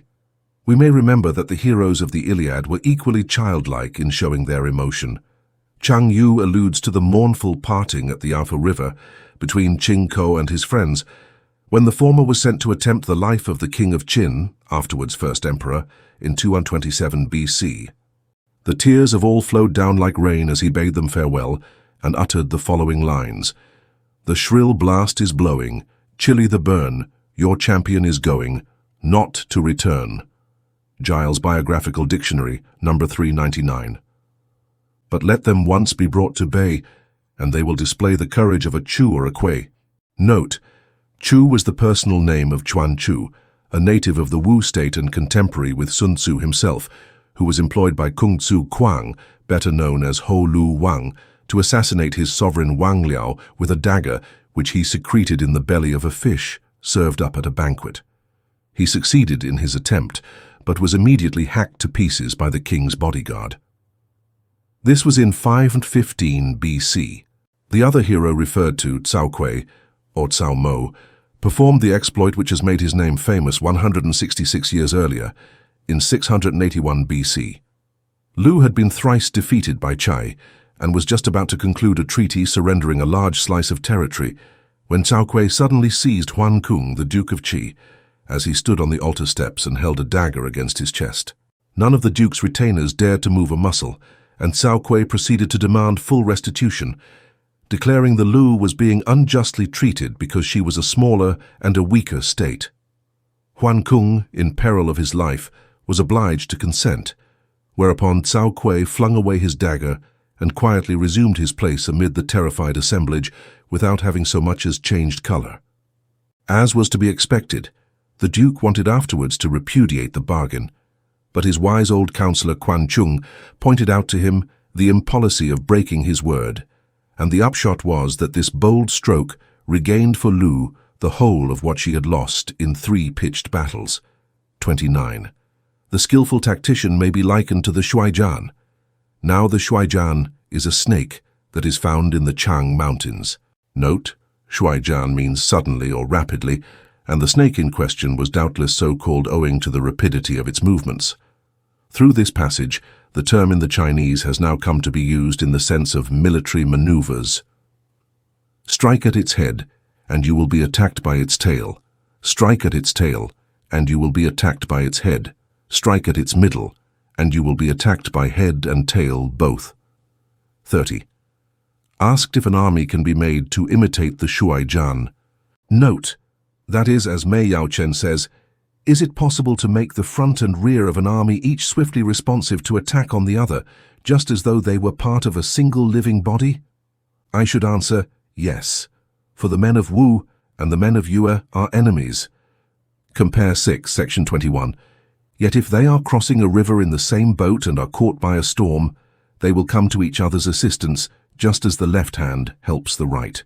Note, the meaning is, if 2 enemies will help each other in a time of common peril, how much more should 2 parts of the same army, bound together as they are by every tie of interest and fellow feeling? Yet it is notorious that many a campaign has been ruined through lack of cooperation, especially in the case of allied armies. 31. Hence, it is not enough to put one's trust in the tethering of horses and the burying of chariot wheels in the ground.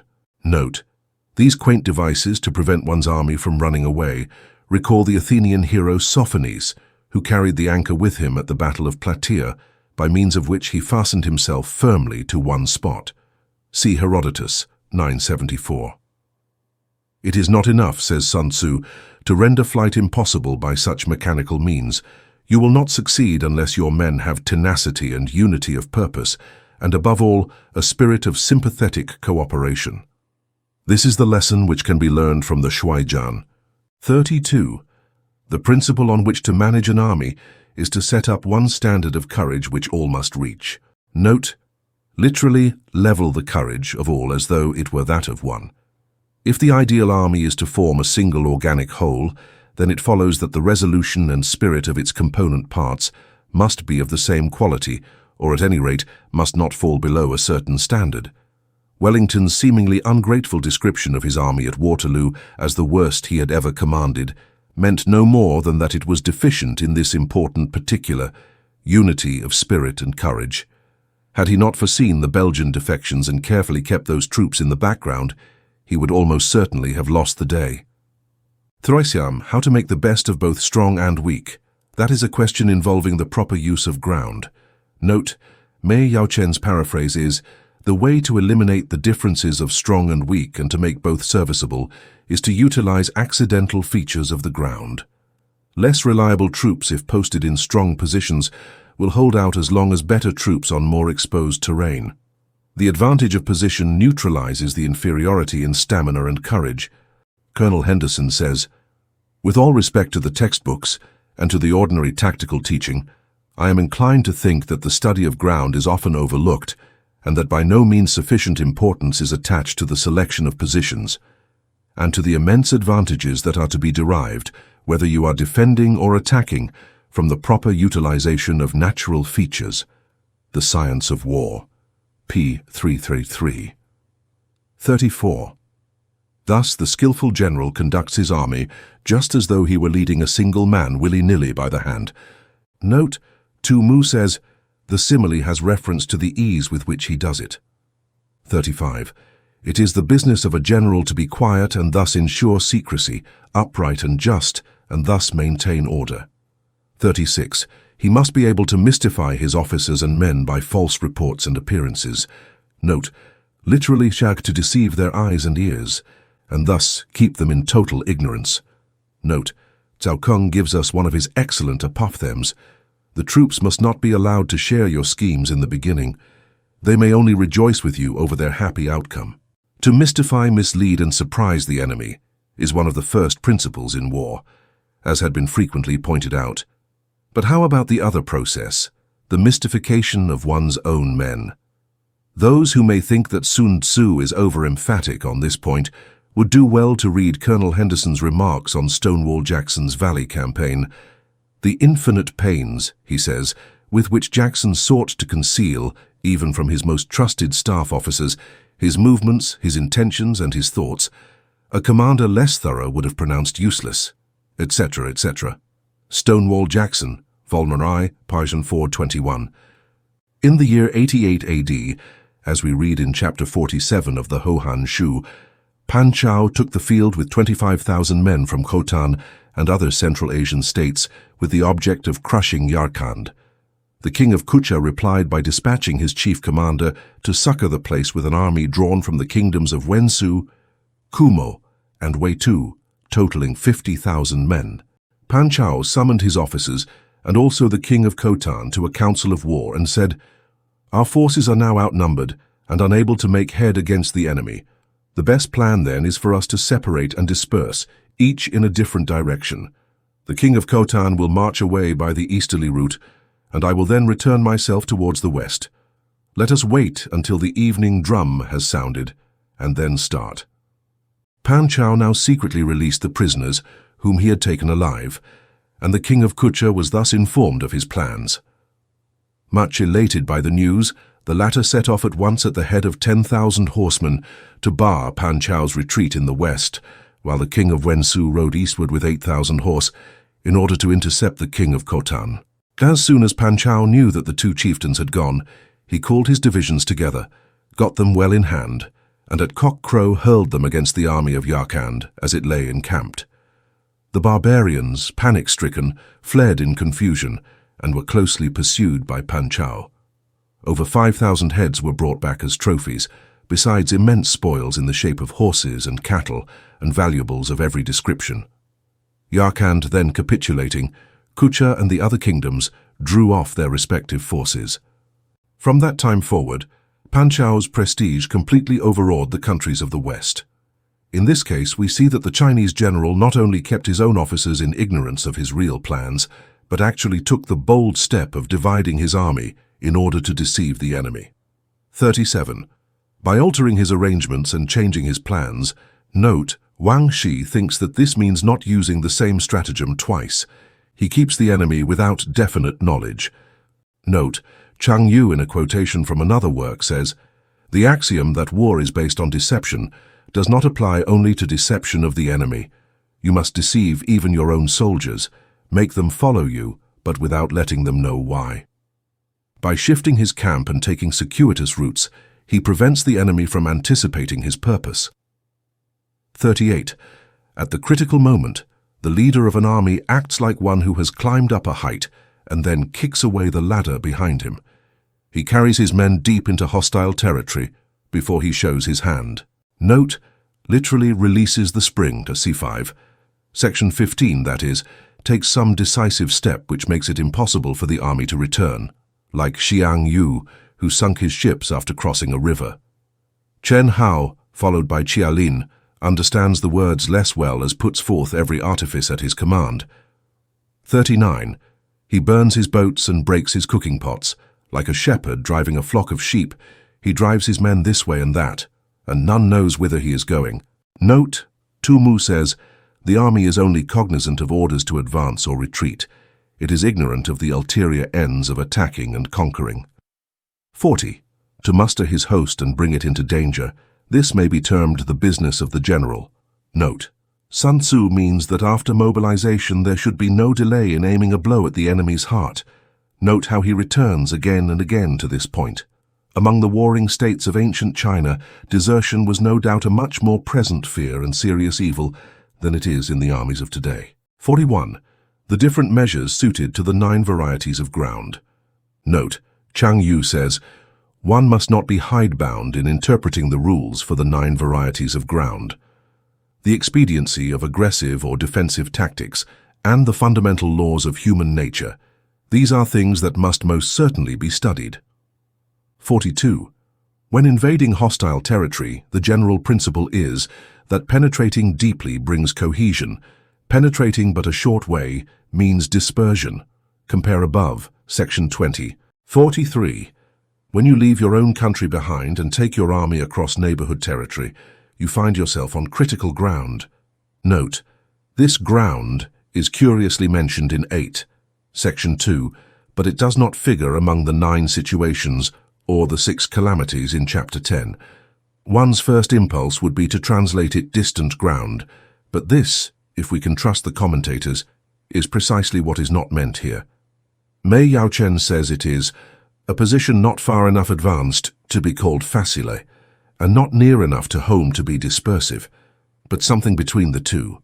Wang Xi says, it is ground separated from home by an interjacent state, whose territory we have had to cross in order to reach it. Hence, it is incumbent on us to settle our business there quickly. He adds that this position is of rare occurrence, which is the reason why it is not included among the 9 situations. When there are means of communication on all 4 sides, the ground is one of intersecting highways. 44. When you penetrate deeply into a country, it is serious ground. When you penetrate but a little way, it is facile ground. 45. When you have the enemy's strongholds on your rear and narrow passes in front, it is hemmed-in ground. When there is no place of refuge at all, it is desperate ground. 46. Therefore, on dispersive ground, I would inspire my men with unity of purpose. Note: this end, according to Tu Mu, is best attained by remaining on the defensive and avoiding battle. Compare above, section 11. On facile ground, I would see that there is close connection between all parts of my army. Note: as Tu Mu says, the object is to guard against 2 possible contingencies. 1. The desertion of our own troops. 2. A sudden attack on the part of the enemy. Compare. 7. Section 17. Mei Yaochen says, on the march, the regiments should be in close touch. In an encampment, there should be continuity between the fortifications. 47. On contentious ground, I would hurry up my rear. Note: this is Cao Kung's interpretation. Chang Yu adopts it, saying, we must quickly bring up our rear so that head and tail may both reach the goal.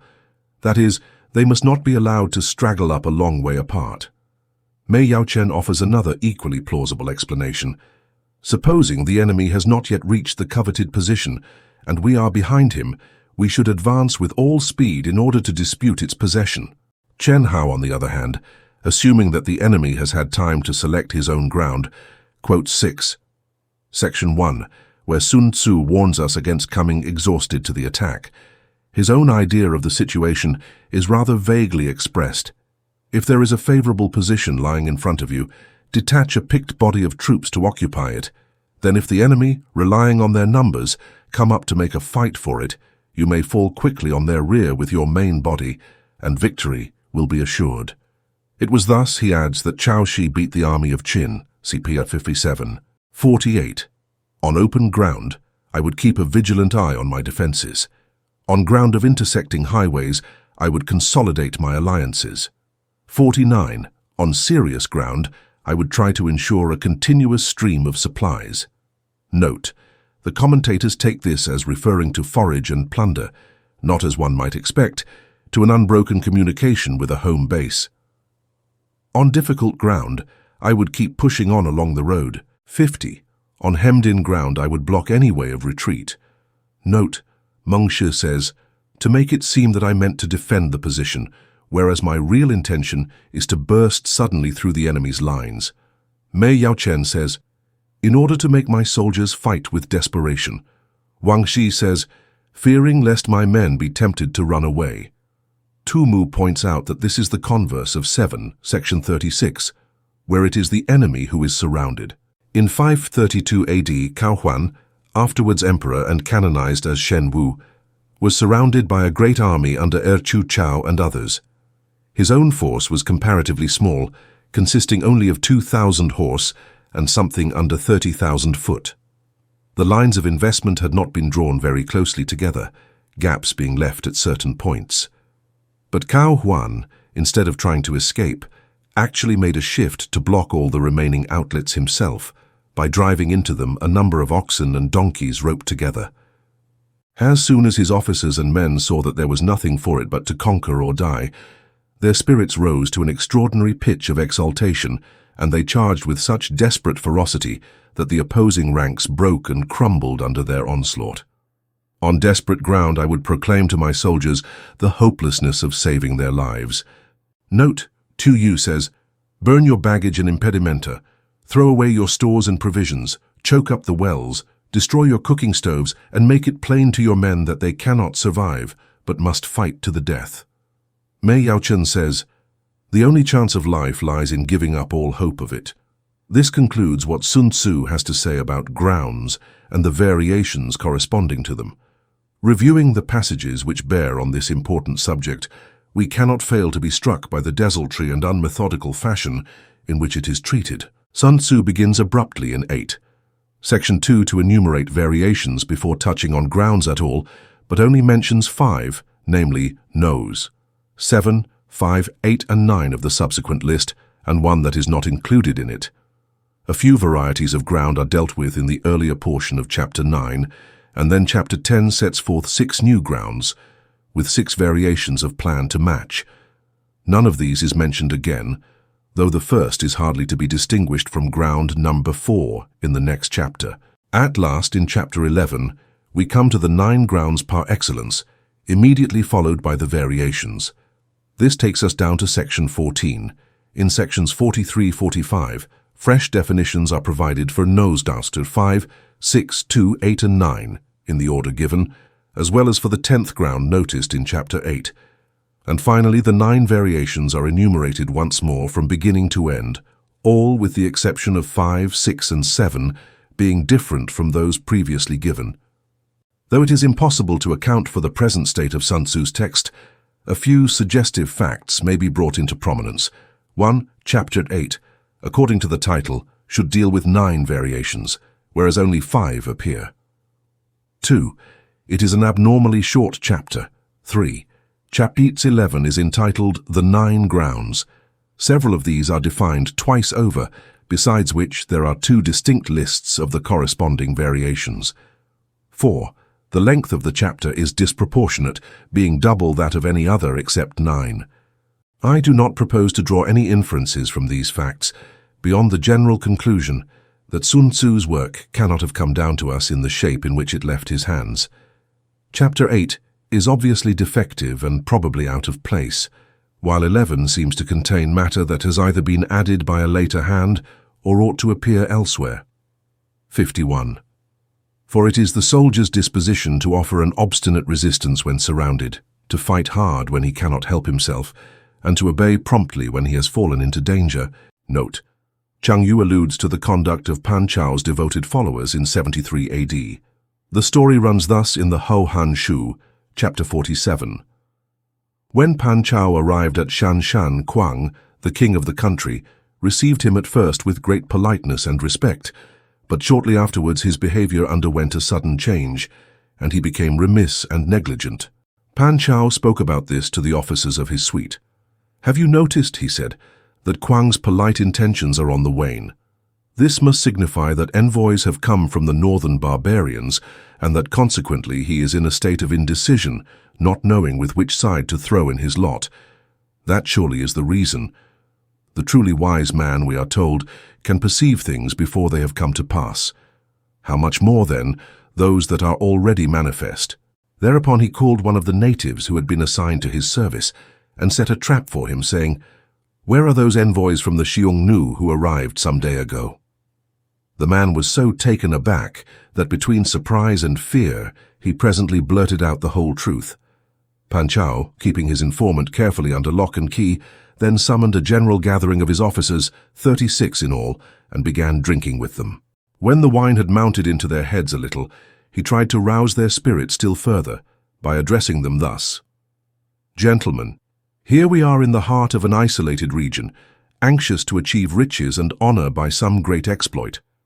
Now it happens that an ambassador from the Xiongnu arrived in this kingdom only a few days ago, and the result is that the respectful courtesy extended towards us by our royal host has disappeared. Should this envoy prevail upon him to seize our party and hand us over to the Xiongnu, our bones will become food for the wolves of the desert. What are we to do?"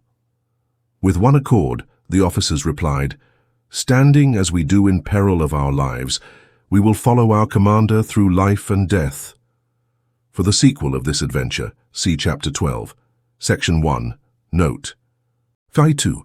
We cannot enter into alliance with neighboring princes until we are acquainted with their designs.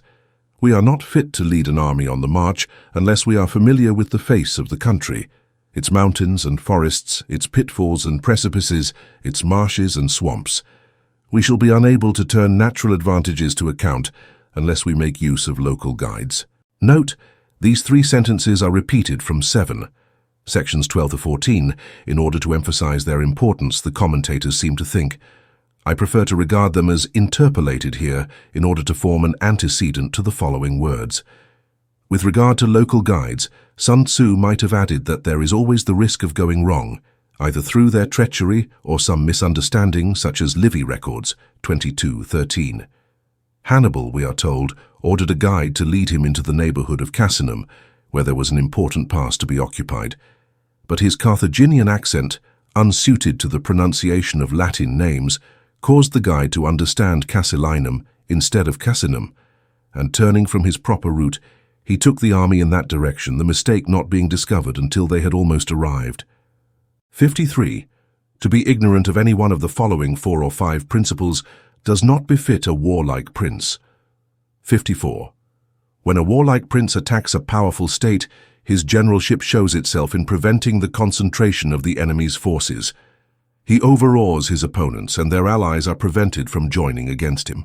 Note, Mei Taochen constructs one of the chains of reasoning that are so much affected by the Chinese. In attacking a powerful state, if you can divide her forces, you will have a superiority in strength. If you have a superiority in strength, you will overawe the enemy. If you overawe the enemy, the neighboring states will be frightened, and if the neighboring states are frightened, the enemy's allies will be prevented from joining her. The following gives a stronger meaning. If the great state has once been defeated, before she has had time to summon her allies, then the lesser states will hold aloof and refrain from massing their forces. Chen Hao and Chang Yu take the sentence in quite another way. The former says, "Powerful though a prince may be, if he attacks a large state, he will be unable to raise enough troops and must rely to some extent on external aid. If he dispenses with this, and with overweening confidence in his own strength, simply tries to intimidate the enemy, he will surely be defeated." Chang Yu puts his view thus: if we recklessly attack a large state, our own people will be discontented and hang back. But if, as will then be the case, our display of military force is inferior by half to that of the enemy, the other chieftains will take fright and refuse to join us. 55. Hence he does not strive to ally himself with all and sundry, nor does he foster the power of other states. He carries out his own secret designs, keeping his antagonists in awe. Note, the train of thought, as said by Li Chuan, appears to be this: secure against a combination of his enemies, he can afford to reject entangling alliances and simply pursue his own secret designs. His prestige enable him to dispense with external friendships. Thus he is able to capture their cities and overthrow their kingdoms. Note, this paragraph, though written many years before the Qin state became a serious menace, is not a bad summary of the policy by which the famous 6 chancellors gradually paved the way for her final triumph under Shi Huangti. Chang Yu, following up his previous note, thinks that Sun Tzu is condemning this attitude of cold-blooded selfishness and haughty isolation. 56. Bestow rewards without regard to rule. Note, Wu Tzu, Chapter 3, less wisely says, "Let advance be richly rewarded and retreat be heavily punished." Issue orders. Note, literally, hang or post up. Without regard to previous arrangements. Note, in order to prevent treachery, says Wang Shi. The general meaning is made clear by Cao Kung's quotation from the Suma Fa. Give instructions only on sighting the enemy. Give rewards when you see deserving deeds. Cao Kung's paraphrase, the final instructions you give to your army should not correspond with those that have been previously posted up. Chang Yu simplifies this into, your arrangements should not be divulged beforehand. And Chia Lin says, there should be no fixity in your rules and arrangements. Not only is there danger in letting your plans be known, but war often necessitates the entire reversal of them at the last moment, and you will be able to handle a whole army as though you had to do with but a single man. Compare above, section 34. 57. Confront your soldiers with the deed itself. Never let them know your design. Note, literally, do not tell them words, i.e., do not give your reasons for any order. Lord Mansfield once told a junior colleague to give no reasons for his decisions, and the maxim is even more applicable to a general than to a judge. When the outlook is bright, bring it before their eyes, but tell them nothing when the situation is gloomy. 58. Place your army in deadly peril, and it will survive. Plunge it into desperate straits, and it will come off in safety. Note, these words of Sun Tzu were once quoted by Han Xin in explanation of the tactics he employed in one of his most brilliant battles, already alluded to on p28. In 204 BC, he was sent against the army of Chao and halted 10 miles from the mouth of the Qing Pass, where the enemy had mustered in full force.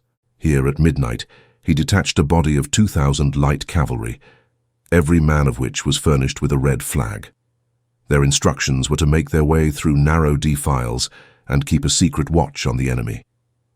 When the men of Chao see me in full flight, Han Xin said, they will abandon their fortifications and give chase. This must be the sign for you to rush in, pluck down the Chao standards, and set up the red banners of Han in their stead. Turning then to his other officers, he remarked, our adversary holds a strong position, and is not likely to come out and attack us until he sees the standard and drums of the commander-in-chief, for fear I should turn back and escape through the mountains. So saying, he first of all sent out a division consisting of 10,000 men, and ordered them to form in line of battle with their backs to the river Tai. Seeing this maneuver, the whole army of Chao broke into loud laughter. By this time it was broad daylight, and Han Xin, displaying the Generalissimo's flag, marched out of the pass with drums beating, and was immediately engaged by the enemy. A great battle followed, lasting for some time, until at length Han Xin and his colleague Chang Ni, leaving drums and banner on the field, fled to the division on the riverbank, where another fierce battle was raging. The enemy rushed out to pursue them and to secure the trophies, thus denuding their ramparts of men.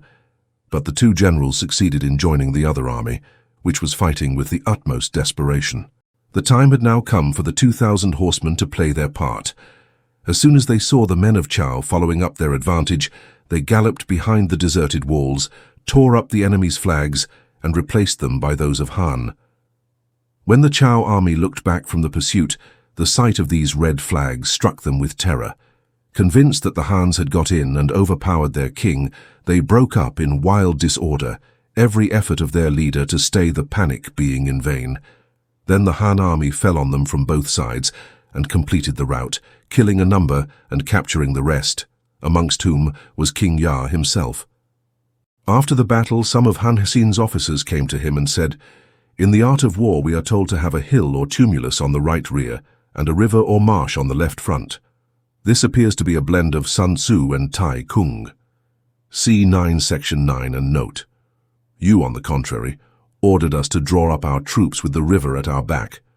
Under these conditions, How did you manage to gain the victory? The general replied, I fear you gentlemen have not studied the art of war with sufficient care. Is it not written there? Plunge your army into desperate straits, and it will come off in safety. Place it in deadly peril, and it will survive. Had I taken the usual course, I should never have been able to bring my colleague round. What says the military classic? Swoop down on the marketplace and drive the men off to fight. This passage does not occur in the present text of Sun Tzu. If I had not placed my troops in a position where they were obliged to fight for their lives, but had allowed each man to follow his own discretion, there would have been a general débandade, and it would have been impossible to do anything with them. The officers admitted the force of his argument and said, These are higher tactics than we should have been capable of. See Qian Han Shu, chapter 34, FRs 4-5. 59. For it is precisely when a force has fallen into harm's way that is capable of striking a blow for victory. Note, danger has a bracing effect. 60. Success in warfare is gained by carefully accommodating ourselves to the enemy's purpose.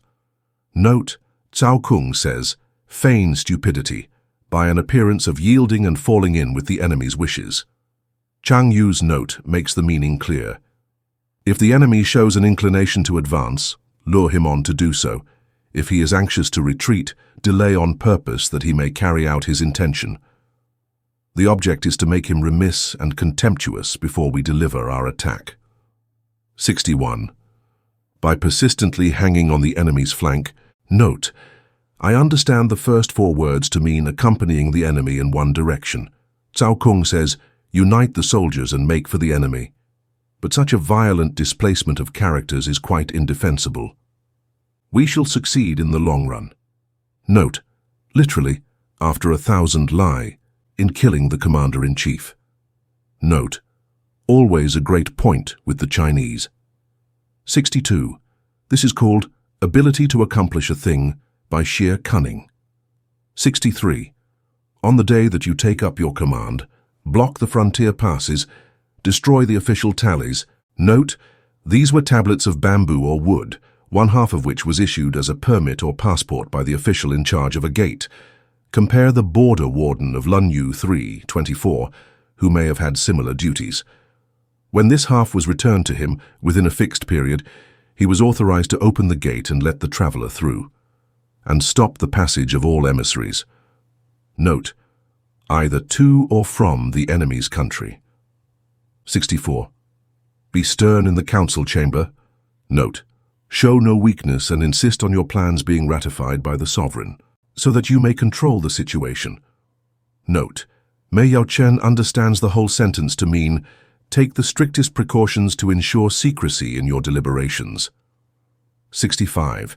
If the enemy leaves a door open, you must rush in. 66. Forestall your opponent by seizing what he holds dear, compare above section 18, and subtly contrive to time his arrival on the ground. Note, Chen Hao's explanation. If I manage to seize a favorable position, but the enemy does not appear on the scene, the advantage thus obtained cannot be turned to any practical account. He who intends, therefore, to occupy a position of importance to the enemy must begin by making an artful appointment, so to speak, with his antagonist, and cajole him into going there as well. Mei Yao Chen explains that this artful appointment is to be made through the medium of the enemy's own spies, who will carry back just the amount of information that we choose to give them. Then, having cunningly disclosed our intentions, we must manage, though starting after the enemy, to arrive before him. 7, section 4. We must start after him in order to ensure his marching thither. We must arrive before him in order to capture the place without trouble. Taken thus, the present passage lends some support to Mei Yao Chen's interpretation of section 47. 67. Walk in the path defined by rule. Note, Chialin says, victory is the only thing that matters, and this cannot be achieved by adhering to conventional canons. It is unfortunate that this variant rests on very slight authority. For the sense yielded is certainly much more satisfactory. Napoleon, as we know, according to the veterans of the old school whom he defeated, won his battles by violating every accepted canon of warfare. And accommodate yourself to the enemy. until you can fight a decisive battle. Note, Sun Tzu says, conform to the enemy's tactics until a favorable opportunity offers, then come forth and engage in a battle that shall prove decisive. 68. At first, then, exhibit the coyness of a maiden until the enemy gives you an opening. Afterwards, emulate the rapidity of a running hare, and it will be too late for the enemy to oppose you. Note, as the hare is noted for its extreme timidity, the comparison hardly appears felicitous, but of course Sun Tzu was thinking only of its speed. The words have been taken to mean, you must flee from the enemy as quickly as an escaping hare, but this is rightly rejected by Sun Tzu.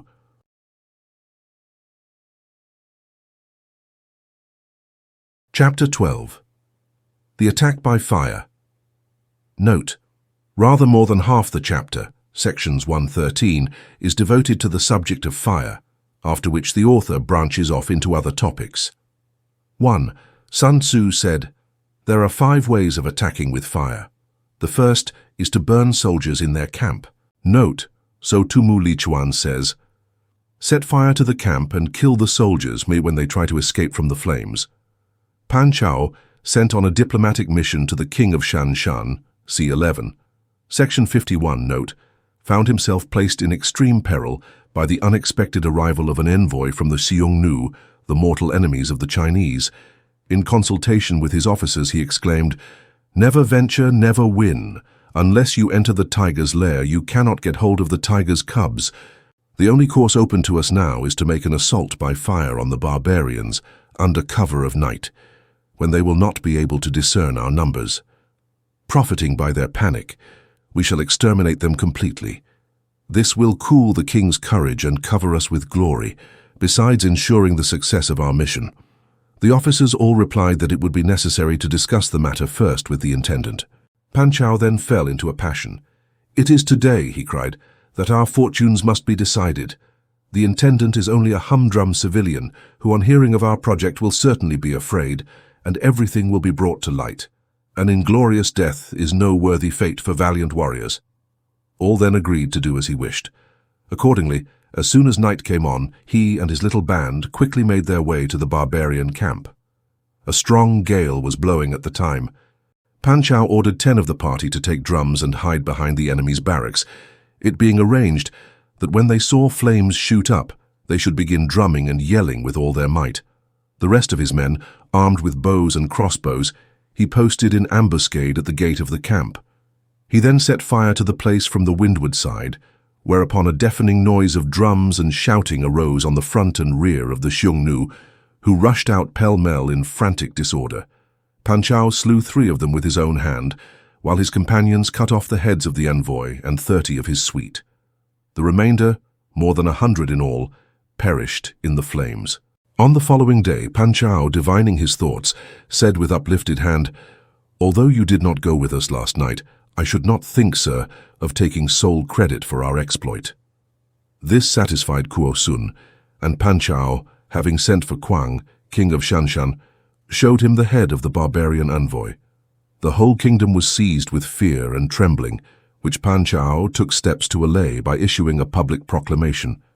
Then, taking the king's sons as hostage, he returned to make his report to Tou Ku, Hao Han Shu, chapter 47, Femma 1-2. The second is to burn stores. Note, Tu Mu says, provisions, fuel and fodder. In order to subdue the rebellious population of Qiangnan, Cao Keng recommended Wen Ti of the Sui dynasty to make periodical raids and burn their stores of grain, a policy which in the long run proved entirely successful. The third is to burn baggage trains. Note, an example given is the destruction of Yuan Shao's wagons and impedimenta by Cao Cao in 200 AD. The fourth is to burn arsenals and magazines. Note, Tu Mu says that the things contained in arsenals and magazines are the same. He specifies weapons and other implements, bullion and clothing. Compare 7, section 11. The fifth is to hurl dropping fire amongst the enemy. Note, Tu Yu says in the Tung Tian to drop fire into the enemy's camp. The method by which this may be done is to set the tips of arrows alight by dipping them into a brazier, and then shoot them from powerful crossbows into the enemy's lines. 2. In order to carry out an attack, we must have means available. Note, Tsao Kung thinks that traitors in the enemy's camp are referred to, but Qin Hao is more likely to be right in saying, we must have favorable circumstances in general, not merely traitors to help us. Chia Lin says, we must avail ourselves of wind and dry weather. The material for raising fire should always be kept in readiness. Note, Tu Mu suggests as material for making fire, dry vegetable matter, reeds, brushwood, straw, grease, oil, etc. Here we have the material cause.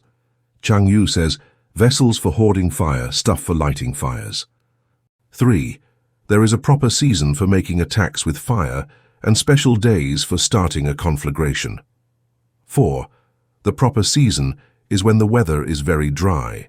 The special days are those when the moon is in the constellations of the sieve, the wall, the wing, or the crossbar.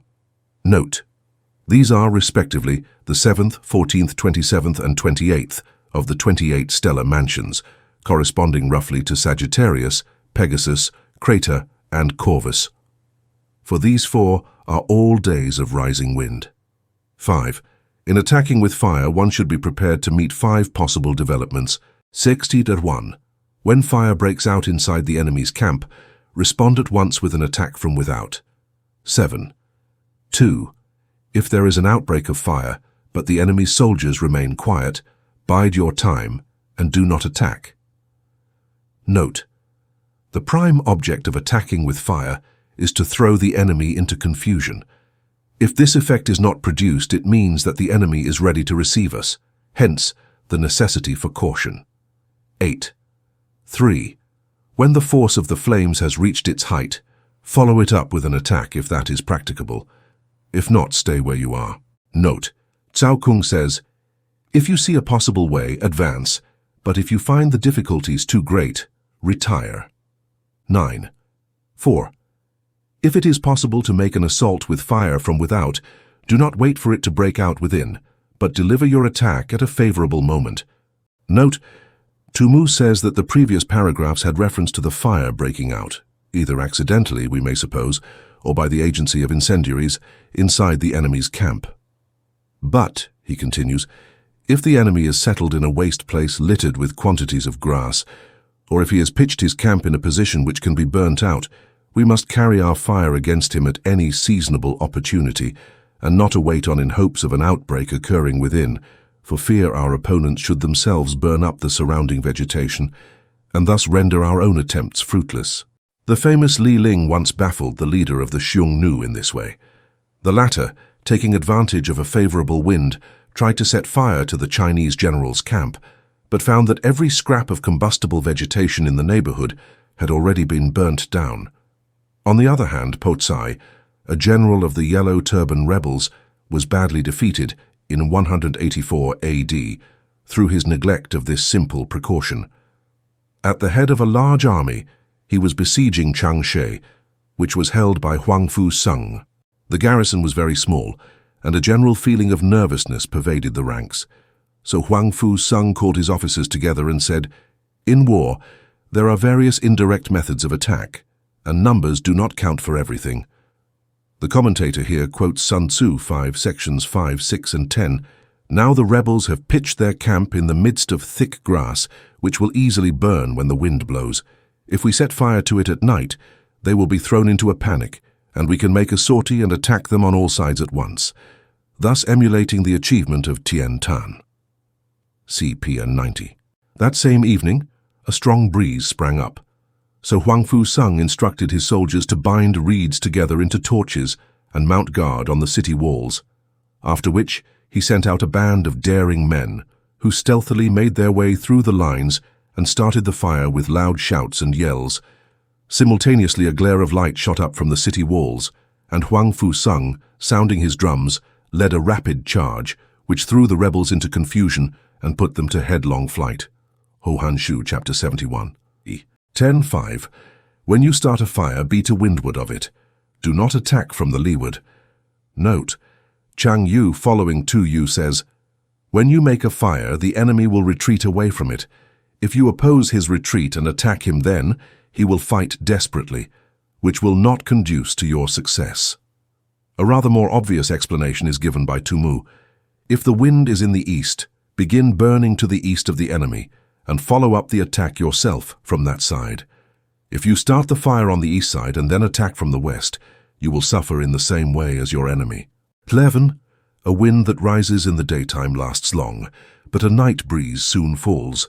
Compare Lao Tzu's saying, "A violent wind does not last the space of a morning." Tao Te Ching, chapter 23. Mei Yaochen and Wang Shi say, "A day breeze dies down at nightfall, and a night breeze at daybreak. This is what happens as a general rule. The phenomenon observed may be correct enough, but how this sense is to be obtained is not apparent." 12. In every army, the 5 developments connected with fire must be known, the movements of the stars calculated, and a watch kept for the proper days. Note, Tzŭ says, we must make calculations as to the paths of the stars, and watch for the days on which wind will rise before making our attack with fire. Chang Yu seems to interpret the text differently. We must not only know how to assail our opponents with fire, but also be on our guard against similar attacks from them. 13. Hence those who use fire as an aid to the attack show intelligence. Those who use water as an aid to the attack gain an accession of strength. 14. By means of water an enemy may be intercepted but not robbed of all his belongings. Note, Cao Kung's note is, we can merely obstruct the enemy's road or divide his army, but not sweep away all his accumulated stores. Water can do useful service, but it lacks the terrible destructive power of fire. This is the reason, Chang Yu concludes, why the former is dismissed in a couple of sentences, whereas the attack by fire is discussed in detail. Wu Tzu, chapter 4, speaks thus of the 2 elements. If an army is encamped on low-lying marshy ground, from which the water cannot run off, and where the rainfall is heavy it may be submerged by a flood. If an army is encamped in wild marshlands thickly overgrown with weeds and brambles and visited by frequent gales, it may be exterminated by fire. 15. Unhappy is the fate of one who tries to win his battles and succeed in his attacks without cultivating the spirit of enterprise, for the result is waste of time and general stagnation. Note, this is one of the most perplexing passages in Sun Tzu. Cao Kung says, rewards for good service should not be deferred a single day. And Tzŭ, if you do not take opportunity to advance and reward the deserving, your subordinates will not carry out your commands, and disaster will ensue. For several reasons, however, and in spite of the formidable array of scholars on the other side, I prefer the interpretation suggested by Mei Yaochen alone, whose words I will quote, "Those who want to make sure of succeeding in their battles and assaults must seize the favorable moments when they come, and not shrink on occasion from heroic measures. That is to say, they must resort to such means of attack of fire, water, and the like. What they must not do, and what will prove fatal, is to sit still and simply hold to the advantages they have got." 16. Hence the saying, the enlightened ruler lays his plans well ahead, the good general cultivates his resources. Note, Tzŭ quotes the following from the San Tzŭ, chapter 2. The warlike prince controls his soldiers by his authority, kits them together by good faith, and by rewards makes them serviceable. If faith decays, there will be disruption. If rewards are deficient, commands will not be respected. 17. Move not unless you see an advantage. Use not your troops unless there is something to be gained. Fight not unless the position is critical. Note, Sun Tzu may at times appear to be overcautious, but he never goes so far in that direction as the remarkable passage in the Tao Te Ching, chapter 69. I dare not take the initiative, but prefer to act on the defensive. I dare not advance an inch, but prefer to retreat a foot. 18. No ruler should put troops into the field merely to gratify his own spleen. No general should fight a battle simply out of pique. 19. If it is to your advantage, make a forward move. If not, stay where you are. Note, this is repeated from 11, section 17. Here I feel convinced that it is an interpolation, for it is evident that section 20 ought to follow immediately on section 18. 20. Anger may in time change to gladness, vexation may be succeeded by content. 21. But a kingdom that has once been destroyed can never come again into being. Note, the Wu state was destined to be a melancholy example of this saying, nor can the dead ever be brought back to life. 22. Hence the enlightened ruler is heedful, and the good general full of caution. This is the way to keep a country at peace and an army intact. Chapter 13. The Use of Spies. 1. Sun Tzu said, raising a host of 100,000 men and marching them great distances entails heavy loss on the people and a drain on the resources of the state. The daily expenditure will amount to 1,000 ounces of silver. Note, compare. 2. Sections 1, 13, 14. There will be commotion at home and abroad, and men will drop down exhausted on the highways. Note, compare Tao Te Ching, chapter 30. Where troops have been quartered, brambles and thorns spring up. Chang Yu has the note. We may be reminded of the saying, on serious ground, gather in plunder. Why then should carriage and transportation cause exhaustion on the highways? The answer is that not victuals alone, but all sorts of munitions of war have to be conveyed to the army. Besides, the injunction to forage on the enemy only means that when an army is deeply engaged in hostile territory, scarcity of food must be provided against. Hence, without being solely dependent on the enemy for corn, we must forage in order that there may be an uninterrupted flow of supplies. Then again, there are places like salt deserts where provisions being unobtainable, supplies from home cannot be dispensed with. As many as 700,000 families will be impeded in their labor. Note, Mei Yaoshen says, men will be lacking at the plough tail. The allusion is to the system of dividing land into 9 parts, each consisting of about 15 acres, the plot in the center being cultivated on behalf of the state by the tenants of the other 8. It was here also, so Tu Mu tells us, that their cottages were built and a well sunk, to be used by all in common. C2, Section 12, note. In time of war, one of the families had to serve in the army, while the other 7 contributed to its support. Thus, by a levy of 100,000 men, reckoning 1 able-bodied soldier to each family, the husbandry of 700,000 families would be affected. 2. Hostile armies may face each other for years, striving for the victory which is decided in a single day. This being so, to remain in ignorance of the enemy's condition simply because one grudges the outlay of 100 ounces of silver in honors and emoluments. Note, for spies is of course the meaning, though it would spoil the effect of this curiously elaborate exordium if spies were actually mentioned at this point. Is the height of inhumanity. Note, Sun Tzu's agreement is certainly ingenious. He begins by adverting to the frightful misery and vast expenditure of blood and treasure which war always brings in its train.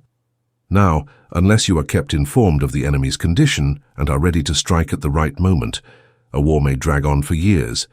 The only way to get this information is to employ spies, and it is impossible to obtain trustworthy spies unless they are properly paid for their services. But it is surely false economy to grudge a comparatively trifling amount for this purpose, when every day that the war lasts eats up an incalculably greater sum.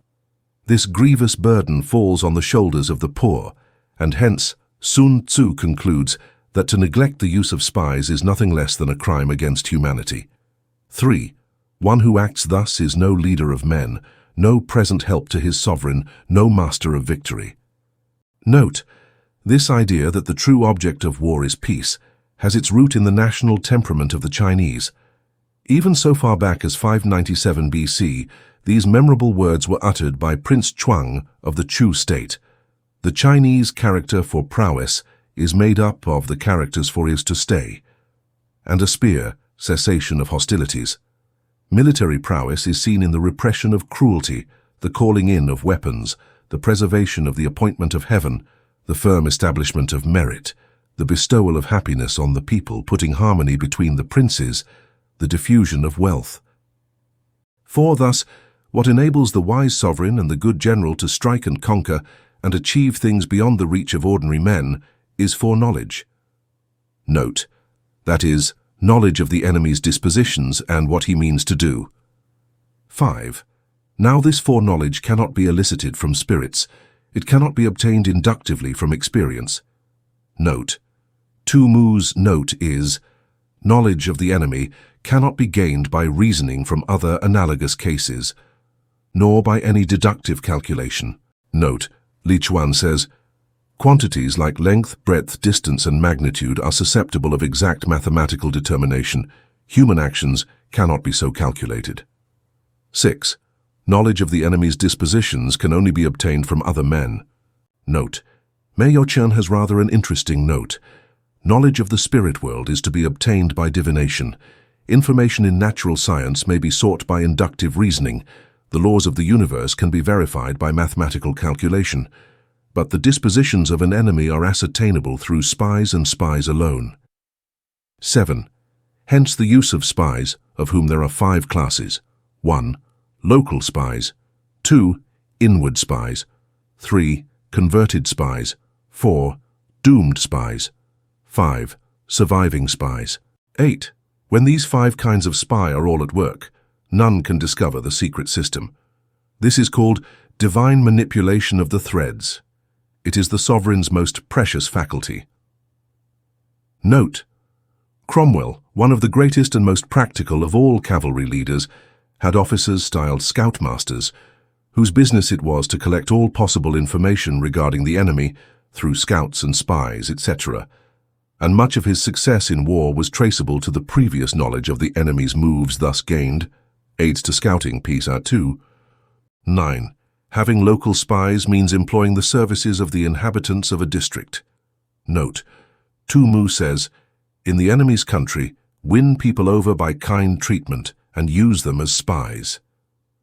10. Having inward spies, making use of officials of the enemy. Note: Tzu enumerates the following classes as likely to do good service in this respect: worthy men who have been degraded from office, criminals who have undergone punishment, also favorite concubines who are greedy for gold, men who are aggrieved at being in subordinate positions, or who have been passed over in the distribution of posts, others who are anxious that their side should be defeated in order that they may have a chance of displaying their ability and talents, fickle turncoats who always want to have a foot in each boat. Officials of these several kinds, he continues, should be secretly approached and bound to one's interests by means of rich presents. In this way you will be able to find out the state of affairs in the enemy's country, ascertain the plans that are being formed against you, and moreover, disturb the harmony and create a breach between the sovereign and his ministers. The necessity for extreme caution, however, in dealing with inward spies, appears from an historical incident related by Ho Shi. Lo Shang, governor of Yichou, sent his general Wei Po to attack the rebel Li Xiong of Shu in his stronghold at Pi. After each side had experienced a number of victories and defeats, Li Xiong had recourse to the services of a certain Po Tai, a native of Wu Tu.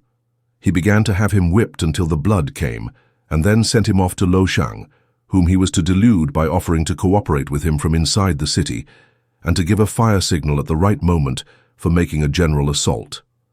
Lo Shang, confiding in these promises, marched out all his best troops and placed Wei Po and others at their head, with orders to attack at Po Tai's bidding. Meanwhile, Li Xiong's general Li Xiang had prepared an ambuscade on their line of march, and Po Tai, having reared long scaling ladders against the city walls, now lighted the beacon fire. Wei Po's men raced up on seeing the signal and began climbing the ladders as fast as they could, while others were drawn up by ropes lowered from above. More than 100 of Lo Shang's soldiers entered the city in this way, every one of whom was forthwith beheaded. Li Xiong then charged with all his forces, both inside and outside the city, and routed the enemy completely. This happened in 303 AD. I do not know where Ho Shi got the story from. It is not given in the biography of Li Xiong, or that of his father Li Te-chin Shu, chapter 120-121. 11. Having converted spies, getting hold of the enemy's spies and using them for our own purposes. Note: by means of heavy bribes and liberal promises detaching them from the enemy's service, and inducing them to carry back false information, as well as to spy in turn on their own countrymen. On the other hand, Xiao Shi Xian, says that we pretend not to have detected him, but contrive to let him carry away a false impression of what is going on. Several of the commentators accept this as an alternative definition, but that it is not what Sun Tzu meant is conclusively proved by his subsequent remarks about treating the converted spy generously. Section 21 SQQ. Ho Shi notes 3 occasions on which converted spies were used with conspicuous success. 1. By Tian Tan in his defense of Chimo, see above, Ps 90. 2. By Chao Shi on his march to Oyu, CP 57, and by the wily Fan Chu in 260 BC, when Lian Po was conducting a defensive campaign against Qin. The king of Chao strongly disapproved of Lian Po's cautious and dilatory methods, which had been unable to avert a series of minor disasters, and therefore lent a ready ear to the reports of his spies, who had secretly gone over to the enemy and were already in Fan Chu's pay. They said, "The only thing which causes Qin anxiety is lest Chao Kuo should be made general. Lian Po they consider an easy opponent who is sure to be vanquished in the long run." Now this Chao Kuo was a son of the famous Chao Shi. From his boyhood, he had been wholly engrossed in the study of war and military matters, until at last he came to believe that there was no commander in the whole empire who could stand against him. His father was much disquieted by this overweening conceit, and the flippancy with which he spoke of such a serious thing as war, and solemnly declared that if ever Kuo was appointed general, he would bring ruin on the armies of Chao. This was the man who, in spite of earnest protests from his own mother and the veteran statesman Lin Xiangju, was now sent to succeed Lian Po. Needless to say, he proved no match for the redoubtable Po Chi and the great military power of Qin. He fell into a trap by which his army was divided into 2 and his communications cut. And after a desperate resistance lasting 46 days, during which the famished soldiers devoured one another, he was himself killed by an arrow, and his whole force amounting, it is said, to 400,000 men, ruthlessly put to the sword. 12. Having doomed spies, doing certain things openly for purposes of deception, and allowing our own spies to know of them, and report them to the enemy. Note, Tzŭ gives the best exposition of the meaning.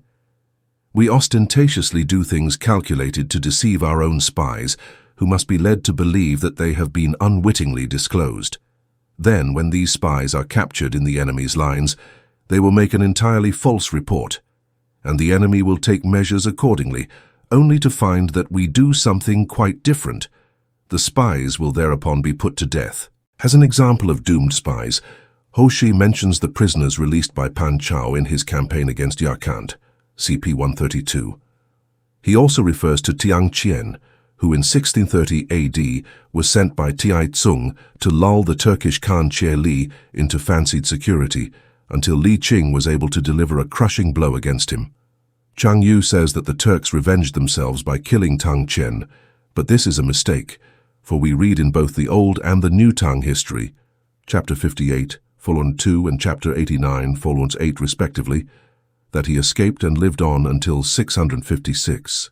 Li Yiqi played a somewhat similar part in 203 BC, when sent by the king of Han to open peaceful negotiations with Qi. He has certainly more claim to be described a doomed spy, for the king of Qi, being subsequently attacked without warning by Han Xin, and infuriated by what he considered the treachery of Li Yiqi, ordered the unfortunate envoy to be boiled alive. 13. Surviving spies, finally, are those who bring back news from the enemy's camp. Note, this is the ordinary class of spies, properly so called, forming a regular part of the army. Tumu says, "Your surviving spy must be a man of keen intellect, though in outward appearance a fool, of shabby exterior, but with a will of iron. He must be active, robust, endowed with physical strength and courage, thoroughly accustomed to all sorts of dirty work, able to endure hunger and cold, and to put up with shame and ignominy." Ho Shi tells the following story of Taxi Wu of the Sui dynasty. When he was governor of eastern Qin, Shen Wu of Qi made a hostile movement upon Sha Yuan. The emperor Tai Tzu, Cao Tzu, sent Taxi Wu to spy upon the enemy. He was accompanied by 2 other men. All 3 were on horseback and wore the enemy's uniform. When it was dark, they dismounted a few hundred feet away from the enemy's camp and stealthily crept up to listen until they succeeded in catching the passwords used in the army. Then they got on their horses again and boldly passed through the camp under the guise of night watchmen, and more than once, happening to come across a soldier who was committing some breach of discipline, they actually stopped to give the culprit a sound cudgeling. Thus they managed to return with the fullest possible information about the enemy's dispositions and received warm commendation from the emperor, who in consequence of their report was able to inflict a severe defeat on his adversary. 14. Hence it is that with none in the whole army are more intimate relations to be maintained than with spies. Note, Tu Mu and Mei Yao-chen point out that the spy is privileged to enter even the general's private sleeping tent. None should be more liberally rewarded. In no other business should greater secrecy be preserved. Note, Tu Mu gives a graphic touch. All communication with spies should be carried mouth to ear. The following remarks on spies may be quoted from Turenne, who made perhaps larger use of them than any previous commander. Spies are attached to those who give them most. He who pays them ill is never served. They should never be known to anybody, nor should they know one another. When they propose anything very material, secure their persons, or have in your possession their wives and children as hostages for their fidelity. Never communicate anything to them but what is absolutely necessary that they should know. Marshal Turenne, Piba 311, 15. Spies cannot be usefully employed without a certain intuitive sagacity. Note, Mei Yao-chen says, in order to use them one must know fact from falsehood and be able to discriminate between honesty and double-dealing. Wang Xi, in a different interpretation, thinks more along the lines of intuitive perception and practical intelligence. Tu Mu strangely refers these attributes to the spies themselves. Before using spies, we must assure ourselves as to their integrity of character and the extent of their experience and skill. But he continues, a brazen face and a crafty disposition are more dangerous than mountains or rivers. It takes a man of genius to penetrate such, so that we are left in some doubt as to his real opinion on the passage. 16. They cannot be properly managed without benevolence and straightforwardness. Note, Chang Yu says, when you have attracted them by substantial offers, you must treat them with absolute sincerity. Then they will work for you with all their might. 17. Without subtle ingenuity of mind, one cannot make certain of the truth of their reports. Note, Mei Yao-chen says, be on your guard against the possibility of spies going over to the service of the enemy. 18. Be subtle, and use your spies for every kind of business. Compare 6, Section 9. 19.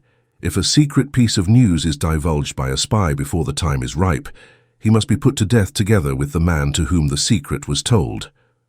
Note, word for word, the translation here is, if spy matters are heard before, our plans are carried out, etc.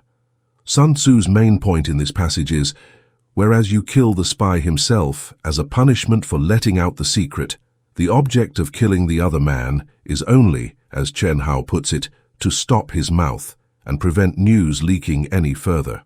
If it had already been repeated to others, this object would not be gained.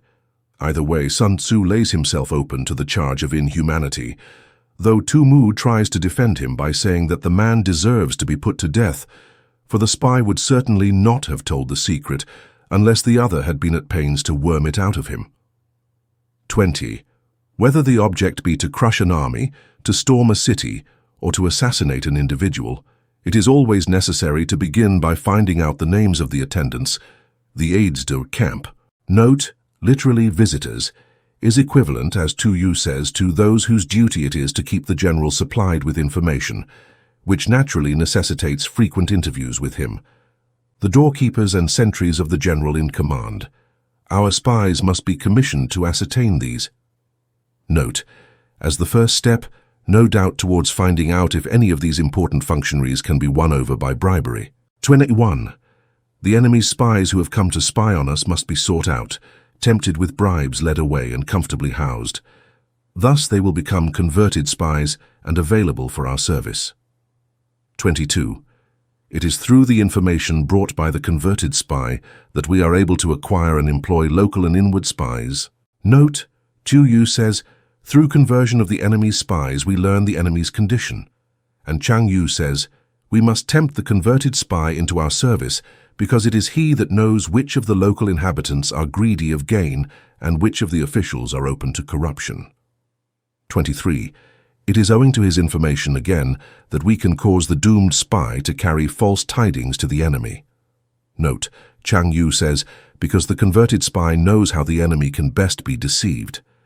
24. Lastly, it is by his information that the surviving spy can be used on appointed occasions. 5.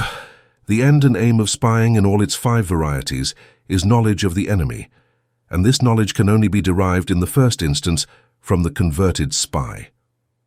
Note, as explained in sections 22 to 24. He not only brings information himself, but makes it possible to use the other kinds of spy to advantage. Hence it is essential that the converted spy be treated with the utmost liberality. 26. Of old, the rise of the Yin dynasty. Note, Sun Tzu means the Shang dynasty, founded in 1766 BC.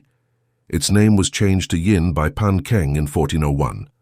Was due to Ai Qi.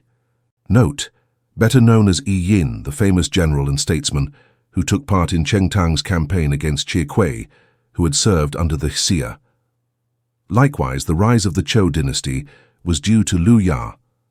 Note, Liu Shang rose to high office under the tyrant Zhou Xin, whom he afterwards helped to overthrow. Popularly known as Tai Kung, a title bestowed on him by Wen Wang, he is said to have composed a treatise on war, erroneously identified with the Liu Tao, who had served under the Yin. Note, there is less precision in the Chinese than I have thought it well to introduce into my translation, and the commentaries on the passage are by no means explicit. But, having regard to the context, we can hardly doubt that Sun Tzu is holding up Yi Qi and Liu Ya as illustrious examples of the converted spy, or something closely analogous. His suggestion is that the Xia and Yin dynasties were upset owing to the intimate knowledge of their weaknesses and shortcoming which these former ministers were able to impart to the other side. Mei Yaochen appears to resent any such aspersion on these historic names. Ai Yin and Liu Ya, he says, were not rebels against the government. Xia could not employ the former, hence Yin employed him. Yin could not employ the latter, hence Hu employed him. Their great achievements were all for the good of the people. Ho Shi is also indignant. How should 2 divinely inspired men such as I and Liu have acted as common spies? Sun Tzu's mention of them simply means that the proper use of the 5 classes of spies is a matter which requires men of the highest mental caliber like I and Liu, whose wisdom and capacity qualified them for the task. The above words only emphasize this point.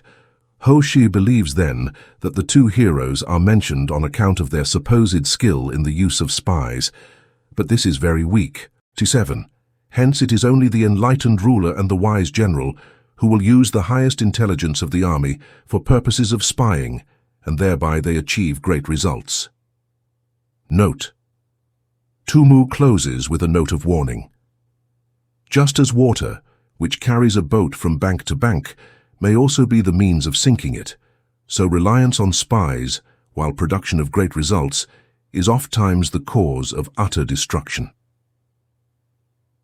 Spies are a most important element in war, because on them depends an army's ability to move. Note, Chia Lin says that an army without spies is like a man without ears or eyes. Thanks for watching. Please like the video and subscribe to the channel for more excellent content.